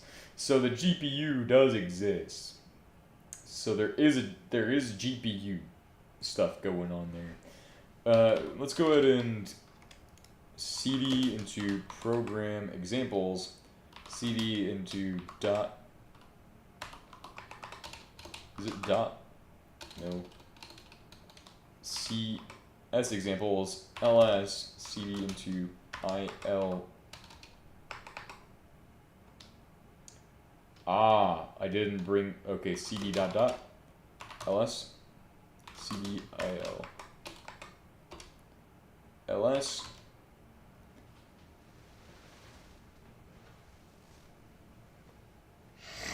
We need to scp tab. Let's see.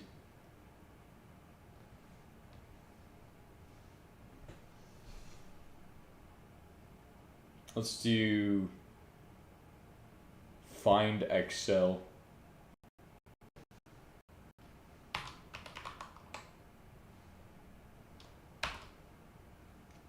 It's cd dot dot mkdir find Excel. I don't want to write it out again, so I'm just gonna copy it over.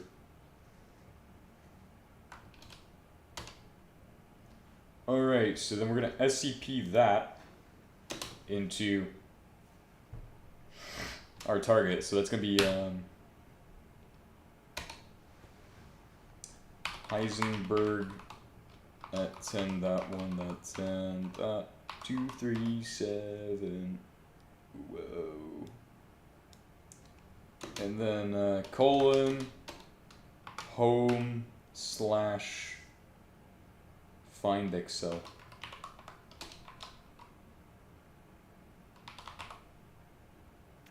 And boom. We are mission complete at this time. For copying it over. Let's go ahead and celebrate now.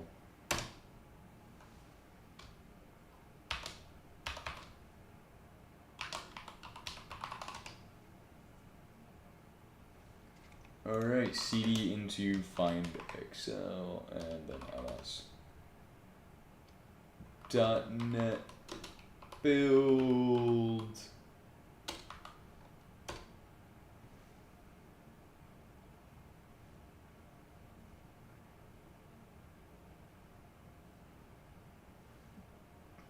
ls. And it should have built a I guess it has to be .NET run.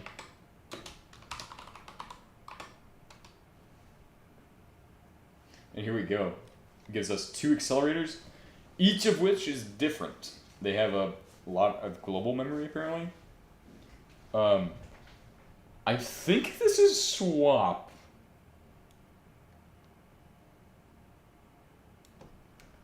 Or maybe that's the amount of, I guess that's also for vector math. Ooh, vectors. Very interesting. Warp size is 4. I don't know what that means, but okay. And that's pretty cool that it detects both. But does it NVIDIA top? Does it NV top? NVTran. AMD Tran. If you are a developer of hardware and you don't have a Tran named after you, what are you doing, bro? Where's your Tran compiler? Your Fortran if you want to be a big company, you need a Fortran compiler. I'm just saying. Only big companies need that. Not gonna lie. Anyway, that's pretty cool shit we're taking a look at today. I guess today's episode was more than bringing back a computer from the dead. It was the GPU-ing, which is amazing. Very cool.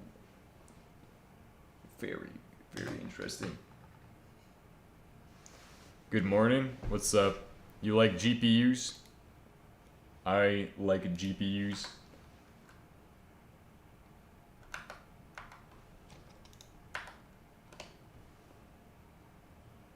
Oh, GPU. Oh, so those are U shorts. Is the integer limit? And then how's it going? It's going good.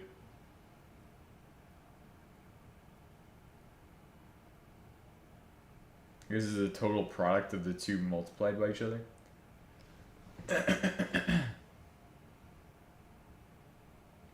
So you can only have a 16, 16, 16.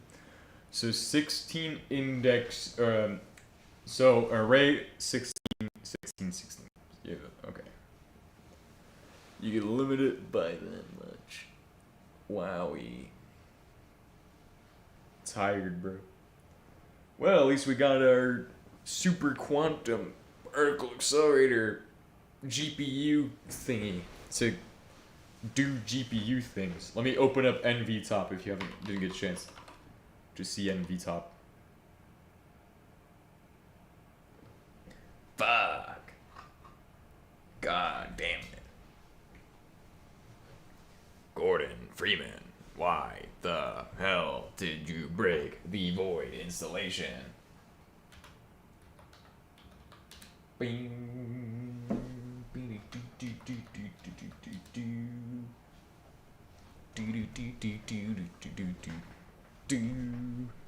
Let's go ahead and run that again.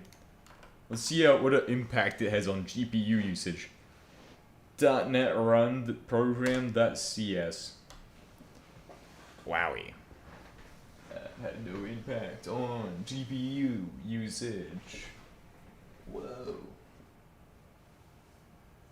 PCIe Gen 3 at 4x. RX and TX?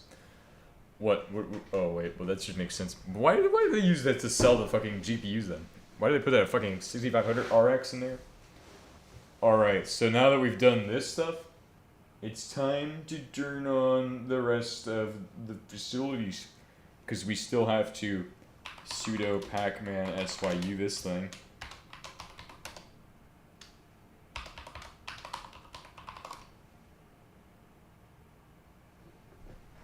As well as, oh, hey, I did install apt. Oh my god. You can get apt on Arch Linux? This is unbelievable. Anyway, if apt is available on Arch Linux, hopefully Arch Linux will become available on apt.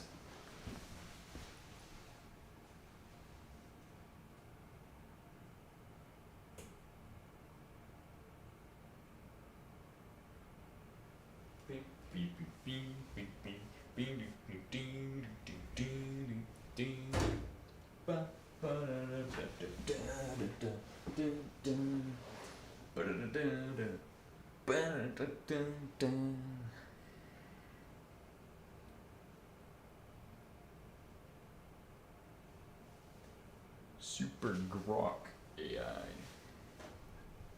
Grockenheimer, bro. Yeah, we have apt on Arch. I don't know what to do with that information. But now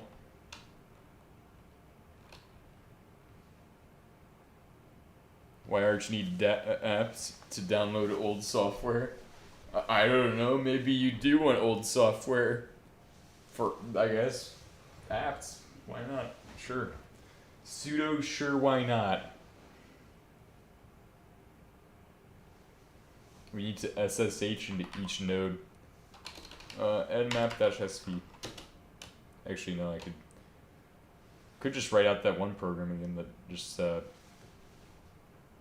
tells all of the servers to update.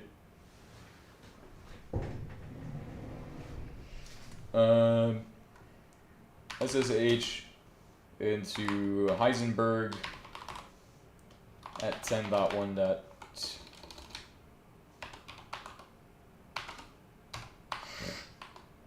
240.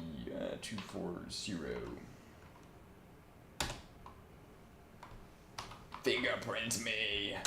Yes.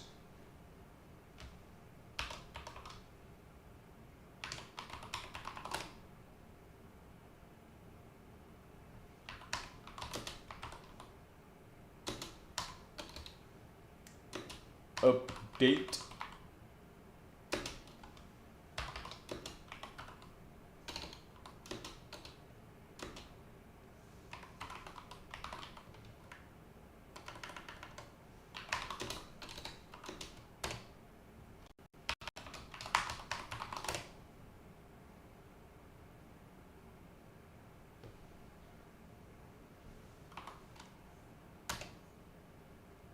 Glad we got this update when we did.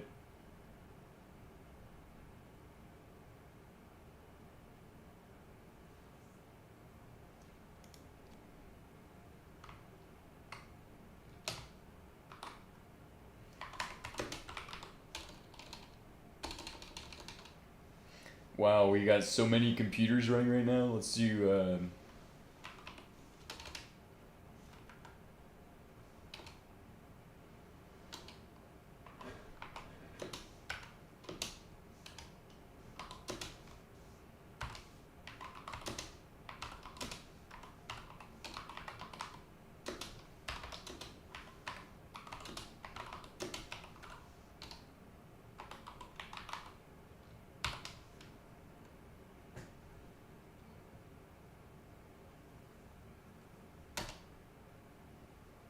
yes.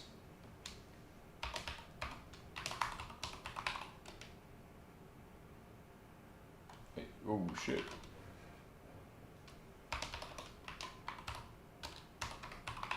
Wow, why the fuck do you not take Y? Also, that isn't even the password for this one, apparently.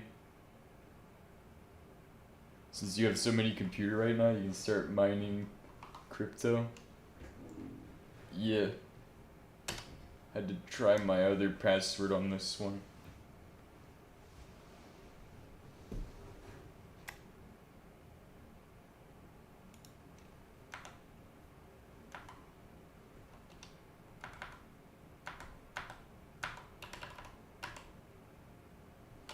(242-T)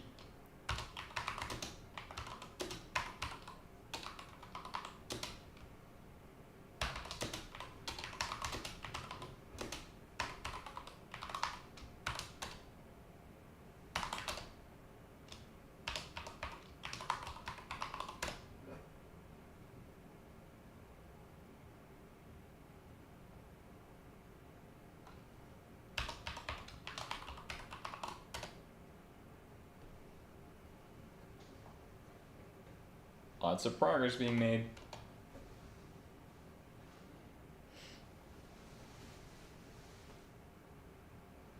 Damn. 4,000 kilobytes per second.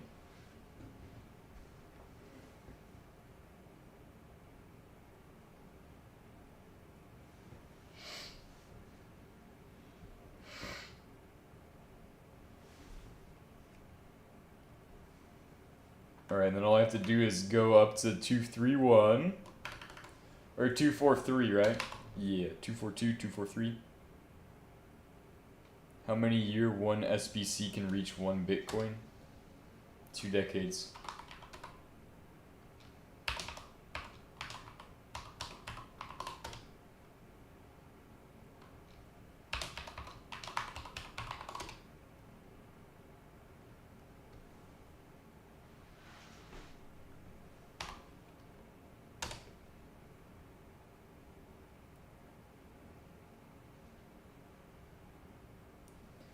57 gigabytes available.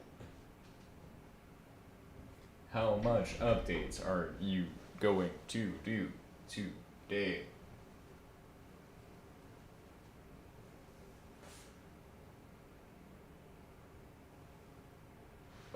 Sleep. Oh,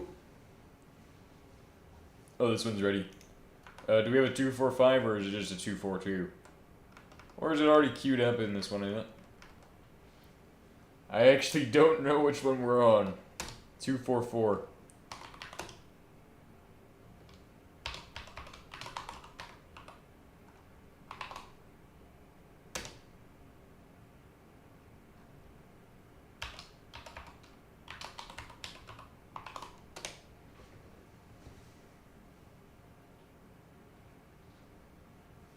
Pseudo yes.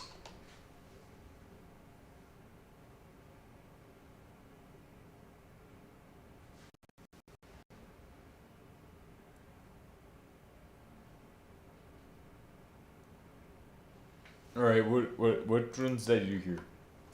243, 241, 237. Why don't fast fetch still need update? Oh, this is I don't know.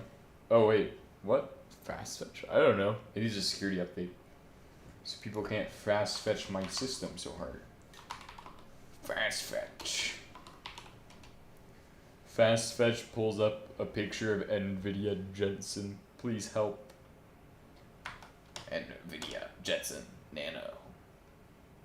Nano Banana Pro. You have to start saying it like AI so that AI thinks that you're AI. Yeah. Yeah.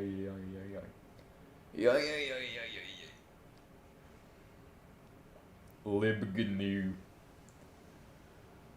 LibGNU compiler for C. Oh, shit. I was taking a nap for a second. I'm on sleepo mode. Alright, we got him with that one. Kaboosh. 244. Looks like we had 243 on that one. 242. 241. 240. So I got through all of them. So yeah, 240, 22, 241, 242, 243, and 244 are all now up to date. And time to shut them all down.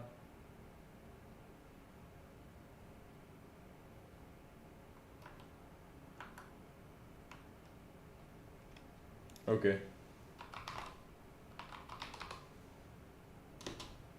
Dash C, 2.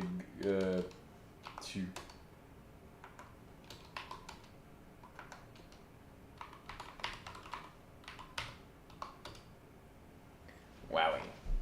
Good job, Freeman.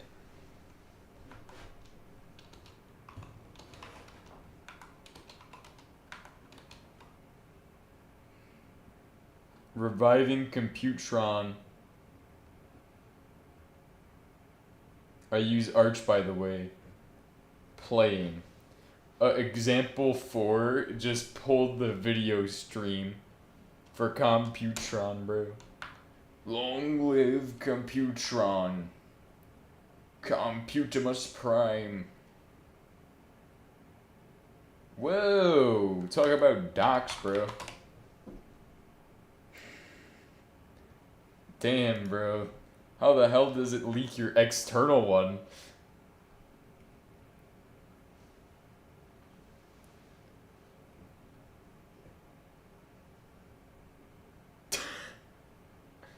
Damn, okay, so yeah, fast fetch, no more of that. Well, that's great.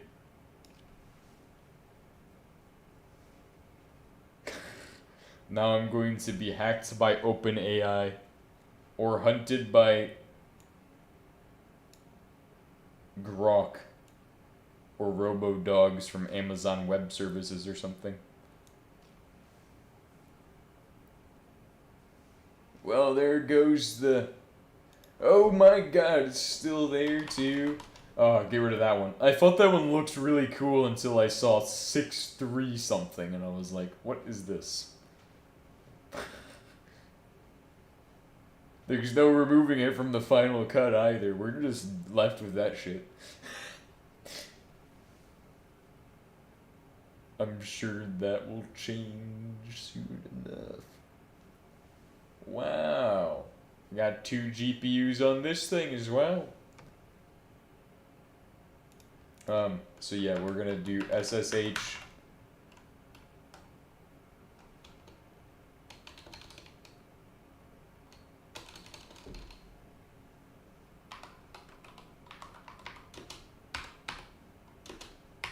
We're gonna go from 0 to the top.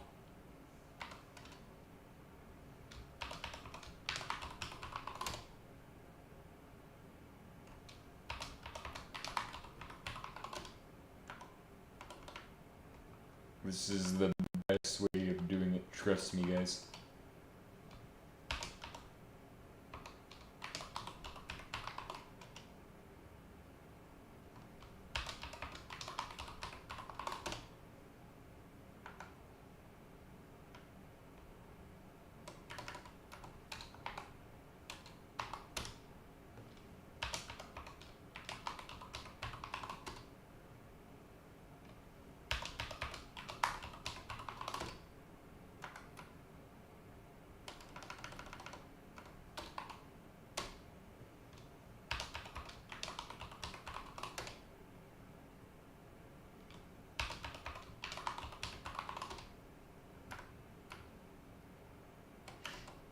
Two, 4, 4 should be the last one.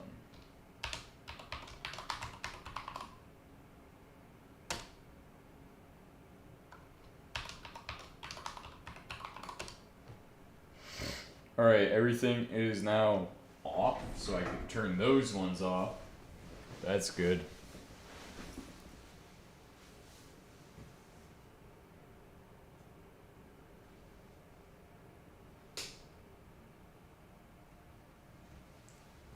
And that turns off pretty well, and then perfect. No more fast fetching for one lifetime, bro. Oh my god.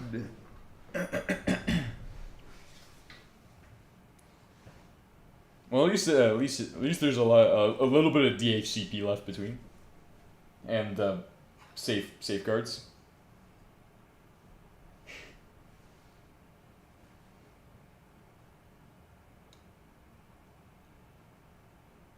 Damn, cooking. Anyway, let's forget that ever happened, and let's continue on with our lives to cook up some new Red Bull or something. Wait, actually, is the other one still running? Oh, stop that shit. Fill terminal with something. Let's go ahead and make some C programs so I can start learning some C-Lang. C-Lang is fun, by the way. I started learning some C-Lang. It's kind of like, or maybe we'll go Fortran again, but C is what I've been learning. So I mean, C isn't that hard. It's literally just like D-Lang, but like way more lower and less stuff. Well, actually, but maybe I want to continue working on the Fortran problems. What is AMD Tran though? That's like the real question of all. What is AMD Tran? Verifying you're not a bot. Quick check before searching. Okay. Very valid of you to check. Or do we want to do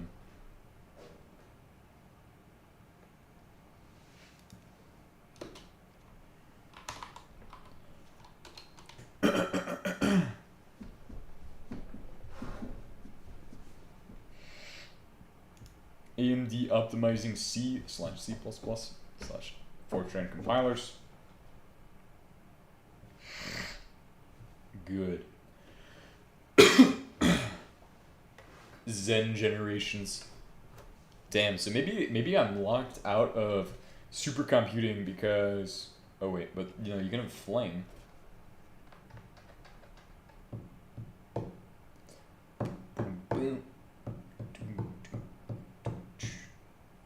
dash fpic is for like a DLL.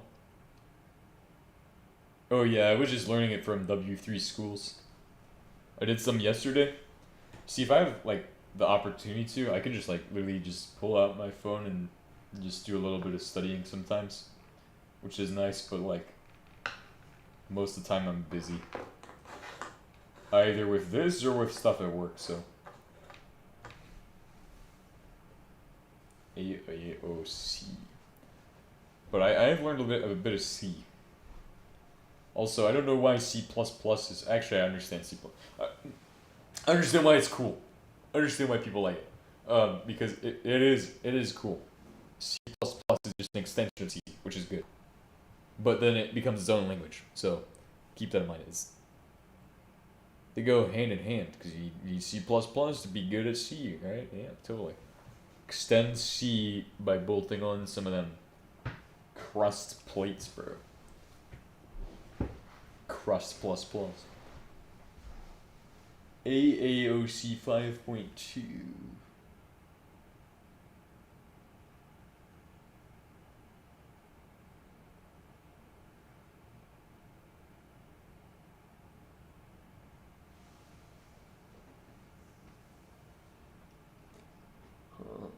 AMD. I wonder if you can call open. Oh yeah, open MPI, right?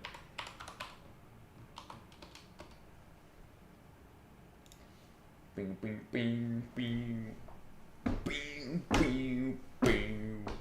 Open MPI, by the way.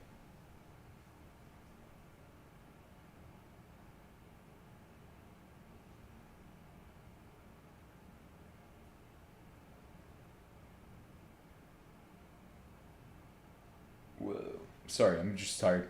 Damn, we've done a lot today. But let's play some Doom or something, because I'm kind of tired. So let's take a break. Fucking wrote hella stuff today. Hella talking about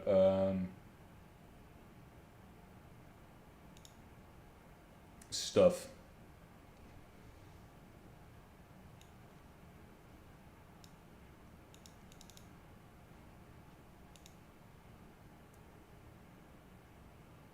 Oh god. Arch Linus. Oh shit. Oh, somebody did send me something on Discord, right? To check out. Yes. No. Somebody might have sent me something in my Gmail to check out. Hold on, I gotta check.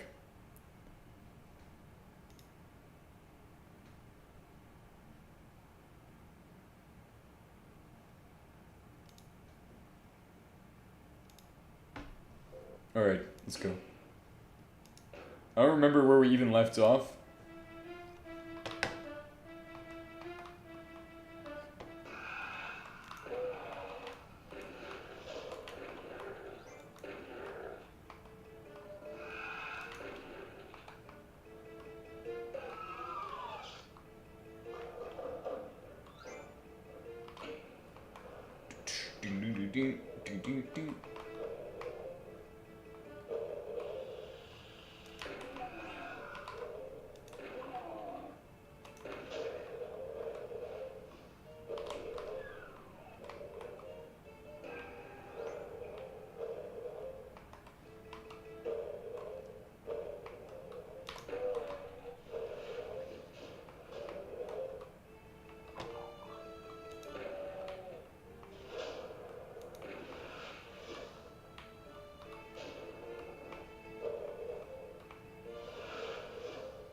Keycard.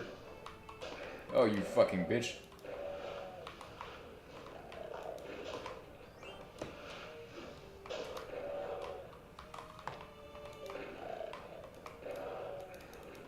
Bro, stop biting me. Damn.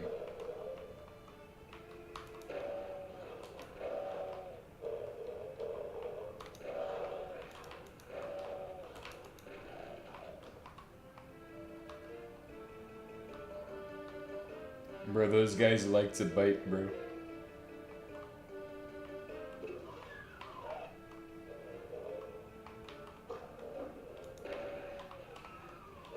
Oh shit.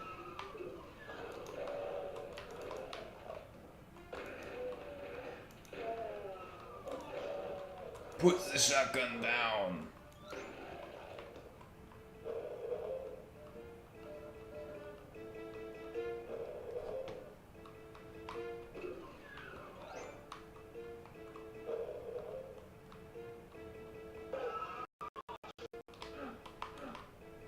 Grunt.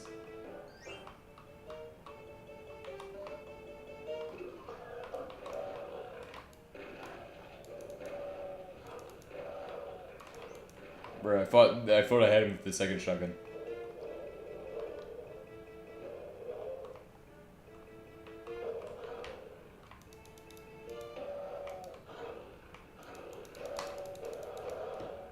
Why am I using the pistol?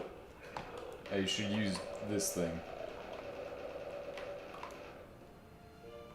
Bro, this is too much like Wolfenstein at this point.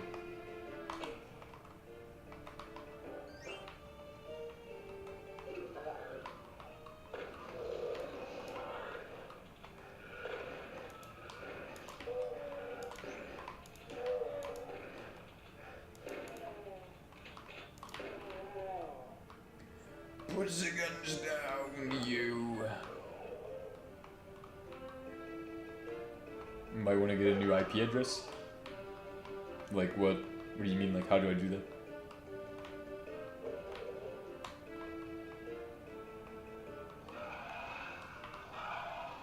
Restarting your router? Well, that's I'm not gonna talk about it, but it should be fine. That's not even where I'm at.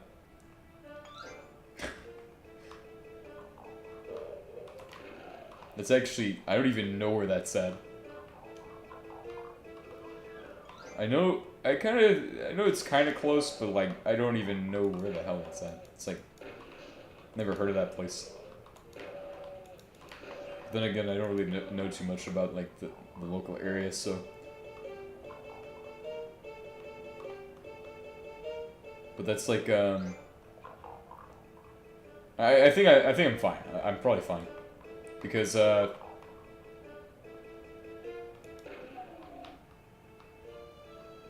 stuff. So, it's probably fine. I'm not gonna explain too much, because doing that would probably open up too much information about, like, the kind of, what kind of security I am even behind. DDoS while streaming. Yeah, it's usually keep my router off for 12 hours for it to assign me a new IP.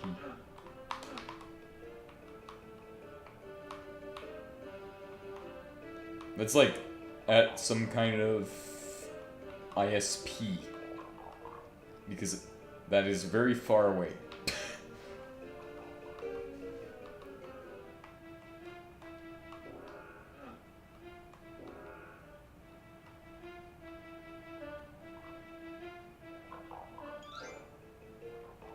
What the hell did I pick up, and why is everything white and a different color?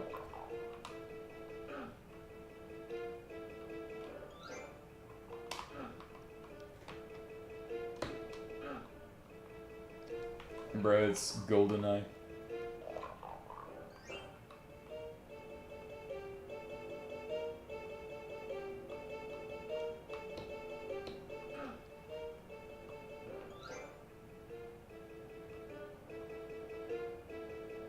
Here I have to restart my PPPoE connection, which is automatically done once a day.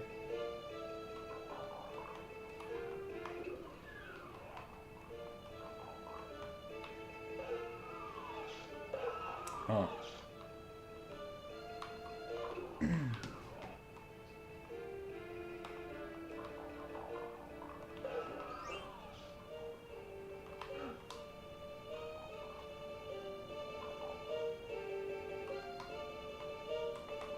What's this way?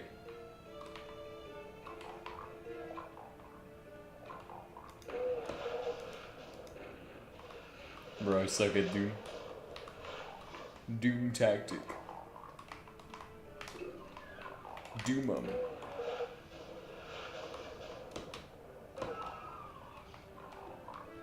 Hexen jumps, please. Pseudo enable hexen jumps.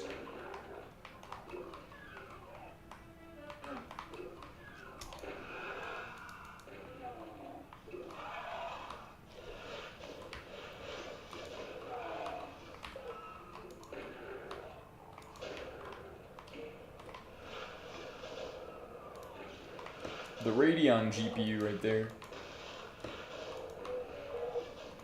Ooh, Radeon flavored.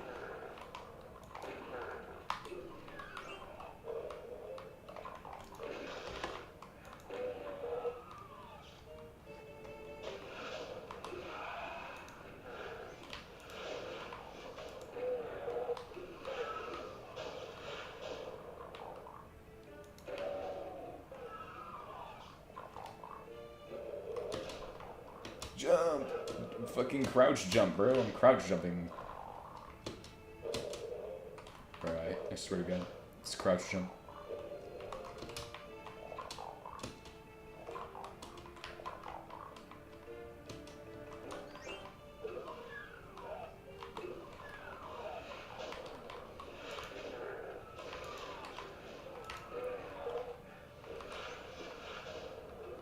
Oh wait, I can go this way, I guess.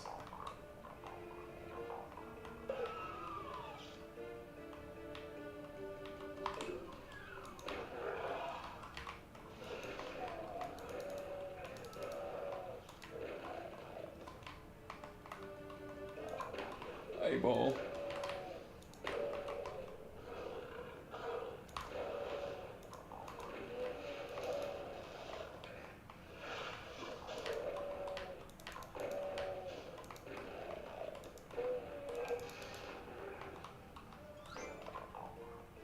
Portal. Portal in it.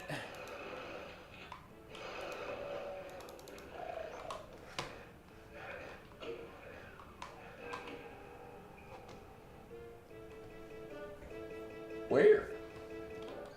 Where the fuck is that secret at, bro?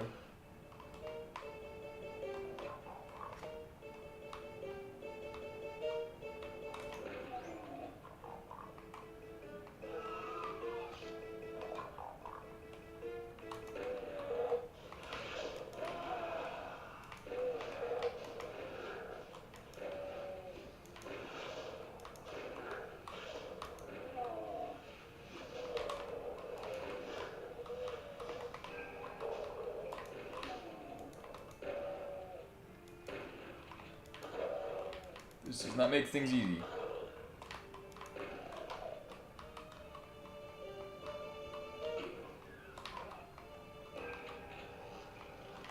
Oh.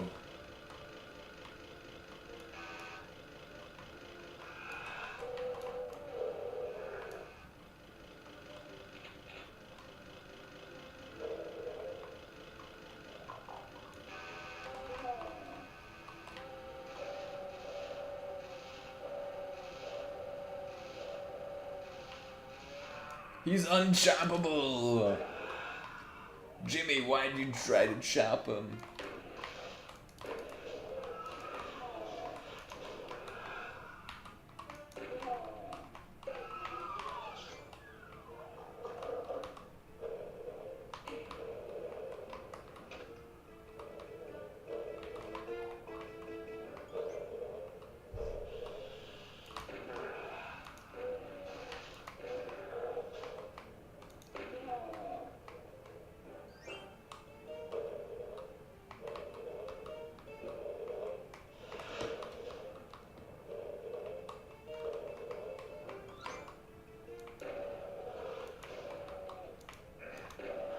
Ooh, this guy's got some Bluetooth, bro.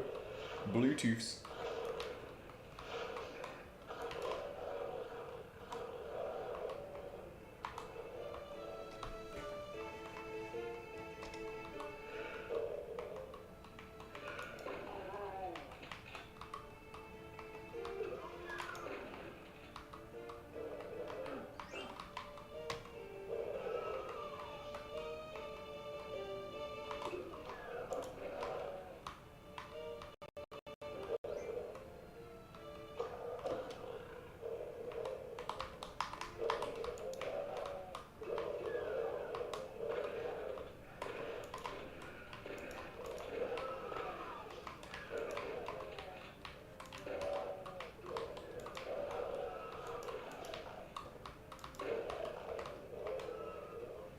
Wowie.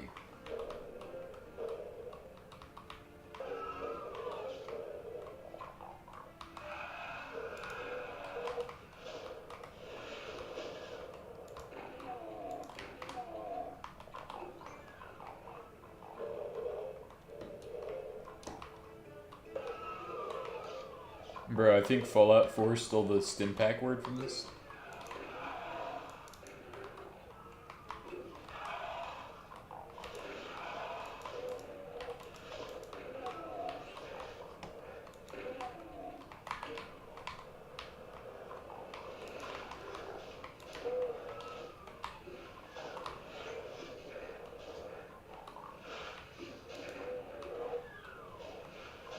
Damn, bro.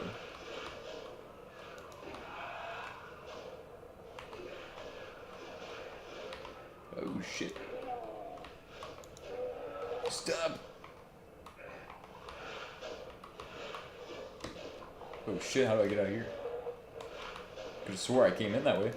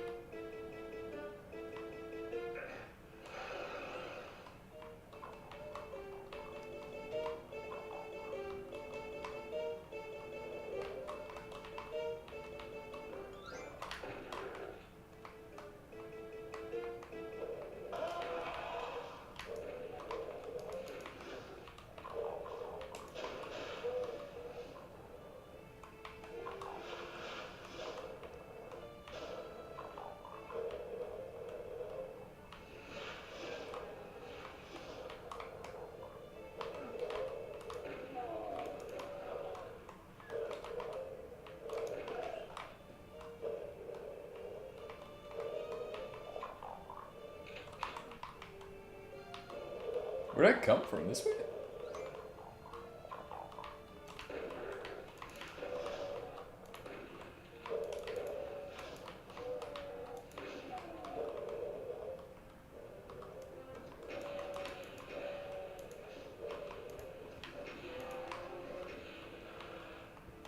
He does not chainsaw super good.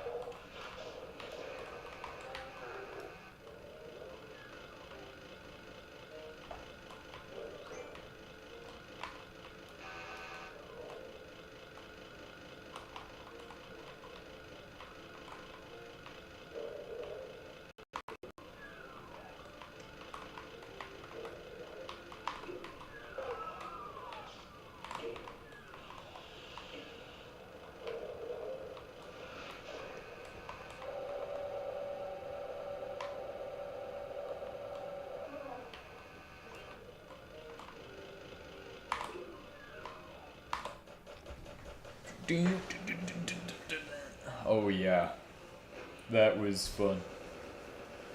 That was actually pretty good. Pretty good, pretty good.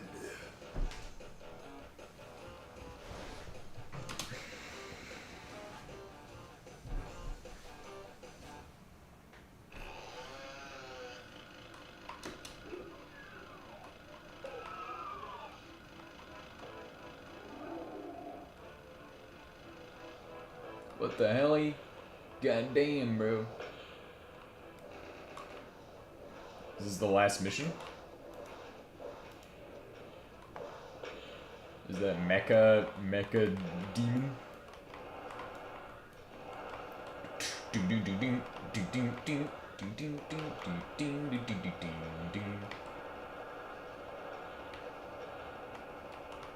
The BFG. Bro, he just became mist.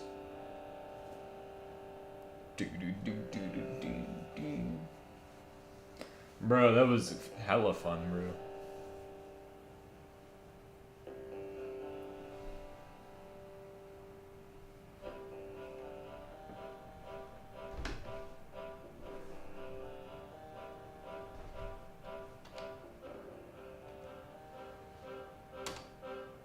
Inferno. Oh yeah. I'm kind of ready for Inferno, not gonna lie.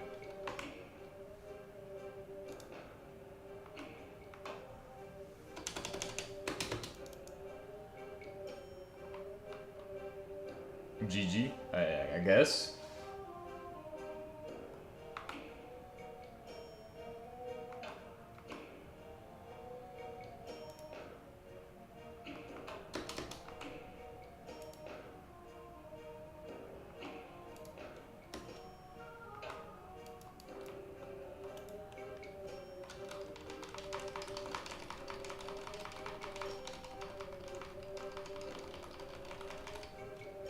Or I'm trying like every key, bro.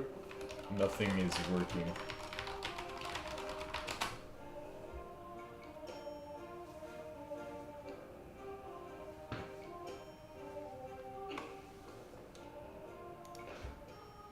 Ah.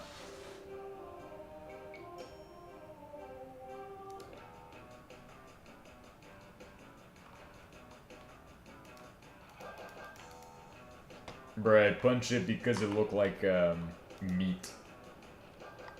What the hell?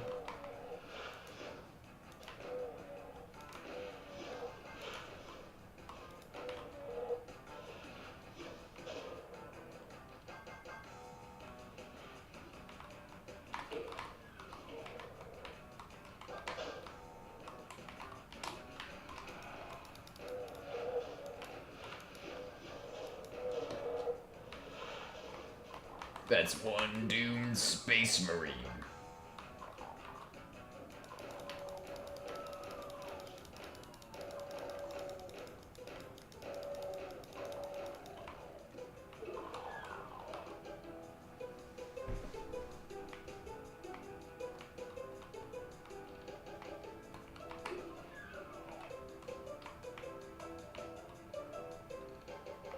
Bro, where's the shotgun at? I got all these shells, but no shotgun.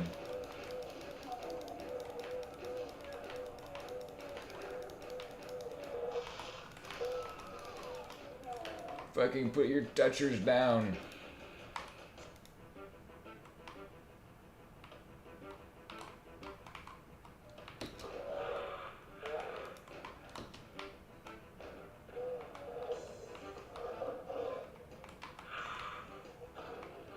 Head! Oh my god, it's Skeletor. Bro, how come they get guns and I don't? Right to remain violent. You fucking toucher.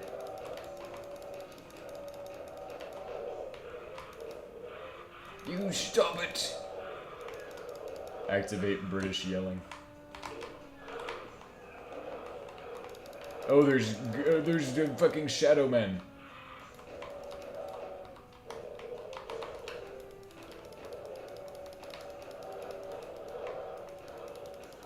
Stop touching me. I am meant to be. Oh my god, bro. All these guys, bro. Oh my shit. Bro, I probably shouldn't have just ran through the whole fucking level. I don't know what I'm doing. Maybe I would have a gun if I was smart.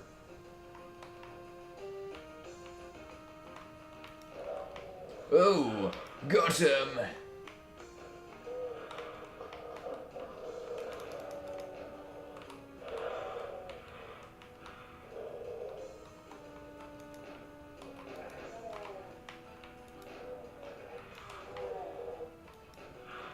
One doomed space marine.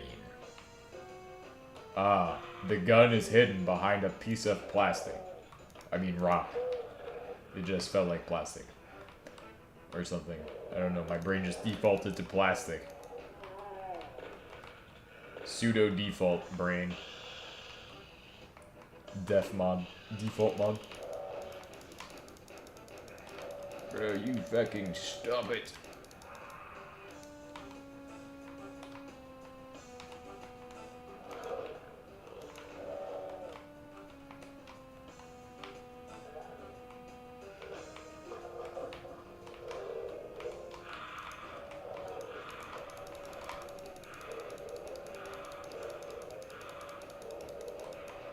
Bro, I'm getting chewed.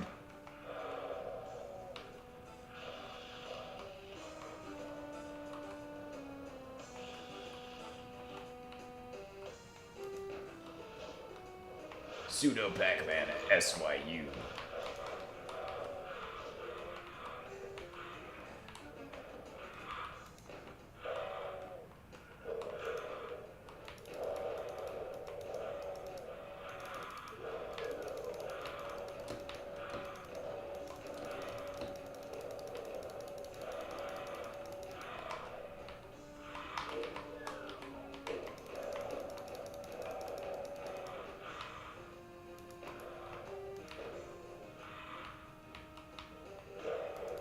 Oh, they multiplied.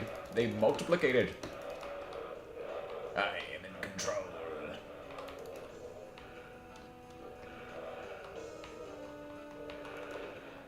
Put the gun down.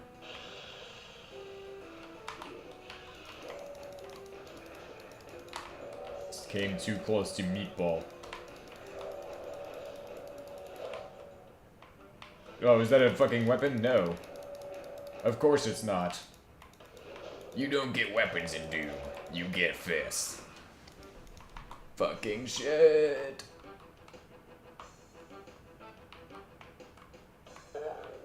Get shit on. These guys are at least tolerable. Please drop a weapon. I really need that weapon, please. Pseudo C-make.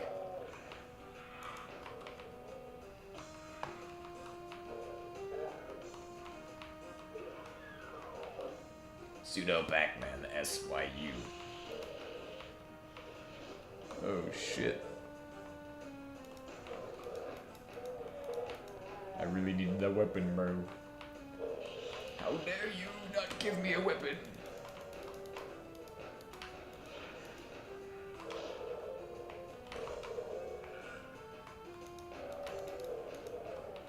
Oh, we drop one, but then this guy shows up and he's gonna be an asshole.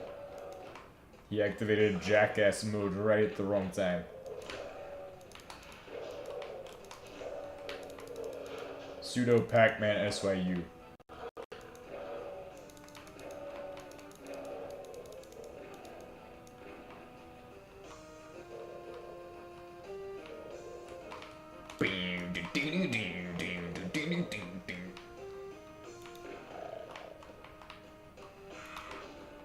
Fuck you! I have a shotgun.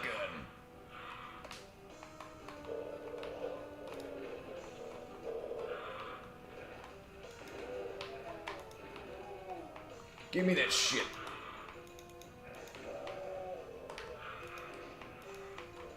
I mean, those guys are easy because all there is head to shoot at.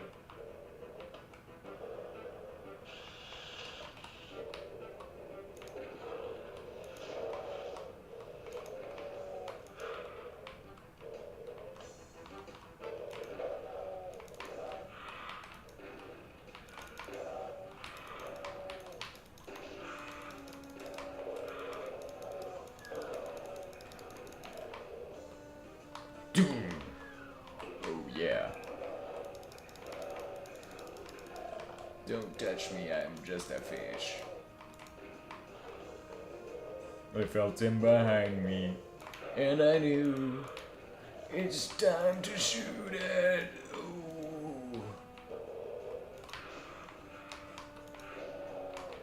Shotgun, bro. That's where it's at. Found where the shotgun hides at, and put it in my hands. And now I'm cookaronied.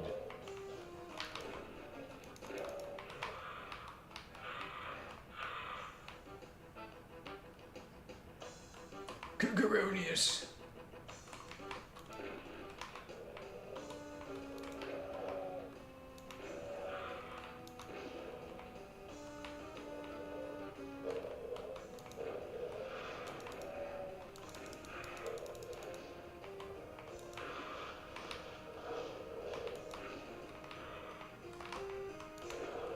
You stop it, you! Okay, we're going.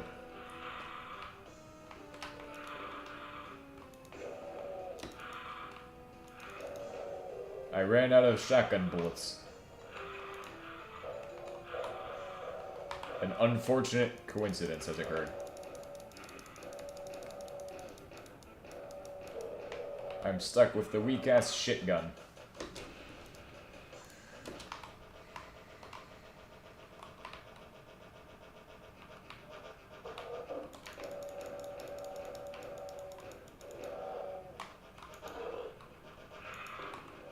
You fucking bitch.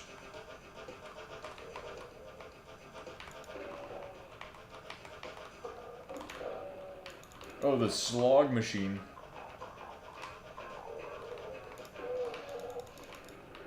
Don't touch the goop. You're deep in the goop now. That's the song that's playing right now. Deep in the goop.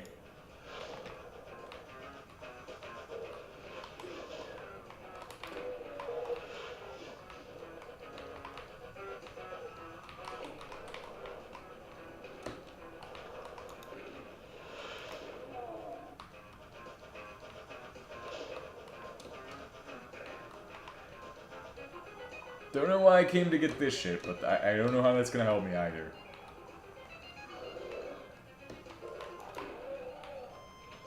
Branching interference.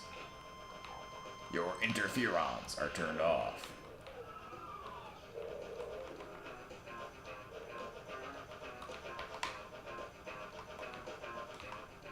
Bro, I cannot see where I am at this time.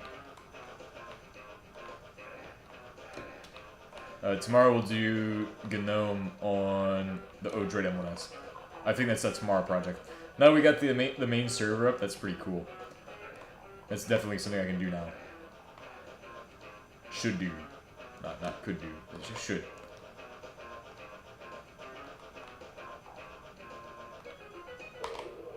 Open the door. Whoa, shit. Get good. And Doom. Doom. Mega Doom.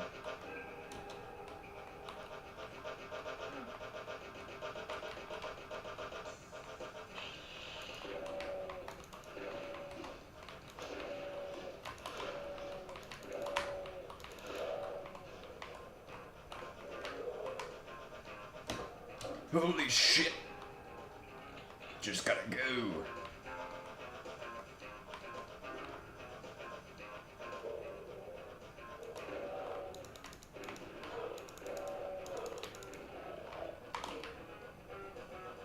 Oh yeah. I knew that would be like that.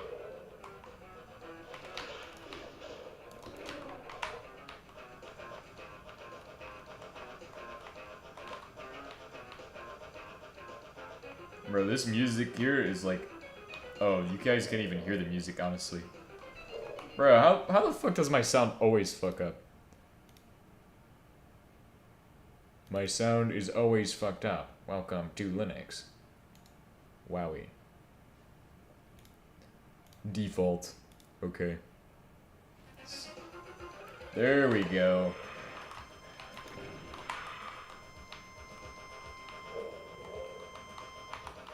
Deep in the dupe.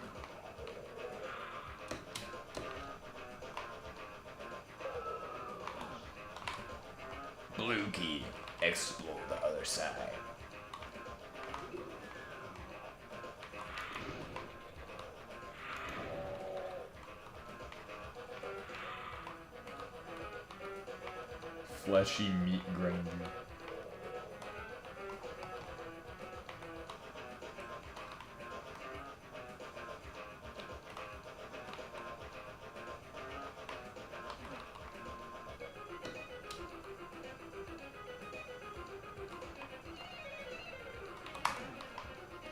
Door number 1. Door number 2. Is this door number 3? Nothing. And door number 4? Nothing. That guy just jumped in the green shit. Wow, it's almost as if the room is kind of trying to spin or something. What a fake spinning room. Way to fake the room spinning. It's not even spinning.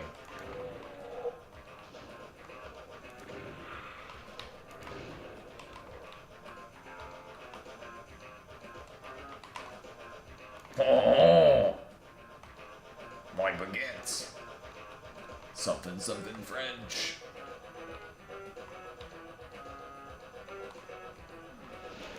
Put down the fucking hands, you.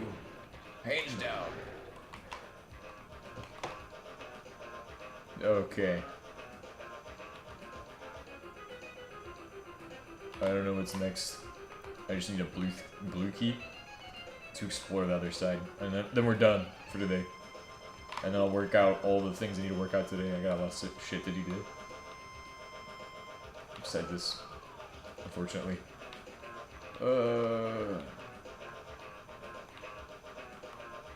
Let's see. Try Arctic's OpenRC. What's that? OpenRC?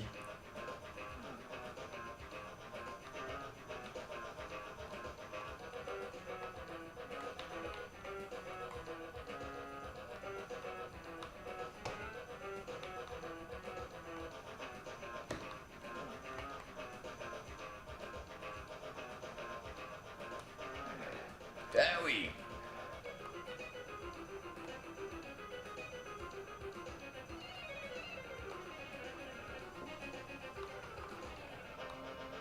Oh, this is new.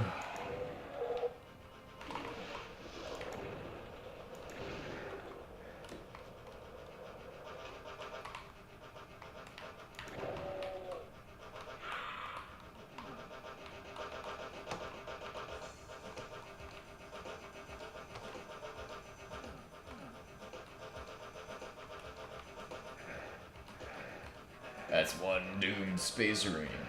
Init systems are bloat real. Use init kernel parameter and start services manually when needed.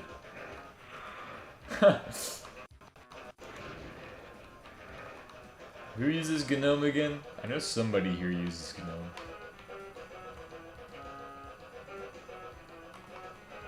Bro, I'm gonna use GNOME tomorrow on my Odroid M1S if I feel like it.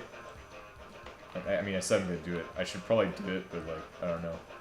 I didn't feel like doing it today. I said I was gonna do it today, I just didn't feel like it. I'm like, bro. But it's okay, because next weekend we got big stuff. Big stuff next weekend. We're gonna get the Dell PowerEdge T410.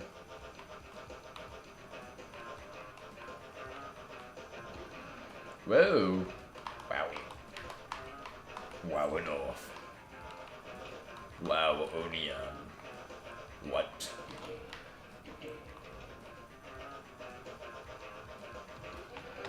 First, System D isn't the only init system in the world. Second, Arctic is Arch but without System D. All just bloat.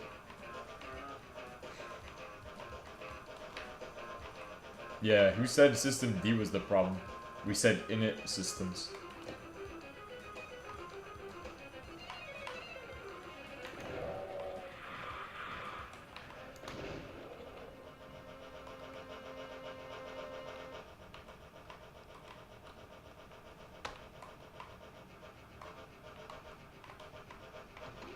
Whoa! Gordon. Mr. Freeman. Where's the chainsaw? Oh, I didn't go up there, so I'm cookaroni.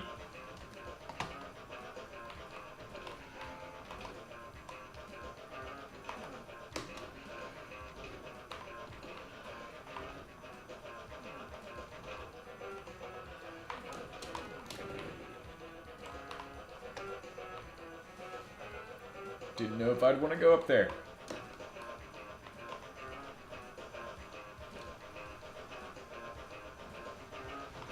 Spinal.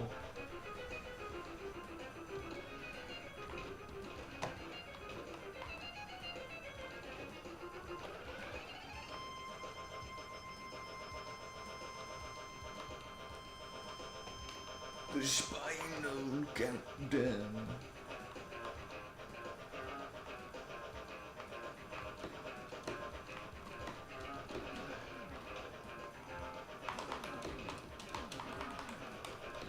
Open. Goddamn. Maybe I soft locked. Hope not. Oh.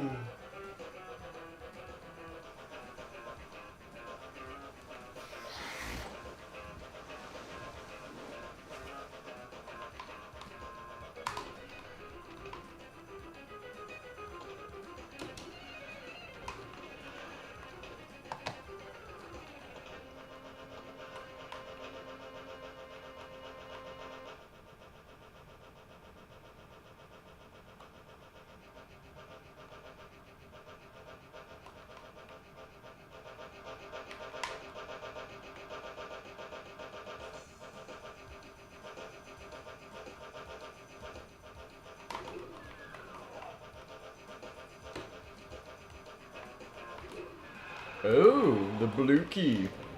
Now I can explore the other side. Do we want to do another one? This is highly addicting.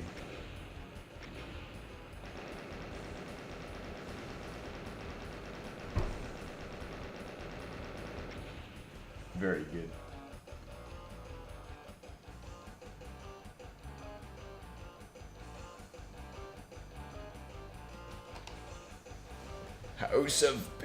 House of the...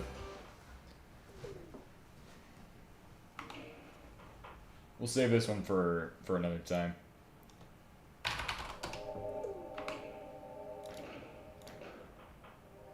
Well, I'd like to thank you all for watching me bring Computron back to life. The Computron Super GPU system.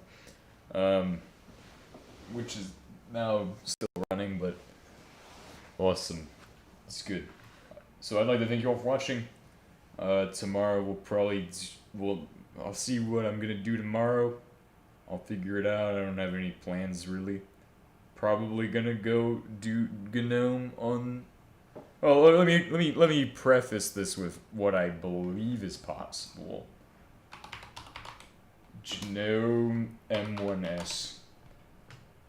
Potentially possible with Odroid M1S. There should be a GNOME Wiki article about it. But anyway, I'd like to thank you all for watching, and we'll be doing